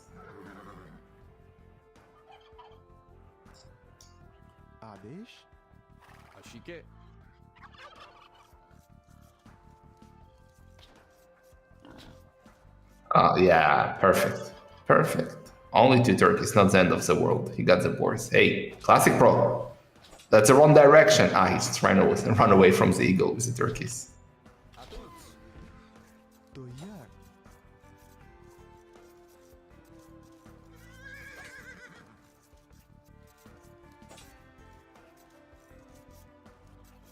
Okay, but the boar is there. Classic Pro doesn't know about it. He will find it now. Doesn't see it yet. Oh, now he sees it. Do you take it? No, it's too risky to take it. He cannot take it.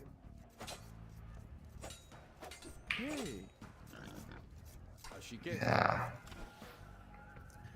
Good job, Nicov. Did he get a villager? Oh! Unless he quick wall. If he gets a villager, he is at a huge advantage. Oh, come on.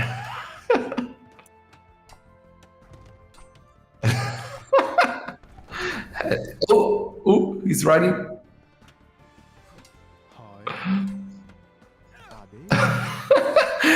The level of micro nerding is insane.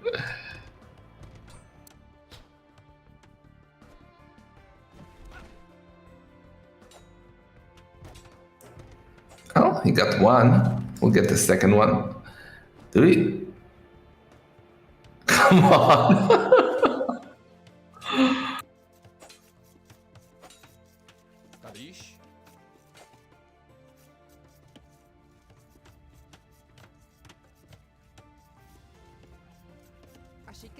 Okay, well, how is Nicov 1 villager behind?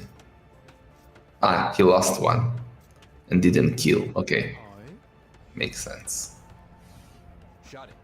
Bad. Classic Pro. Okay, Nicov doesn't see it.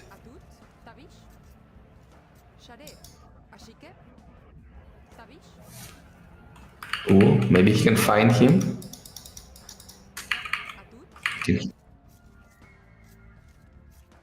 It's a villager. Classic Pro got a quick wall. Classic Pro! No way! No way! Got him.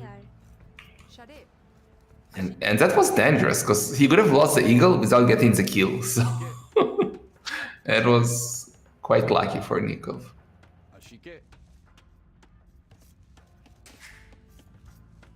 Shot it. Yeah, good spot for him. So he got a scout, he stole a boar, he stole 2 turkeys more, I think, and his eagle is alive. So all in all, great Dark Age for Nicov. Well, look at the rest collected already difference. It's kind of crazy.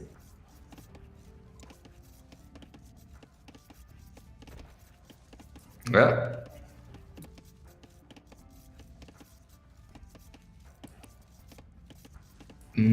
I don't think Classic Pro is going to get to Feudal Age anytime soon. he needs to drop all the food of the deer and maybe sand. He has only 1 farm. He has no turkeys left. And look at Nicov. Both. And they ban arena. No, actually they don't. But...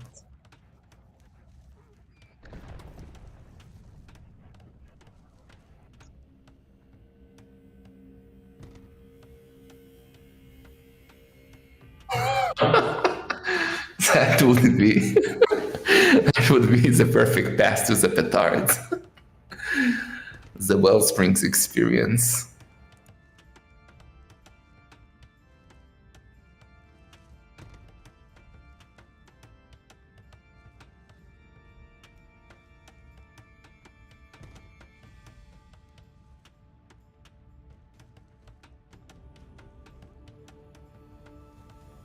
Yeah, I hope for his sake he will notice that. But I don't see Classic for using it anytime soon, so I guess he will be okay.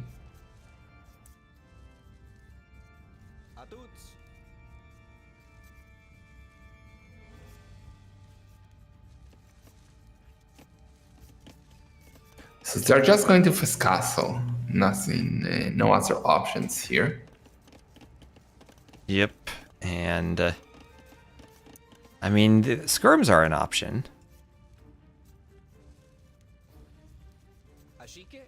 Skirms, well, we don't have a barracks, so it's not gonna be skirms. That's true. I think both will try to click up to castle and then switch to stone. So if you go to stone, I think I do like Rothas against plumes by a lot. I guess I kind of hate Ratas, just like, well, many other scenarios. I die against them and I die with them, so I really hate that unit.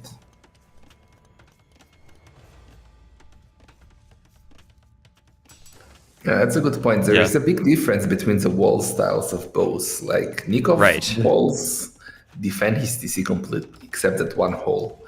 The walls of Classic Pro only defend him from raiding, from archer raids or eagles or so. But he can still get a castle dropped on his face. Yeah, Nicov still has the relics. And he's fully walled with a hole in the wall. Oh, Nicov, no. Nicov, no. But yeah, he instantly switches to stone, so it will be a castle.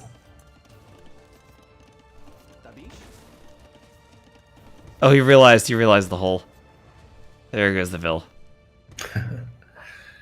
If Nicov was brave, and he should be brave, where is his... Oh, he lost the eagle, never mind. When did he lose the eagle? So he has no way to know, but he is quite faster than Classic Pro. Almost exactly 1 minute. Like 2-3 seconds less. He could go for a castle drop. He's going for an outpost drop, but if he's brave enough, he can drop a castle between, like in the triangle next to the house and the relics of Classic Pro's wall. He'd need to go now, but he definitely could. He'd hit the TC with the castle and he'd have a clear path for petards. There's no way you'd stop them this close. And, you know, from our point of view, that'd be perfect from Nicov because there's no stone and no defensive castle from Classic Pro. Oh yeah, so what is he gonna go monks? Like, what is Classic Pro doing?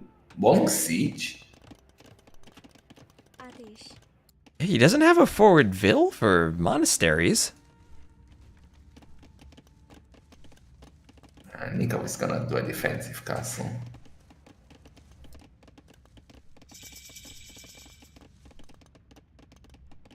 I do love the outpost though. People know exactly what Classic Pro is doing. I mean, if that castle were forward, I think he simply wins the game. Yeah. But you gotta go the less risky approach, especially from having lost the eagle, and just do it at home. Yeah, should get downwatch to see exactly what Classic Pro is doing. An outpost on the left side that he's gonna get, and he's at a great spot still. I really don't know what Classic Pro is doing. Let's see. Monastery. Monastery. Monastery. Four. Monastery. 4 monasteries at home. Oh my. Okay. Well, Nicov, if he goes eagles here, could be good against all the monks. He sees that somehow. I mean, even plumes. The only thing that Nicov needs after seeing that is... Well, I mean, it will take a while, but he should just go super heavy on the gold, get heresy, and it's over. And redemption right away. Well, he doesn't know what's coming. He might be... Ooh, I absolutely love... Notice what Nicov did. He made the monastery right on his relics, and he still sent a monk forward to grab one of Classic Pro's relic. And he gets it. And it's just monks without atonement yet, so there's no stopping that, even if they pop out soon. Yeah, so it will be 4-2 for him with the relics. Really nice move. Really nice.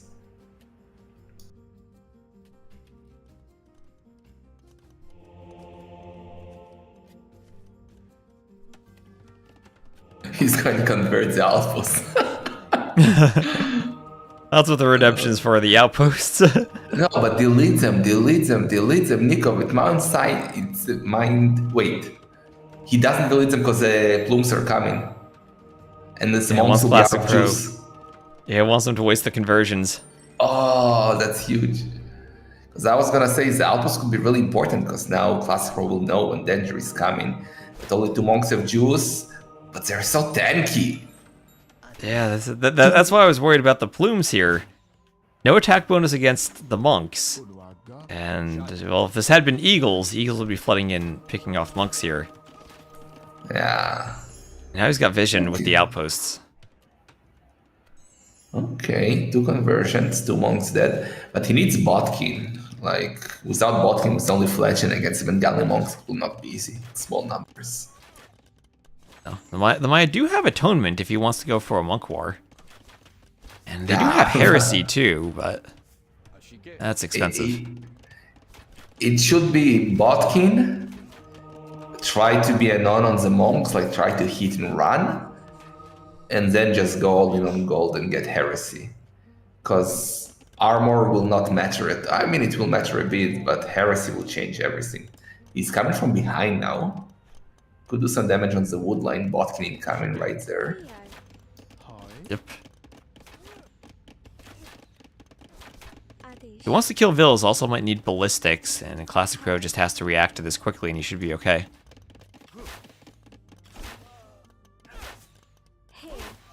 Well, reacting fast, but to that villager still.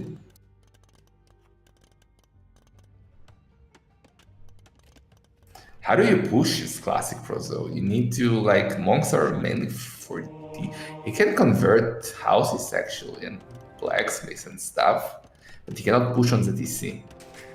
Yeah, you cannot convert a TC, as great as that would be in sudden death. Ooh, actually it's the best move. It's too late now. We should have done like house foundation behind the house, because now you can go through. But if the house is not finished, you cannot convert it. But he's in now. Siege tower. Ooh. I don't know. I feel, is he gonna use like a siege tower to hide his plumes and then try to? It's still so dangerous. Redemption's in. But you have to be adjacent to convert them now, right? You Yeah, can't convert them from yeah. far away. Yeah, you have to be like on the ram. I don't know. I don't think it's enough plumes to do that. You got how many? 19 plumes. Oh, he's gonna take the heal advantage with the monks. Power going up. Send all your plumes. Send them all. Dude, get in. Nice. Nice. Yeah. And this is gonna hard counter the monks. This is gonna work. Wait, but jump in. Jump back in. Jump in. Did That he was use only all 5 the long monks. juice? I think he did. He didn't he micro did. them well enough. Okay. Scorpions for Classic Pro. I thought he might be messing Elephantos to go for the TC.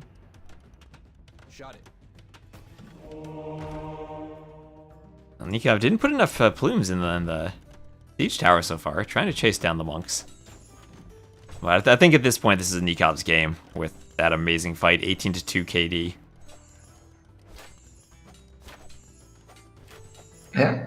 The only thing I don't like about Nikov's play at the moment is that he's not thinking about heresy. That will finish the game completely. Well, maybe I'll Still needs a way. Skur. He still needs a way to deal with these scorpions. Yeah. I don't know if the plumes in the tower are going to deal with that. Maybe they will. He's chasing the monks. It's monk hunting season. Oh no, careful, careful, careful. Great micro so far by Nicov. What? He shot the mining camp. Oh no. He shot the mining camp. That's gonna be a disaster. Okay, he's not using the siege tower anymore. Monks are getting conversions.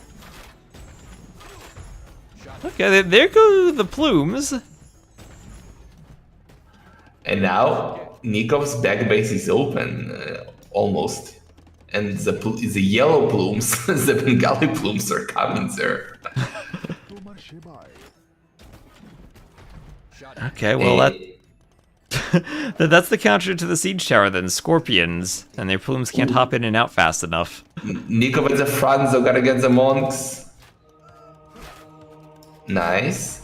Notice the stone count of Nicov though. I'll notice the stone count of Classic Pro. Oh boy, I didn't notice that. Okay, defensive castle. So he might do an offensive castle, but it's a defensive castle. Oh, and Mangonel is coming too, but he needs to block the Mangonel with a siege tower. That's what he's doing. Blocking. Yeah, nice. And it Castle worked. has to go up. And that's gonna clean everything. Yeah. Block, block, block, block, block, block, block. Oh boy. Oh, now plumes Also from monks. behind. The siege tower can block the scorpions for the other mangonel. And everything all of a sudden is cleaned. What is that chicken castle by Classic Pro? Unless he's gonna go for petards again. I mean, if he's... Maybe it's a mistake that there's 17 wood on that tree in the back. Should have let Nicov chop it, and then he might have a hole in the back to go through with petards. Oh, it would have been sick actually. Yeah, Nicov needs to be careful not to overchop there. That would be a disaster.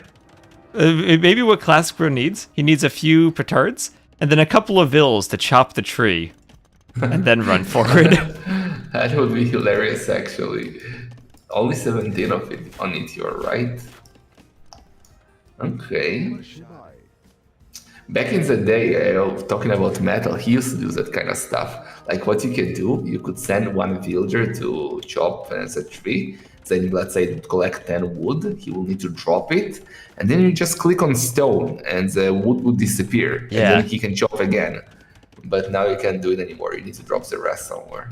You actually can do it if you control click the stone. Oh, really? Yeah.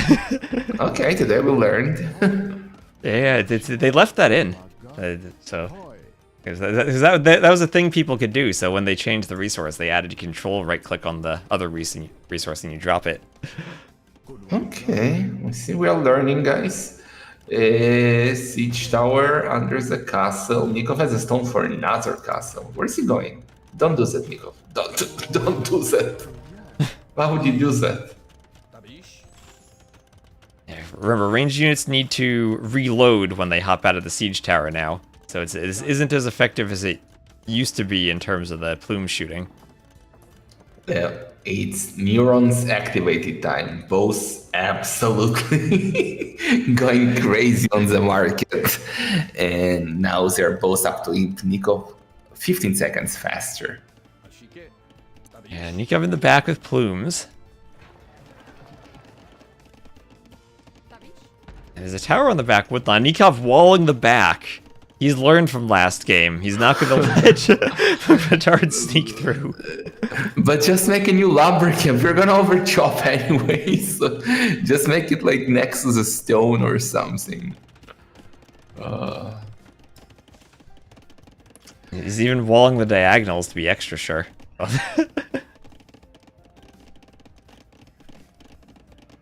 I still think we need heresy for Nicov. You should prioritize it over anything. Well, except traps. Now, the monks are going to get a huge power spike from being imp, as the Bengalis then will get their illumination, block printing, and theocracy. Even fervor he still needs.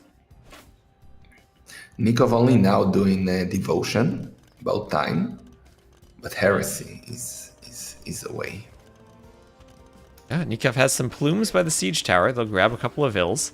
The vills couldn't mine that gold, and they tasked themselves out to the side. And the siege tower was ready and waiting for them.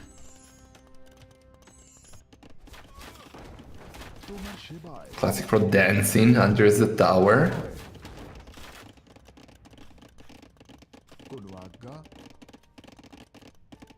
"14 monks.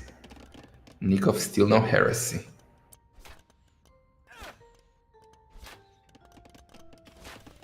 Or ballistics too. Oh yeah. Like he needs ballistics.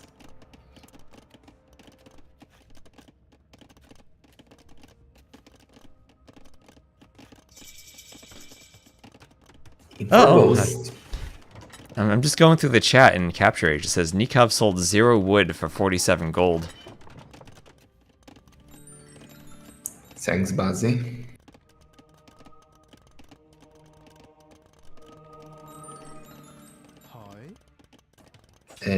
Nicov, we really need heresy. He's even gonna get your monks converted now, but the siege tower is coming. The siege tower is his only option here. Wait, don't let him convert it.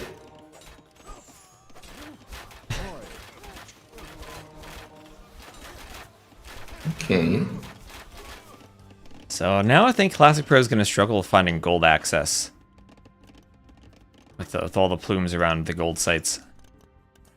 Yeah, that's a problem. Nicov, be careful with your siege tower. It bothers me. I hate this change, dude. They shouldn't have touched the siege tower. You should be able to convert it from range, because look how silly it is now. Yeah, look at how fast it is. Rams, at least, they are slow, and Trebs are stationary, so you can catch them. These things, if you pay attention, they'll never get converted. Oh. Alright, how many traps do we have for Classic Pro? Where are they?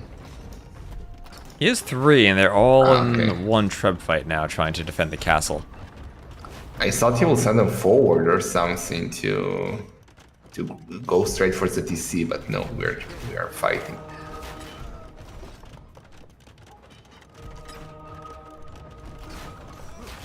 Great micro by Nicov with jump in the tower. Ah, never mind. He has too many. He's not going to lose that many.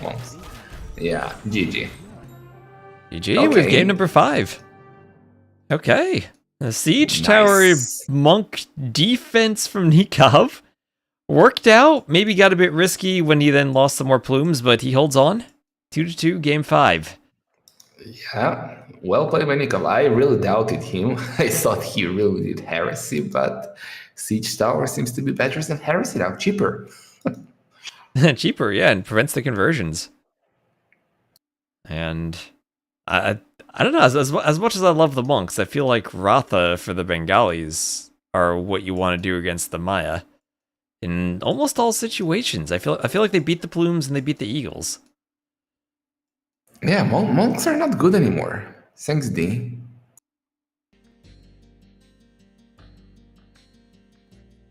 YouTube asking, is a fully garrisoned Mangonel or is a fully garrisoned Ram faster than monks? If you garrison it with infantry, then yes. The Plumes at least don't make the siege tower any faster. Okay, so we got the decider on Canberra. Oh boy. So, do you think Portuguese 100%? If Nico goes Berbers, I will lose my mind. But what does Classic Pro go for? Koreans or Malians? I don't know. I mean, Koreans feel like sometimes a risk on this map because they don't have demos. That's true. But towers can also be great for fighting over the water. And war wagons? I feel like Koreans would have a better composition against organ guns.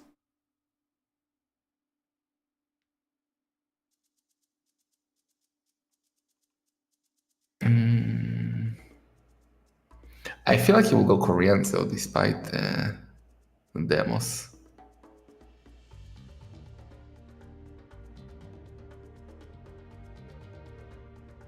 Could win the game with turtle ships. That would be something.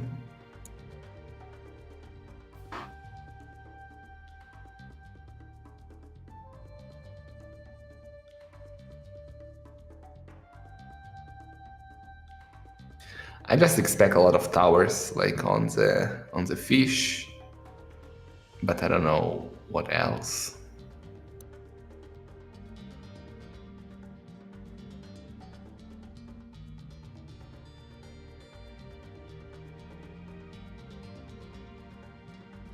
Well, at least we got to get numbers 5. To get number 5, I'm happy about that final game of round of 16.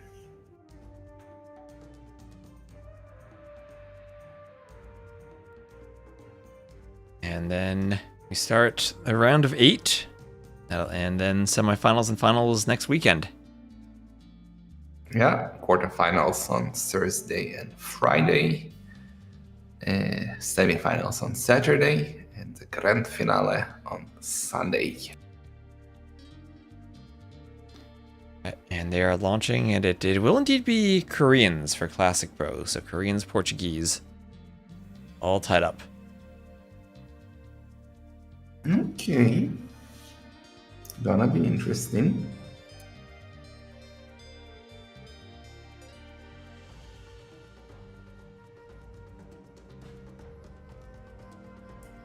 I kind of expected Portuguese to be more dominant in this tournament, you know? And I feel like they are losing a lot. I blame it on the organ gun nerf. That's a good candidate. I feel like a lot of the time, the Treb Wars are more important than normal, and things happen so quickly for sniping TCs and Imp that they don't have time to do Fetorias. And that feels like their main advantage in one TC, that they could add the Fetorias. Yeah, they die too fast before that, because they honestly don't have good options. Like, their monks are not perfect. Organ guns are not good anymore. So what do you actually do as Portuguese till you get to the Vitorias? Yeah, it's like you want to fight for the Treb War, but they don't have an advantage in the Treb War. And they're not going to get to Arquebus with the low eco. But here on the water map, they at least have extra hit points on their ships, and they will have a gold discount.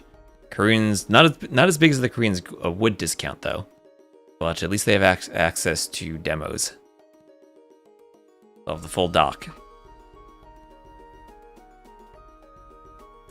Yeah, so we are now going into the final game, going to be so high levels there.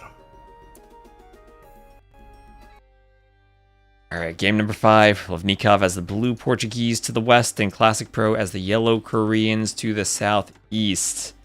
Map is Canberra, and of course we have the 30,000 food perch right in the middle. Yeah, and the players tend to fight for it early on. It can be really important to give you the economy boost. And that's the worst part of the map. So, I send one galley forward, I send it back to repair, one demo, but it almost always produces fun games after that, so I do like it.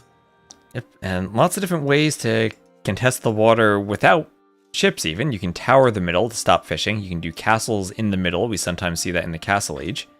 And if you win the water, you always could go for a transport ship and petards to try to snipe the TC. Yeah, we saw that even in this tournament already. So, yeah, let's see.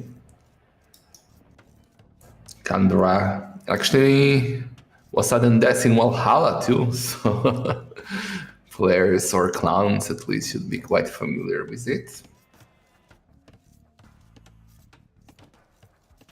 It does work out really well for sudden death. In terms of the outside of the map, there are these singleton deer scattered around. So each player will be pushing them in. Kind of an awkward build order. You only have 4 berries instead of 6. And you have to go out quite far for your deer. So it does take some practice to make sure you're getting up at the time you want to be, while also getting the docks in the middle, like a water map build. Yeah, you need those spreadsheet builds.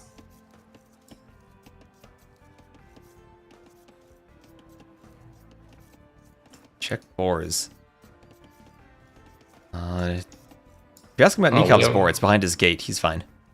Oh, Classic Pro has his boar hovering around. Where are you going, boar? Wait, it's outside his walls. Oh, wait, I think the boar must have been... Oh, I think I know what happened. The boar must have been, like, outside the wall, and then he opened a gate somewhere, and then the boar got funneled like it was a chicken and tried to go through the gate. I think that's what happened. Wait, I'm gonna go. Wait, let me restart this game from the beginning. Let me leave and restart, and I'm just gonna look at the board. What happened to it?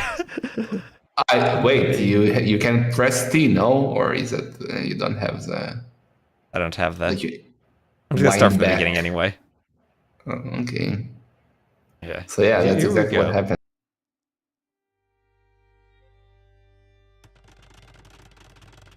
Yeah. Oh, the boar is inside. I mean, the boar is inside his walls, right? He left it open with the sheep, and then it walked out the gate. I mean... And then he opened the other gate, and it's trying to walk all the way around across the shallows to that gate now. I mean, all Classic Pro needs to do now is hold open that gate with his sheep, and I think the boar actually paths directly under his TC. Oh, wait, so I saw the boar start outside, and I was No, it was inside. It started inside. Then it's a restart. So Classic Pro is asking, what are we doing? I don't think it's a restart, because he let the boar out. Yeah, he opened the gate and let the boar out, so that's not a restart. The boar definitely started inside of his walls, and then when he tried to hold the gate open with the sheep and go out with the scout on the bottom left gate, it walked out. And then when he held the gate open on the top right, the boar is now walking all the way back around to that gate. Yeah, so we are saying it's not a re. Yeah, that's definitely not a restart. He opened the gate and let the boar out. That's not a thanks Bozzy moment. Okay, I told him it's not a restart. Yeah, this is... Yeah, I mean, this is what... If he realizes what happens, he just holds that gate open with the sheep again, and the boar, if it tries to go back to his starting point, just goes right under his TC, and it's actually a perfect boar lore from him. That's a bit unfortunate, but I don't know what will happen to the boar now. Nicov is quite close to it. Yeah, he is. He's trying to push his other deer. Kind of unfortunate for Classic Pro, especially in the final game. Yeah, but I mean, it's something you got to be aware of when you're pushing the deer through the gates, right? I mean, that's part of it. I have never seen anything like that, but yeah, it's both funny and sad for Classic Pro at the same time. Funny for us, but unfortunate for him. That's where we end up. It's all started with the chicken final, and look where we are now, boys. Board's going crazy, going on adventures, thinking they're Bilbo.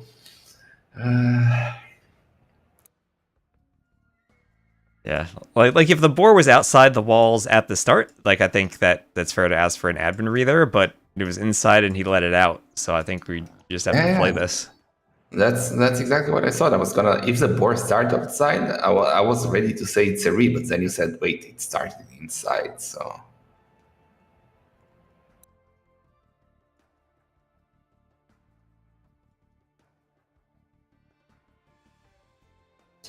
Yeah, I hope the game will not. Well, it was a long pause, kinda, and we have 2 minutes back delay, so hope we will not get ruined. Yeah, we got a cliffhanger now. Where is this boar going to end up? I think he's just gonna walk to his other gate. Yeah, and I mean, he has time, right? He's just luring his first boar now, unless Nicov somehow lames this and sees the boar walking past. Exactly. It'll be fine for him. Only disaster. Yeah. Nicov needs to spot it for his fake. My boar is bugging me. Let's see if Nicov will see the bugged boar. The boar is going. Yeah, it's gonna go to the other gate he opened. And he opened the palisade, so there's a chance the boar goes to the gate, sees that it's closed, and then walks back around. Opens the gate with a sheep! Classic Pro! No, go! Classic Pro, you need to open it! Now the boar will walk around or what? No way, he's walking back. He's gonna go through the palisade.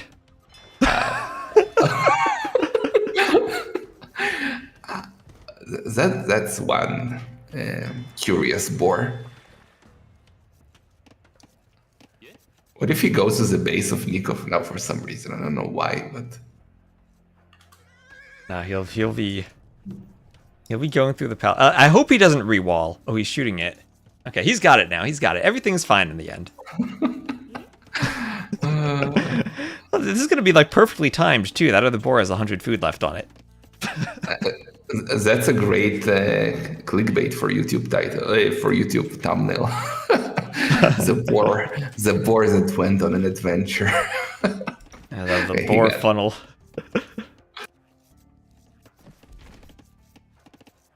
And honestly, he could not have timed that second boar lore much better. His 5 food left. Yeah. Classic Pro is fine. Maybe he lost some stress points on on the admin discussion, but besides that, all good. And all things considered, is no idle TC time for him yet, both doing loom. Nikov's comes in a bit faster because he's the Portuguese, but he won't quite have the food to go up. Yeah, there he goes. 3 seconds of idle TC time from both, and it's all, in terms of idle time, 3 seconds, 4 seconds, the boar didn't matter at all, it's all even. He's not even going to finish taking it, because he's going for the water map. He's just going to the stragglers now. He says, you caused enough trouble, I'm just going to leave you there to rot. Okay, second docks, I guess, for both. Yeah, Classic Pro in one, Nicov. Nicov is dead in a barracks. Okay, so we'll be going men-at-arms.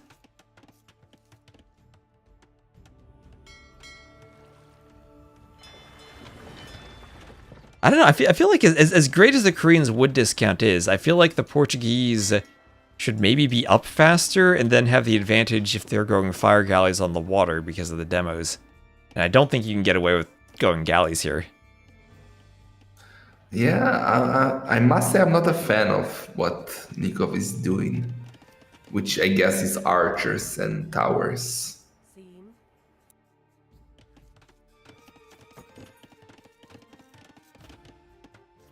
And yeah, third dog from Classic Pro. Ooh, it's a big investment.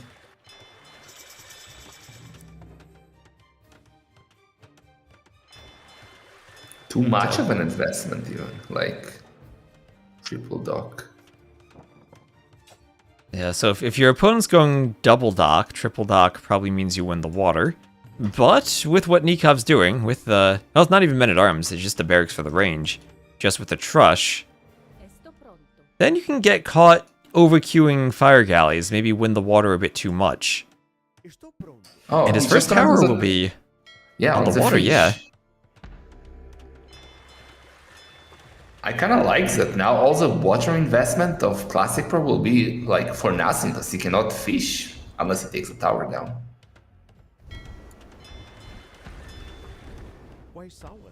And our archers can even garrison that tower for extra support on the water. Yeah, Classic Pro can now see the archers. So what's the move? He's switching to stone. Go for tower defense, it seems.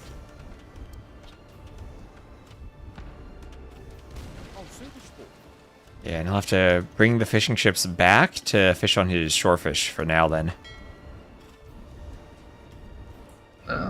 Only 173 food, so not gonna be very useful soon. But and much less than 30,000. Yeah. What's next for Nicov? Besides the demos. Maybe just get a few archers and then eventually pressure the gate? Yes. Barracks now for Classic Pro.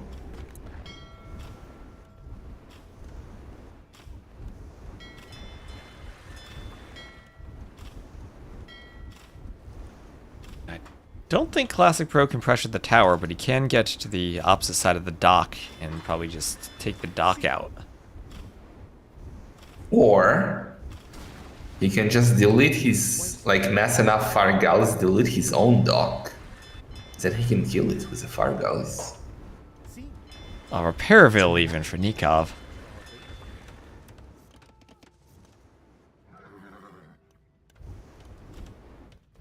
He's committing to water still, Nicov. Interesting. What's the market now? Nope. Nicov lost his scout to a fire.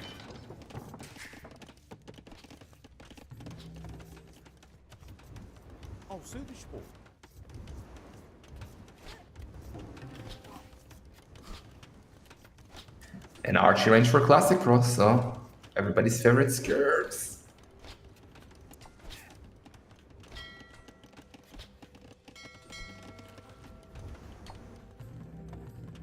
And Korean skirms with the free armor and the wood discount. Really good skirm civ. Yeah. Oh, demo, but like the fishing ship are useless anyway, so. A villager there. Oh, disappointing.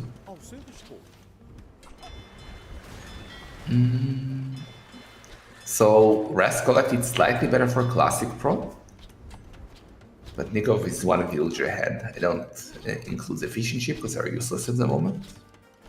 Or what was the demo by Nicov? Straight on the dock. Sometimes you waste demos. But, I mean, all in all, staying on the water has meant Nicov is able to probably clear one of these docks under the tower. Yeah. And Nicov, I think he was coming out for a forward tower on the golden stone, and Classic Crow with good timing on the skirms denies it.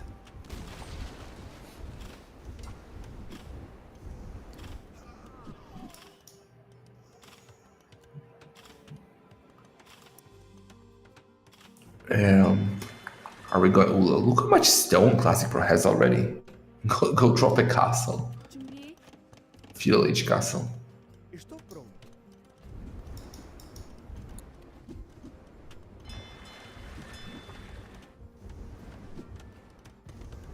I mean, he could conceivably transport ship and drop towers as the Koreans, and then hope they just stay up until they become guard towers. Yeah, I mean, should work. Or he can just, like, well, he's already going up anyway. Boss should be up soon. How about full wagons with with devotion. I mean, you need many, but yeah, I mean, the Portuguese are a good monk civ. I'm not sure I like wagons that much. oh yeah, against monks. you're right. Forget about the monks. So both are up. Classic Pro a bit faster.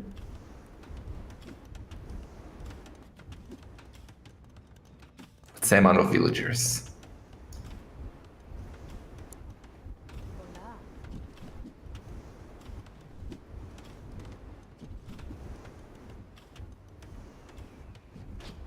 So, like, what's next? Should Classic Pro go for a forward castle? Because Nicov will not have a stone for a castle. And I'm not... Nah, he will go monks, right? As he said. Yeah. Oh, he wants to do a tower forward. Interesting. Oh, ooh, interesting. One villager. It's only gold in the stone if it goes up, but I don't think that goes up. Oh, he walled the gate with a wall. Oh, transport. We have a transport. He's going for the transport castle. Now, Nicov should see this with his tower. Oh my god. Oh my god. Okay. How do you stop it as Nicov? And you now can fit 20 villagers. It's not the... whatever you had before, 5, 10. Oh no. There's 5. Will the tower see it? If he's paying attention, he sees it. And he can, like... You have to do anti-castle, like, walls everywhere now, I think. Send the fire gullies. Send the fire gullies. Try to take it down. Nicov! No! Block everything with buildings now. Block. Don't let it... Don't let it... Oh, there, no! he's got it. It'll hit the TC. Way. It'll hit the TC. I think Nicov is cook. He needs a counter castle, but he's struggling. He's a demo. Demo's not exploding. Okay, he has the stone for a castle now. Explode! It's he will never deny it. Nicov is cooked. Castle goes up so fast it's gonna kill all the vills. Oh no. Nicov, GG! What a move by Classic Pro! Oh man, that was perfect! That was absolutely perfect from him! He came to clown. I didn't know Classic Pro is such a big clown. First the petards on I forgot on Hideout. It was on Hideout, and now this castle transport castle drops. That was so high levels there. It was sick. That was. I mean, taking advantage of that tower from Nicov on the water that he knew he would have water control, and he just went for it. And I mean, Nikov's approach, if he had one dock, imagine if Nicov had done 2 docks and blocked this off. Or had like some anti-castle buildings here. He had line of sight to the transport, but it's hard to catch that and pay attention to it. So Classic Pro advances.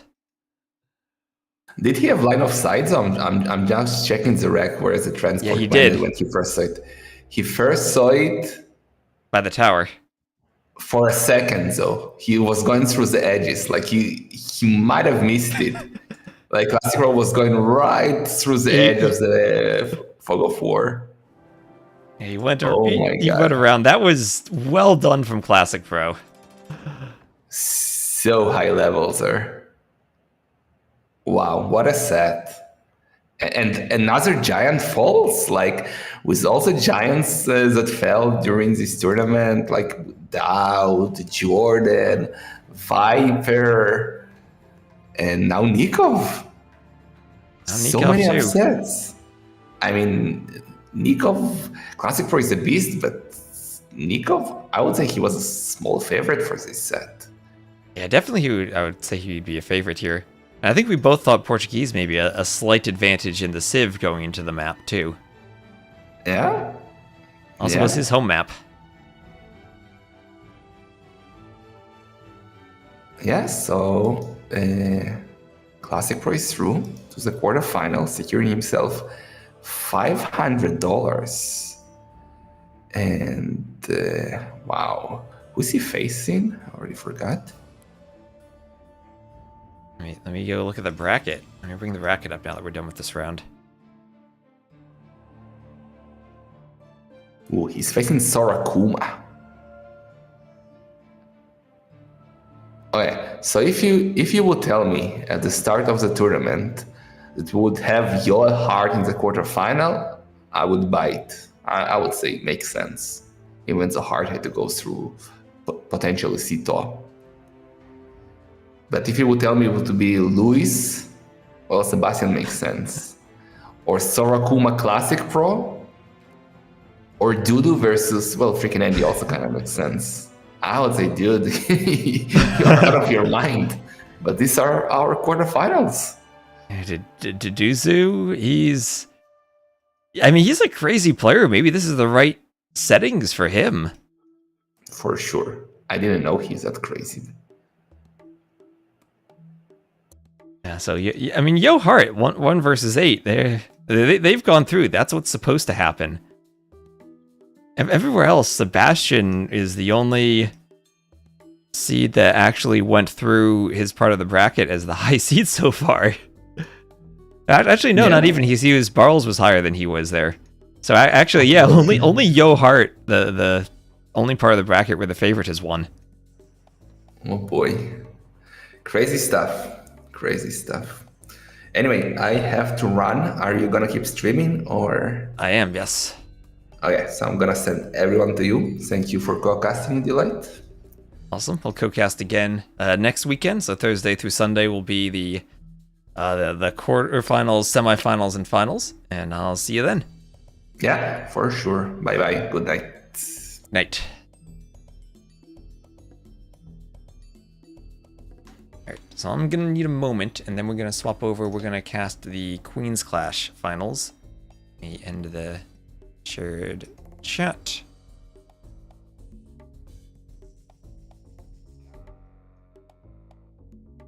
Barles, 7 poll. I mean, if Barles had won, he would be facing Sebastian now.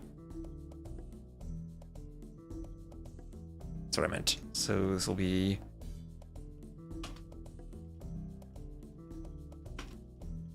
I'm gonna go back and cast the Queen's Clash finals. I think this is over by now, but I'm gonna go back and cast the Rex. So I'll take a look at this. Thank you, John Slow, for the raid.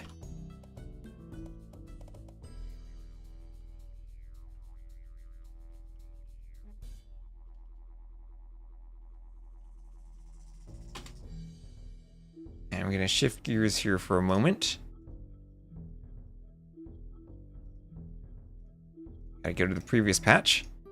And we have a set. Yesterday we casted the semifinals of the Queen's Clash, and today is the finals. So this will be Gabi versus Luna. See you later, Alskar. So no more sudden disaster today.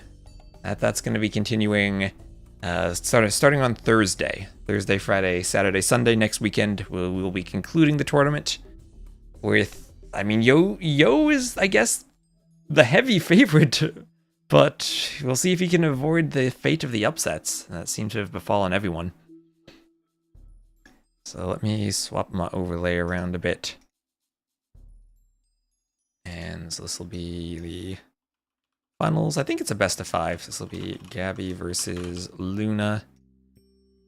And I'm going to go back and cast the Rex. So let me swap my logos over. There we are. I'll do that for Capture Age 2.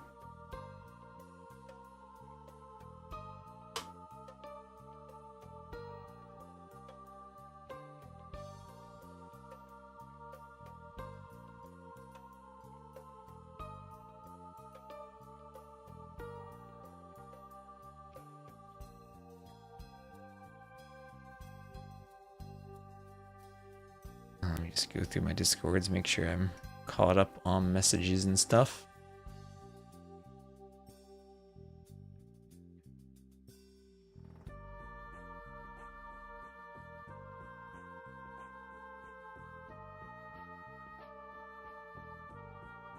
Let's see if I can grab the settings for this.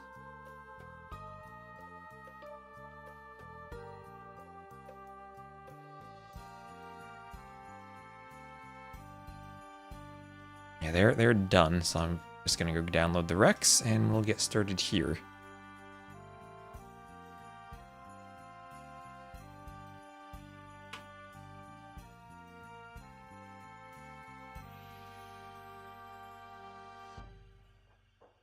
Where can I find these? Probably from AW2 Insights.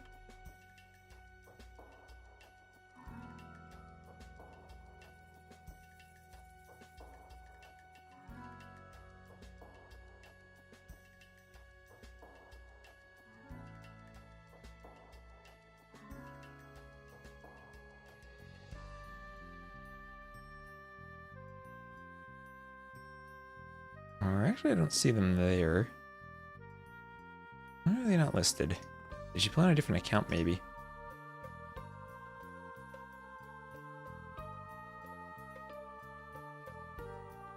Actually, this tournament's on the dashboard. Got that, it's on the dashboard.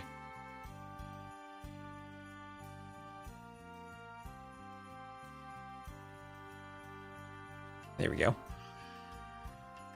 Got some spoiler-free Rex.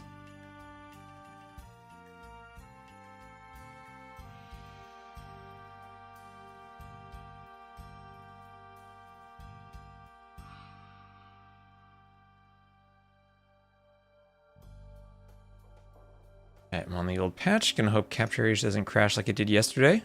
Think the meta for sudden death is deceptively different to how top players like to play. Maybe it is. I mean, the Petard game there was that's something that Nicov, I feel like he should have known about. Right? You just keep a couple cav archers in your base and you're fine. Maybe.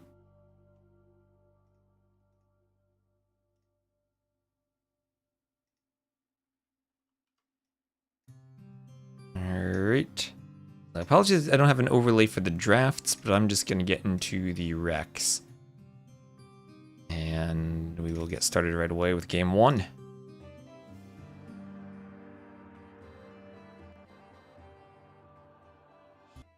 Okay, Luna's going to pick Cyan, so I will just put Gabi in the red. So I think Gabi is kind of a heavy favorite here. Oh, let me actually just go here.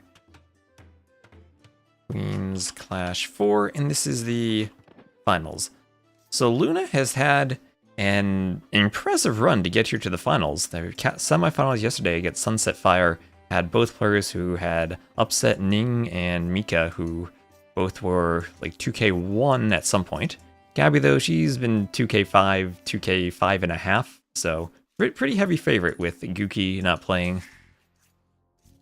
that much recently, so she wasn't in the tournament.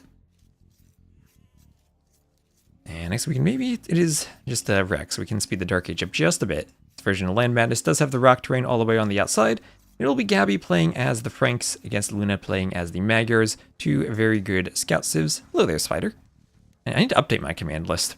Two very good scout civs. Magyars will have the discount on their scouts. On this version of the map, you do have 2 sets of berries.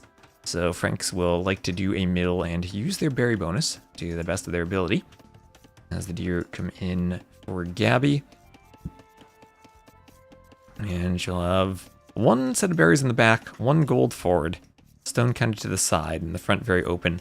Land Madness very open and hard to wall, and you do start usually fairly far apart from each other. So it is often a scout map. You also start with only 1 boar, and you have to be very careful with your Ibex pushes. And also on this patch, it is the old patch, so you do spoil your food if you kill it with the TC. You have to be extra careful when hunting your boar. I think yesterday on Suburbs, Gabi had killed a boar with her TC. I was noticing a big difference in idle time on the map between Gabi and Lily Bear when I went back and watched, or rewatched. That's what I saw. She killed her boar with her TC. But it all looks good so far in the Dark Age. Gabi going for the back berries. Maybe it could also be a play, especially as the Franks, to go first for the front berries and then switch to the back berries later. Take the more vulnerable ones and try to get as much food as you can from them first, then go to the back. Only 5 berries instead of the normal 6, too. And we'll have Loom on the way from Gabi. And ooh, she missed her sheep there? Oh no, missed her sheep by a tile. The downside when the sheep randomly spawn directly next to each other, and you don't have a good separation between them. Maybe that's something I actually could address in map scripts and make it so that there always at least is a one-tile gap between two sheep when they spawn in a group. That's actually a good idea. I remember there used to be a bug in Arabia where the sheep always spawned adjacent to each other and never had a gap. That's since been fixed though, and so it's a map script dependent thing. So here we have Luna up. She'll be adding in the barracks. We'll go to normal speed now that we're in feudal. And going to be pumping out scouts as the Magyars. No doubt about that. We'll be doing double bit axe fairly soon as well. Maybe a bit late on the barracks, so 19 pop up. Gabi going up on 20 pop, so going up more slowly. She did do loom. Extra careful walling the wood line. Monville taking a break, standing idle there. Retasked fairly quickly though. And now Gabi is the Franks. We'll find a couple more for sheep, and we'll have more hit points on the scout early on. 54 hit points. Luna could do some laming here. Oh, Luna's gonna miss the sheep too. No one wants to find those sheep.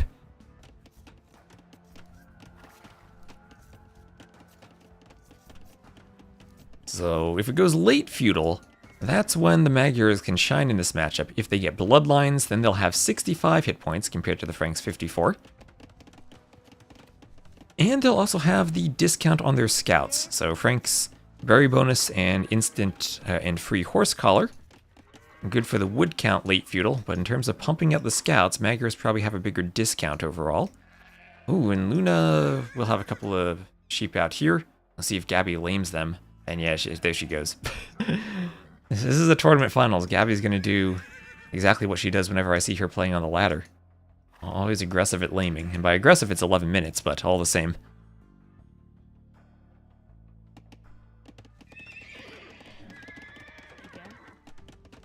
Those on the wood line in the back. Nice split wood lines and nice walls from Luna. She will be keeping her ville safe. Also taking the berries in the back. So now as both players add scouts, and eventually add a few spears too, Gabi already ahead on the spears thanks to skipping horse collar. Next is how do you secure gold? Only two options here from Luna, one to the right corner, one to the front. And this one's kind of hilly and awkward, but pretty much has to be the one to the front. For Gabi, don't think there's ever a world where she heads down there. No real way to wall that with all the rock terrain, so she will be going to the front. Mining camp kind of awkwardly against the house if you need to run your vills. I don't know, maybe over here might have even been a better spot. A bit farther away, but then you have a clearer path if you need to run. I don't know, interesting and awkward location based on how the houses already are constructed. Also, walling the berries out, we'll try to make up for that though by going for forward range. Now, range also for Luna. Now, Magyars might eventually want to go Cav Archer. Usually Cav Archer, if you get late game with recurve bow, does incredibly well against the Franks because they lack both Bracer and the final armor upgrade for their skirms. So the Cav Archers will outrange them and also do a good job of killing skirms. So if it gets to that point, it's really hard for the Franks, but you have to get to that point. And Gabi is someone who can be very aggressive and manage a game so that it doesn't get to that point. And looking for an overchop. How much wood's there? 60 wood. Not going to get an overchop there. Just will maybe get a couple attacks on Luna's wood line. And Luna actually does go for the safer or farther away. I don't know if it's actually safer. I don't know if anything's safe on Land Bandits, but the farther back gold. That's something Gabi doesn't actually have in her scouting. Didn't see where that is. That's something you could do. Maybe she's hitting the wall here, forcing a bit of repair time. Maybe better split your scouts up into two groups of two. Just do one loop around everywhere at the start. Make sure you find all the extra golds. And then in the long run, you know where they're going to be running.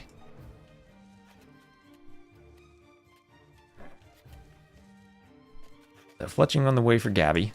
No real big engagements here. Luna playing rather defensively with her scouts. Already 1-0 KD. And maybe struggling to get the scouts out. What save do I prefer in Scout Wars? They're both good and they have their different pluses and minuses. I don't know if I have one preference. Maybe I prefer the Magyars a bit. Just because if it goes, like I said, if it goes late game, recurve bow, heavy Cav Archers are really hard for the Franks to deal with. But I think they're fairly even, at least in feudal.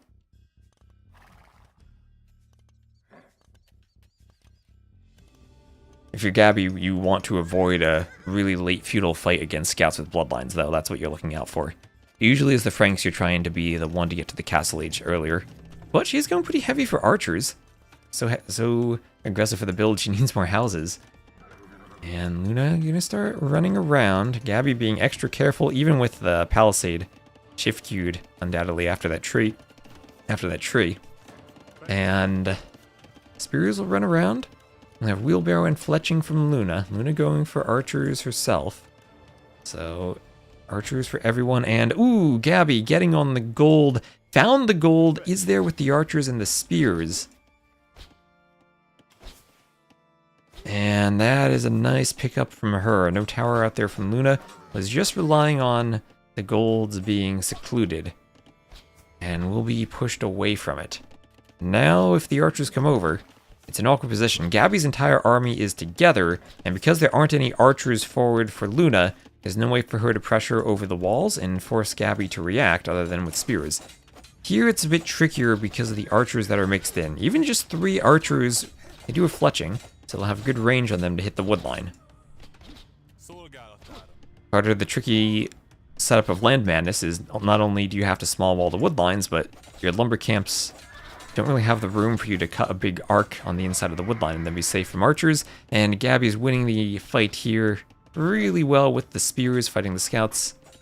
Hard for Luna to control that army. And behind this, bit of idle TC time along with a KD has now given Gabi a very secure 8 villager lead. Scout goes down, the archers come over.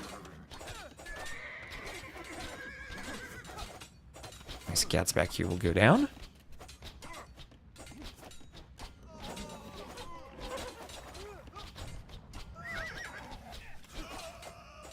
It was a bit slow in pumping the scouts out, maybe. Double stables now, but not quite getting the same production that Gabi had early on. And I think some of that was maybe she was doing a lot of quick walling by the berries. And there's a GG as Gabi takes the game. So Land Madness, I think this is a really good map for Gabi. She's a very aggressive player. And really suits her playstyle very well. I think maybe if we look at the military count over time. Yeah, Luna, trouble queuing the scouts in early feudal. I'm not quite sure what happened there. Didn't really feel like she was behind slightly in economy, but that's what you expect against the Franks in the Civ matchup anyway. Maybe just the nerves of playing the finals get to her and she wasn't queuing scouts all that well. Maybe thought she needed a much earlier transition to archers than she did. So some of these numbers here are spears, right? So it's not like Gabi's ahead by 8 scouts, but more like 5 or 6 scouts for a while with a few spears added in. Makes it hard to take the fight. So more res by the end as Luna was idled. So clean game from Gabi. And I think we expect, as we said, Gabi's at a higher skill level than everyone else by a pretty long shot. So I think we expect her to do well. And it's more a question of how much pressure can other players apply. Get into game 2, which looks like it'll be on Stranded. We saw Luna pick that as her home map the other day against Sunset.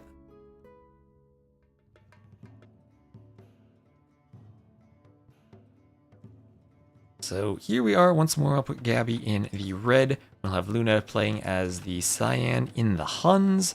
Gabi in the red as Sicilians, deleting her TC foundation to rebuild it, wants it on the gold. Spent 2 stone on that. Oh gosh. I once did that on Land Nomad as the Huns with my lumber camp when you start with 100 wood. And then I had 99 wood and couldn't build another lumber camp. But Sicilians, I guess they can get away with it with their stone. Thanks for casting, well, thanks for watching.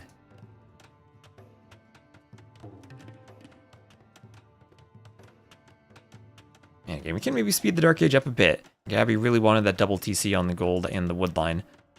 I think I definitely made more changes to this map for cartographers to make the gold wood line combo on the inside more consistent. But probably still a bit more work that could be due to this specific version. That's from the previous Wandering Warriors Cup. So the great thing about the Huns on this map is they do get the Hunnic horse as a scout. And we'll be able to pick up all the water buffalo because of that. And we'll get off to a really great start economically. And where is that fishing ship going? 15 food and just scouting until the dock goes up? I guess that makes sense because you're the Huns, you're not going to have the wood for the dock right away, so you'll scout with it for a bit. I believe I pushed the water buffalo far enough from the coastline that you can't grab them from a fishing ship when I made the map, but it's good to get the scouting nevertheless. Oh, and here's that hunt, of course. Gonna lame a couple of buffaloes. Okay, Luna getting some laming done. Gabi didn't come down and scout that elephant. And of course you can always try to block Vils as they blur the elephants. Yeah, and Gabi, afraid of maybe being lamed by the horse, took the far elephant first, and is leaving the rhino under her TC for now. And she'll be pushing in a deer with the villager. I'll get that in a nice spot near the TC. And there she goes.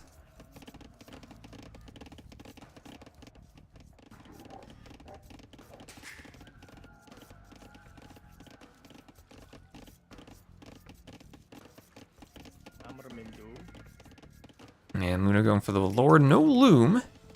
And ooh, that villager killing the buffalo far from the TC. No loom, and rhinos are more aggressive than boars. Ooh, oh, she just gets back. Ooh, oh, the vill under the TC was hit too. Remember, old patch, so she can't garrison those hunters after the TC starts shooting. A bit risky there, but she manages to pull it off. Has the score lead for now, and has a ton of water buffaloes. That's what happens with the Huns, you get the buffalo lead. And more even in her line of sight she can pick up. Oh hey, reruns are on. Hello, Crab. You didn't think I was going to skip casting this. So we got Loom on the way for Gabi. And Feudal Age first for Luna. Alright, so she is up a bit faster. And Gabi, yeah, this is how she played against Ning, going kind of aggressive and feudal. And she will have 2 Vils. It'll be a while before she can do anything with the Vils. Where is she going? Was she maybe going for an aggressive dock? And gonna hope that Luna doesn't spot that. Oh no, going for the Dark Age Donjon. You can do this in the Dark Age now. Oh no. Oh, poor Luna gonna be Donjon rushed. At least her TC's on the wood. I mean, it would have been extra nasty if that Donjon had been over here for Gabi. Oh, we don't have a range indicator in the Dark Age because it doesn't attack. John's math was insane. I won't have time today, but maybe later in the week I can revisit it.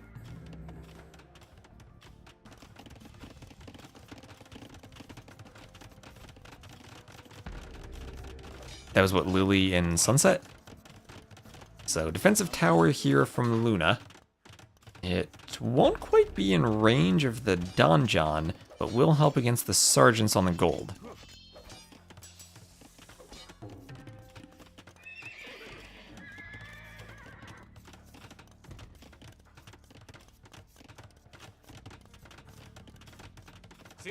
So sergeant's moving around a bit.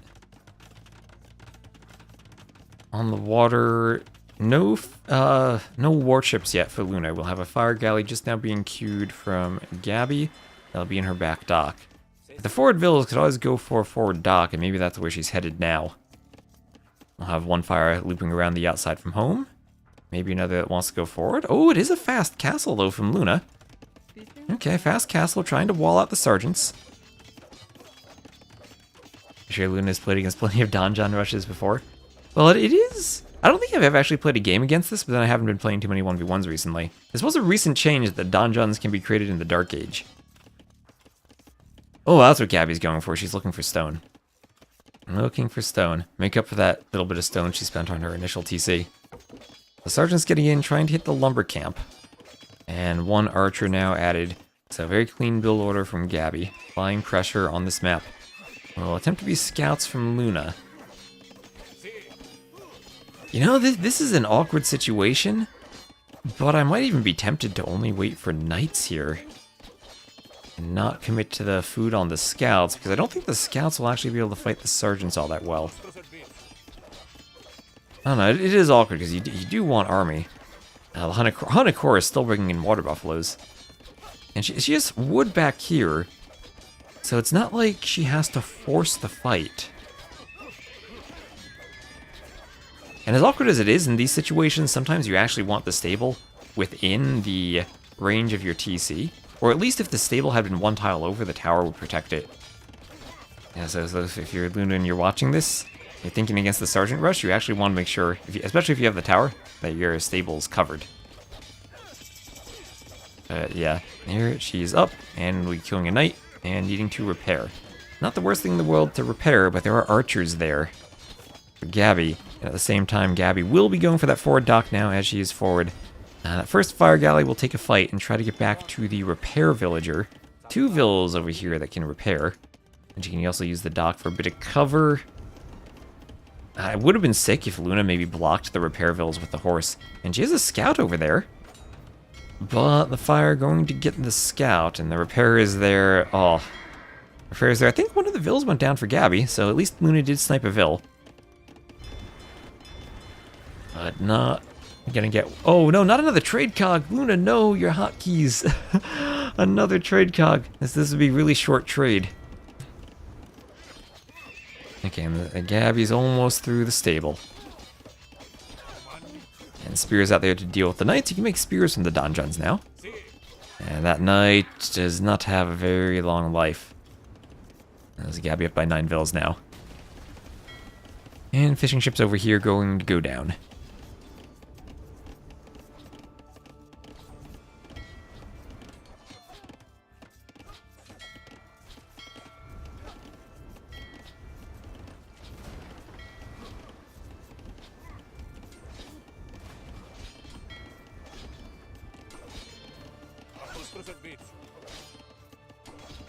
And yeah, they all do go down, and things looking like a very rough spot for Luna, trying to get another stable up.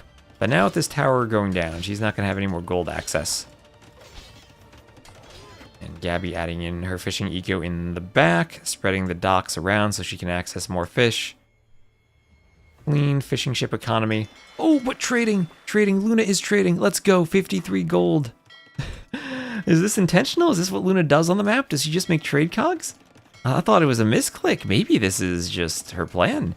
Maybe she's saying, you know what? You can deny my gold, but I will find gold on the water. I will go for the trade. Get 53 gold. Still, remind me, chat, what do trade cogs cost? I should have looked that up after the game yesterday. So Gabi's still hoovering around with the archers. What is the ELO difference? Luna is, I think, around 1900, and Gabi is around 2k5.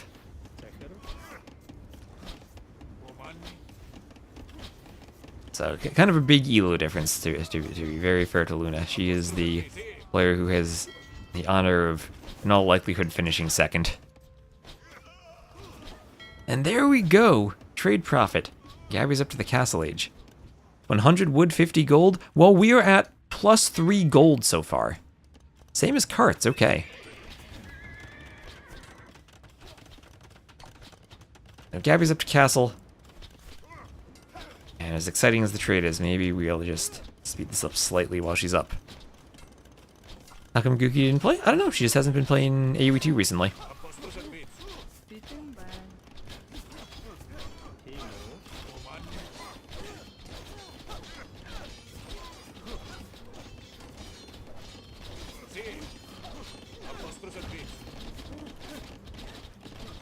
And Nadia's retired from AoE 2. I'm just seeing her play. So Knights still can't really take the fight. Archers and Sergeants will come over. And there's Castle for Gabi. There'll be one more attempt at a fight, sending the Vills with the army for Luna. But even with the Vills, now that the Sergeants are in the Castle Age, not quite enough to clear them. Spears there still for fighting the Knights. And chainmail armor on the way, crossbow on the way. This is going to be a massacre of Vills very quickly. The trade is still happening on the water. Alright, Gabi. Microing down all the Vills, there's the GG. And as the trade cart sails along, it'll be 2-1, or 2-0 for Gabi. And she'll have a 29-14 KD.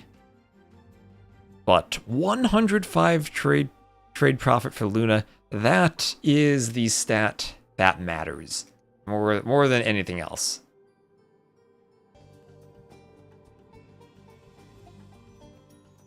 Alright, so 2-0 for Gabi. And we'll head into game number 3, which will be on suburbs.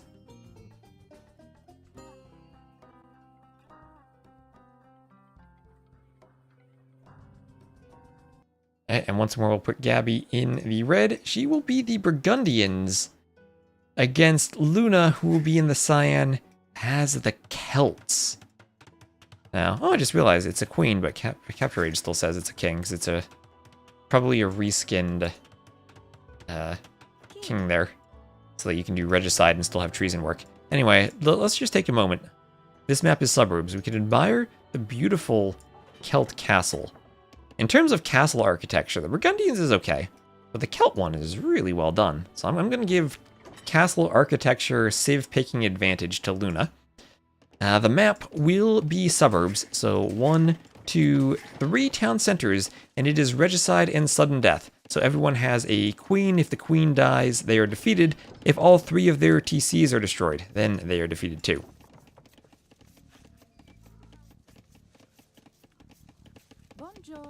And yeah, you'll use your queen for scouting in the early game. You do not want to run your queen into a castle. And it can always be tricky to keep your TCs running in the early game on this map. So a bit more idle time for Luna than for Gabi so far. The Burgundians might be hard to fit early on the eco upgrades, but then your eco upgrades will kick in as you're on your way to Imp. They'll be cheap and coming in quickly. We had an amazing game on this map between Luna and Sunset in the semifinals, and also a really good game between Gabi and Lily Bear. Lily went for an all-out melee melee elephant push, and did snipe one of Gabi's TCs. It felt like a situation where some different execution, Lily Bear might have been able to win the game. But lots of farms around the starting TC for Luna. In here it is a bit safer than putting the farms on the outside, but you have enough TCs, you kind of need to surround all of them with farms. Can't afford to be making too many mills at the start. And Custilier feel like the better unique unit in this situation. Don't understand the roof crenellations for the Celt castle. Like this. I don't know if those are crenellations. Like, these are definitely crenellations. I don't know if you'd ever stand out there, though. There's no door. Yeah, that's a good point. Maybe the door is just in the back and we can't see it. That's a good point. It does look pretty, though, and that's what counts. Especially right here. Like, I'd go bring a chair out there, read a book on a nice day. Get an umbrella, stick it somewhere, make it like a stone holster for it so you don't get any sunburn. That'd be lovely. Anyway, both players up to feudal, and that little scout trace in the middle. Gabi also outposting. Maybe aware of the potential of Celts going siege. This can be a map with a 3TC boom. You go straight up to the Imperial Age. We see 60 plus vills for both players already, and it's only feudal. And you have such a huge eco that by the time you spend almost 2.5 minutes, it's 2 minutes 40 seconds to go up to the Castle Age? Yeah, by the time you reach Castle, you've got enough resources to click Imp right away.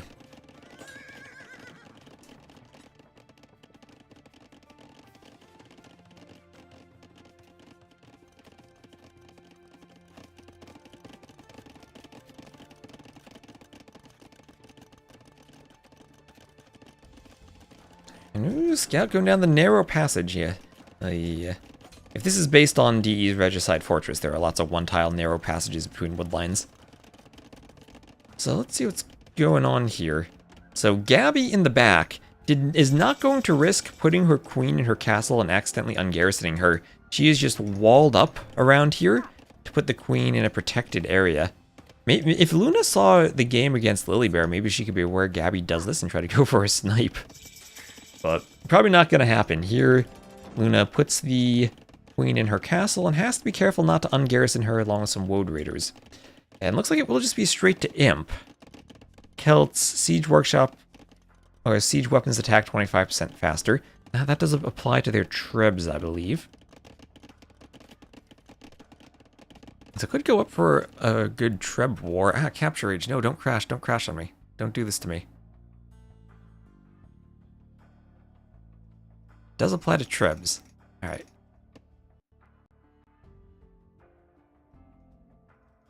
Okay.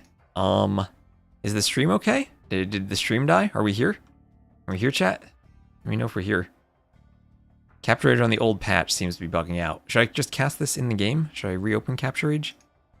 Let's try to reopen it. Stream? Okay, good. Stream is good. Usually that crashes the stream, but we're good.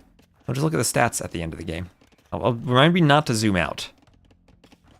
The Rex on the old patch. It crashed your whole computer. It's...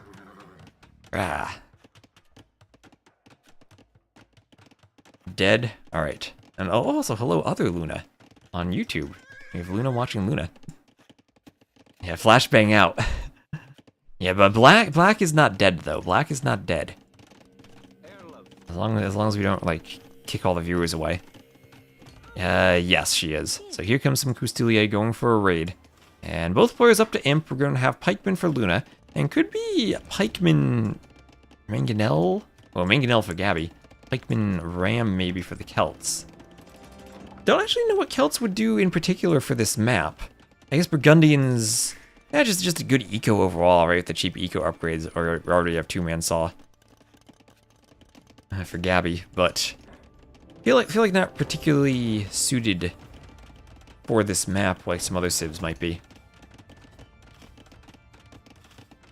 And still not entirely sure what the Celts are going to do, but Luna at least will be the first player up to Imp, and even though this castle is forward, she will be able to start getting the trebs popping.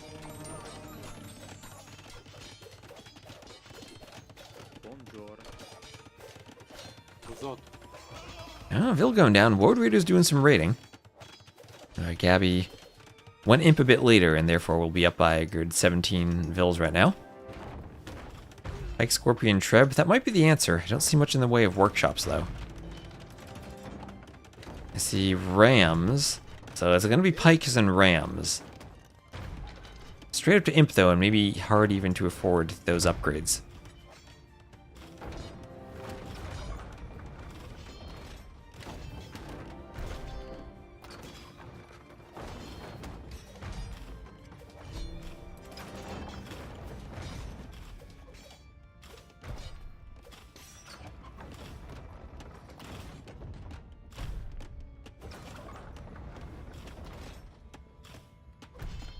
Oh, and Addictive Me, thank you very much for the raid. We're here casting the finals of Queen's Clash.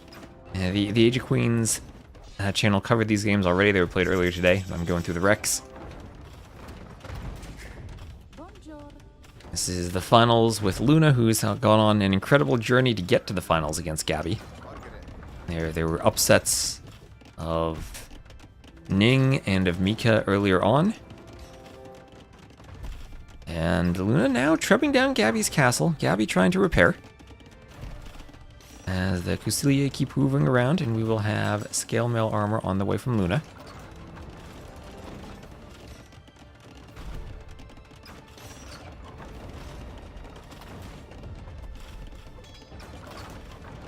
Need some range units to deal with Custilier, or enough halbs, and there is the halb upgrade. But maybe not quite with the timing on halbs to get this to work. Luna's around 1900.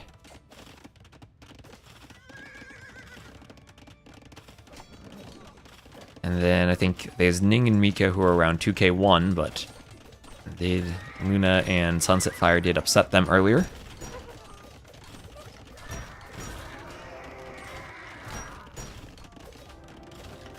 And Gabi's still repairing that castle, but the Custilier massacring everything. We'll have masonry on the way. And Luna desperately trying to get more halbs, but does not have the numbers right now. Trying to produce and pump them out. And Gabi's Custilier mass at around 14. And she's ready to take out the first of the TCs. There are at least 110 Vils for Luna. So on this map, oh yeah, that's a huge eco difference. As much as I was going to say, as long as you have Vils, maybe you can make up for the difference. Look at that res collected difference with a 3 TC start. Also, Gabi, outposts everywhere. She's gonna make me crash Capture Age again if I zoom out to see all of her vision. Yeah, dotting the map.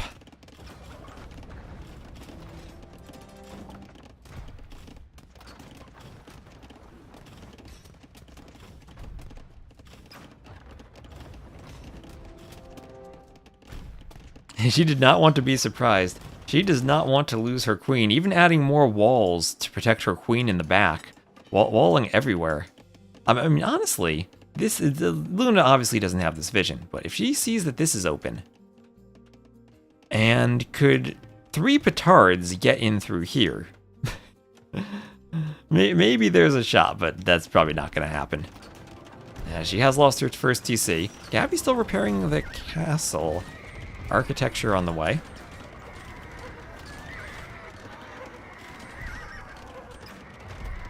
Al's taking out some of the Castilier.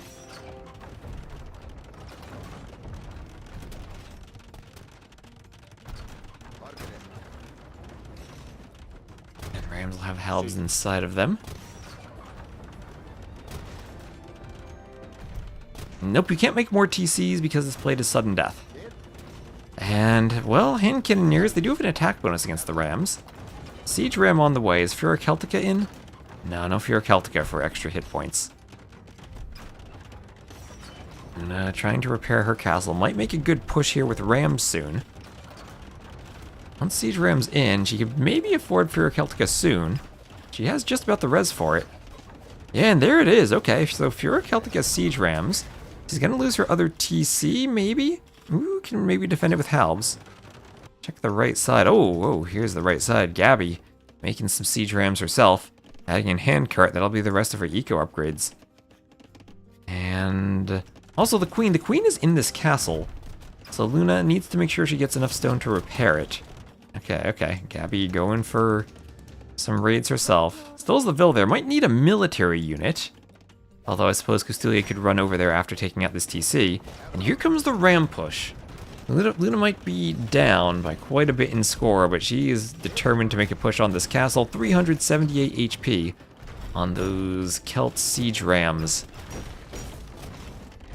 And more Rams even from the back. Halbs will pop out to keep the Castilier away. And down goes the castle, almost. Down it goes. Unfortunately for Luna, Gabi's queen is in, well, not in another castle, in another part of the map.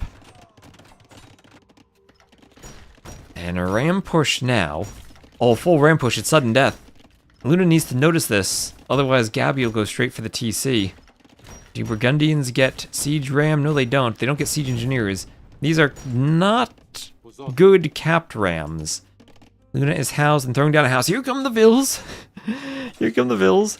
Gabi will get the market, will not immediately win from destroying the sudden death TC. Gabi will lose one of her TCs. Okay, the ram push did snipe off a TC. But yeah, nothing to deal with the hand cannoneers here. Oh, Treb snipes a bombard cannon. Look at that Treb go.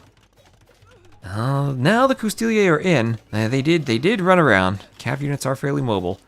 Defensive ram on the way as Gabi is continuing to pump the capped rams. And Luna needs to know not to resign in sudden death when your TC is almost going down. Let everyone enjoy the full experience. And this is close. She needs to repair, needs to right click. The difficulty when you're trying to repair. Oh, and she calls the GG. No, Luna, no, don't call GG when it's at 103 HP. There we go, Gabi wins 3-0. No surprise on the score, but really well done from Luna to make it this far into the tournament. Upset some really good players on the way. Hello, weird pterodactyl. Suburbs are a really fun map. Oh yeah, I gotta look at this stats in the game itself because Capture Age crashed. So let me look at AoE2DE. And transition there.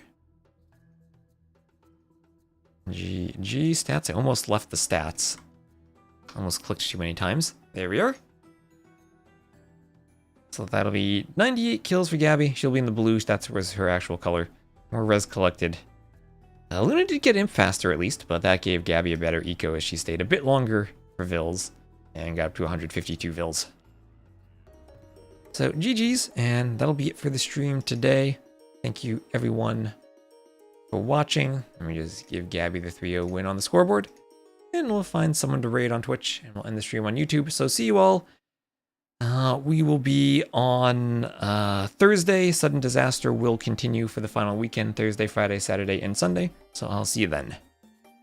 And I might stream in the next couple days, but I have some work I need to get caught up on. So we'll see what the schedule is.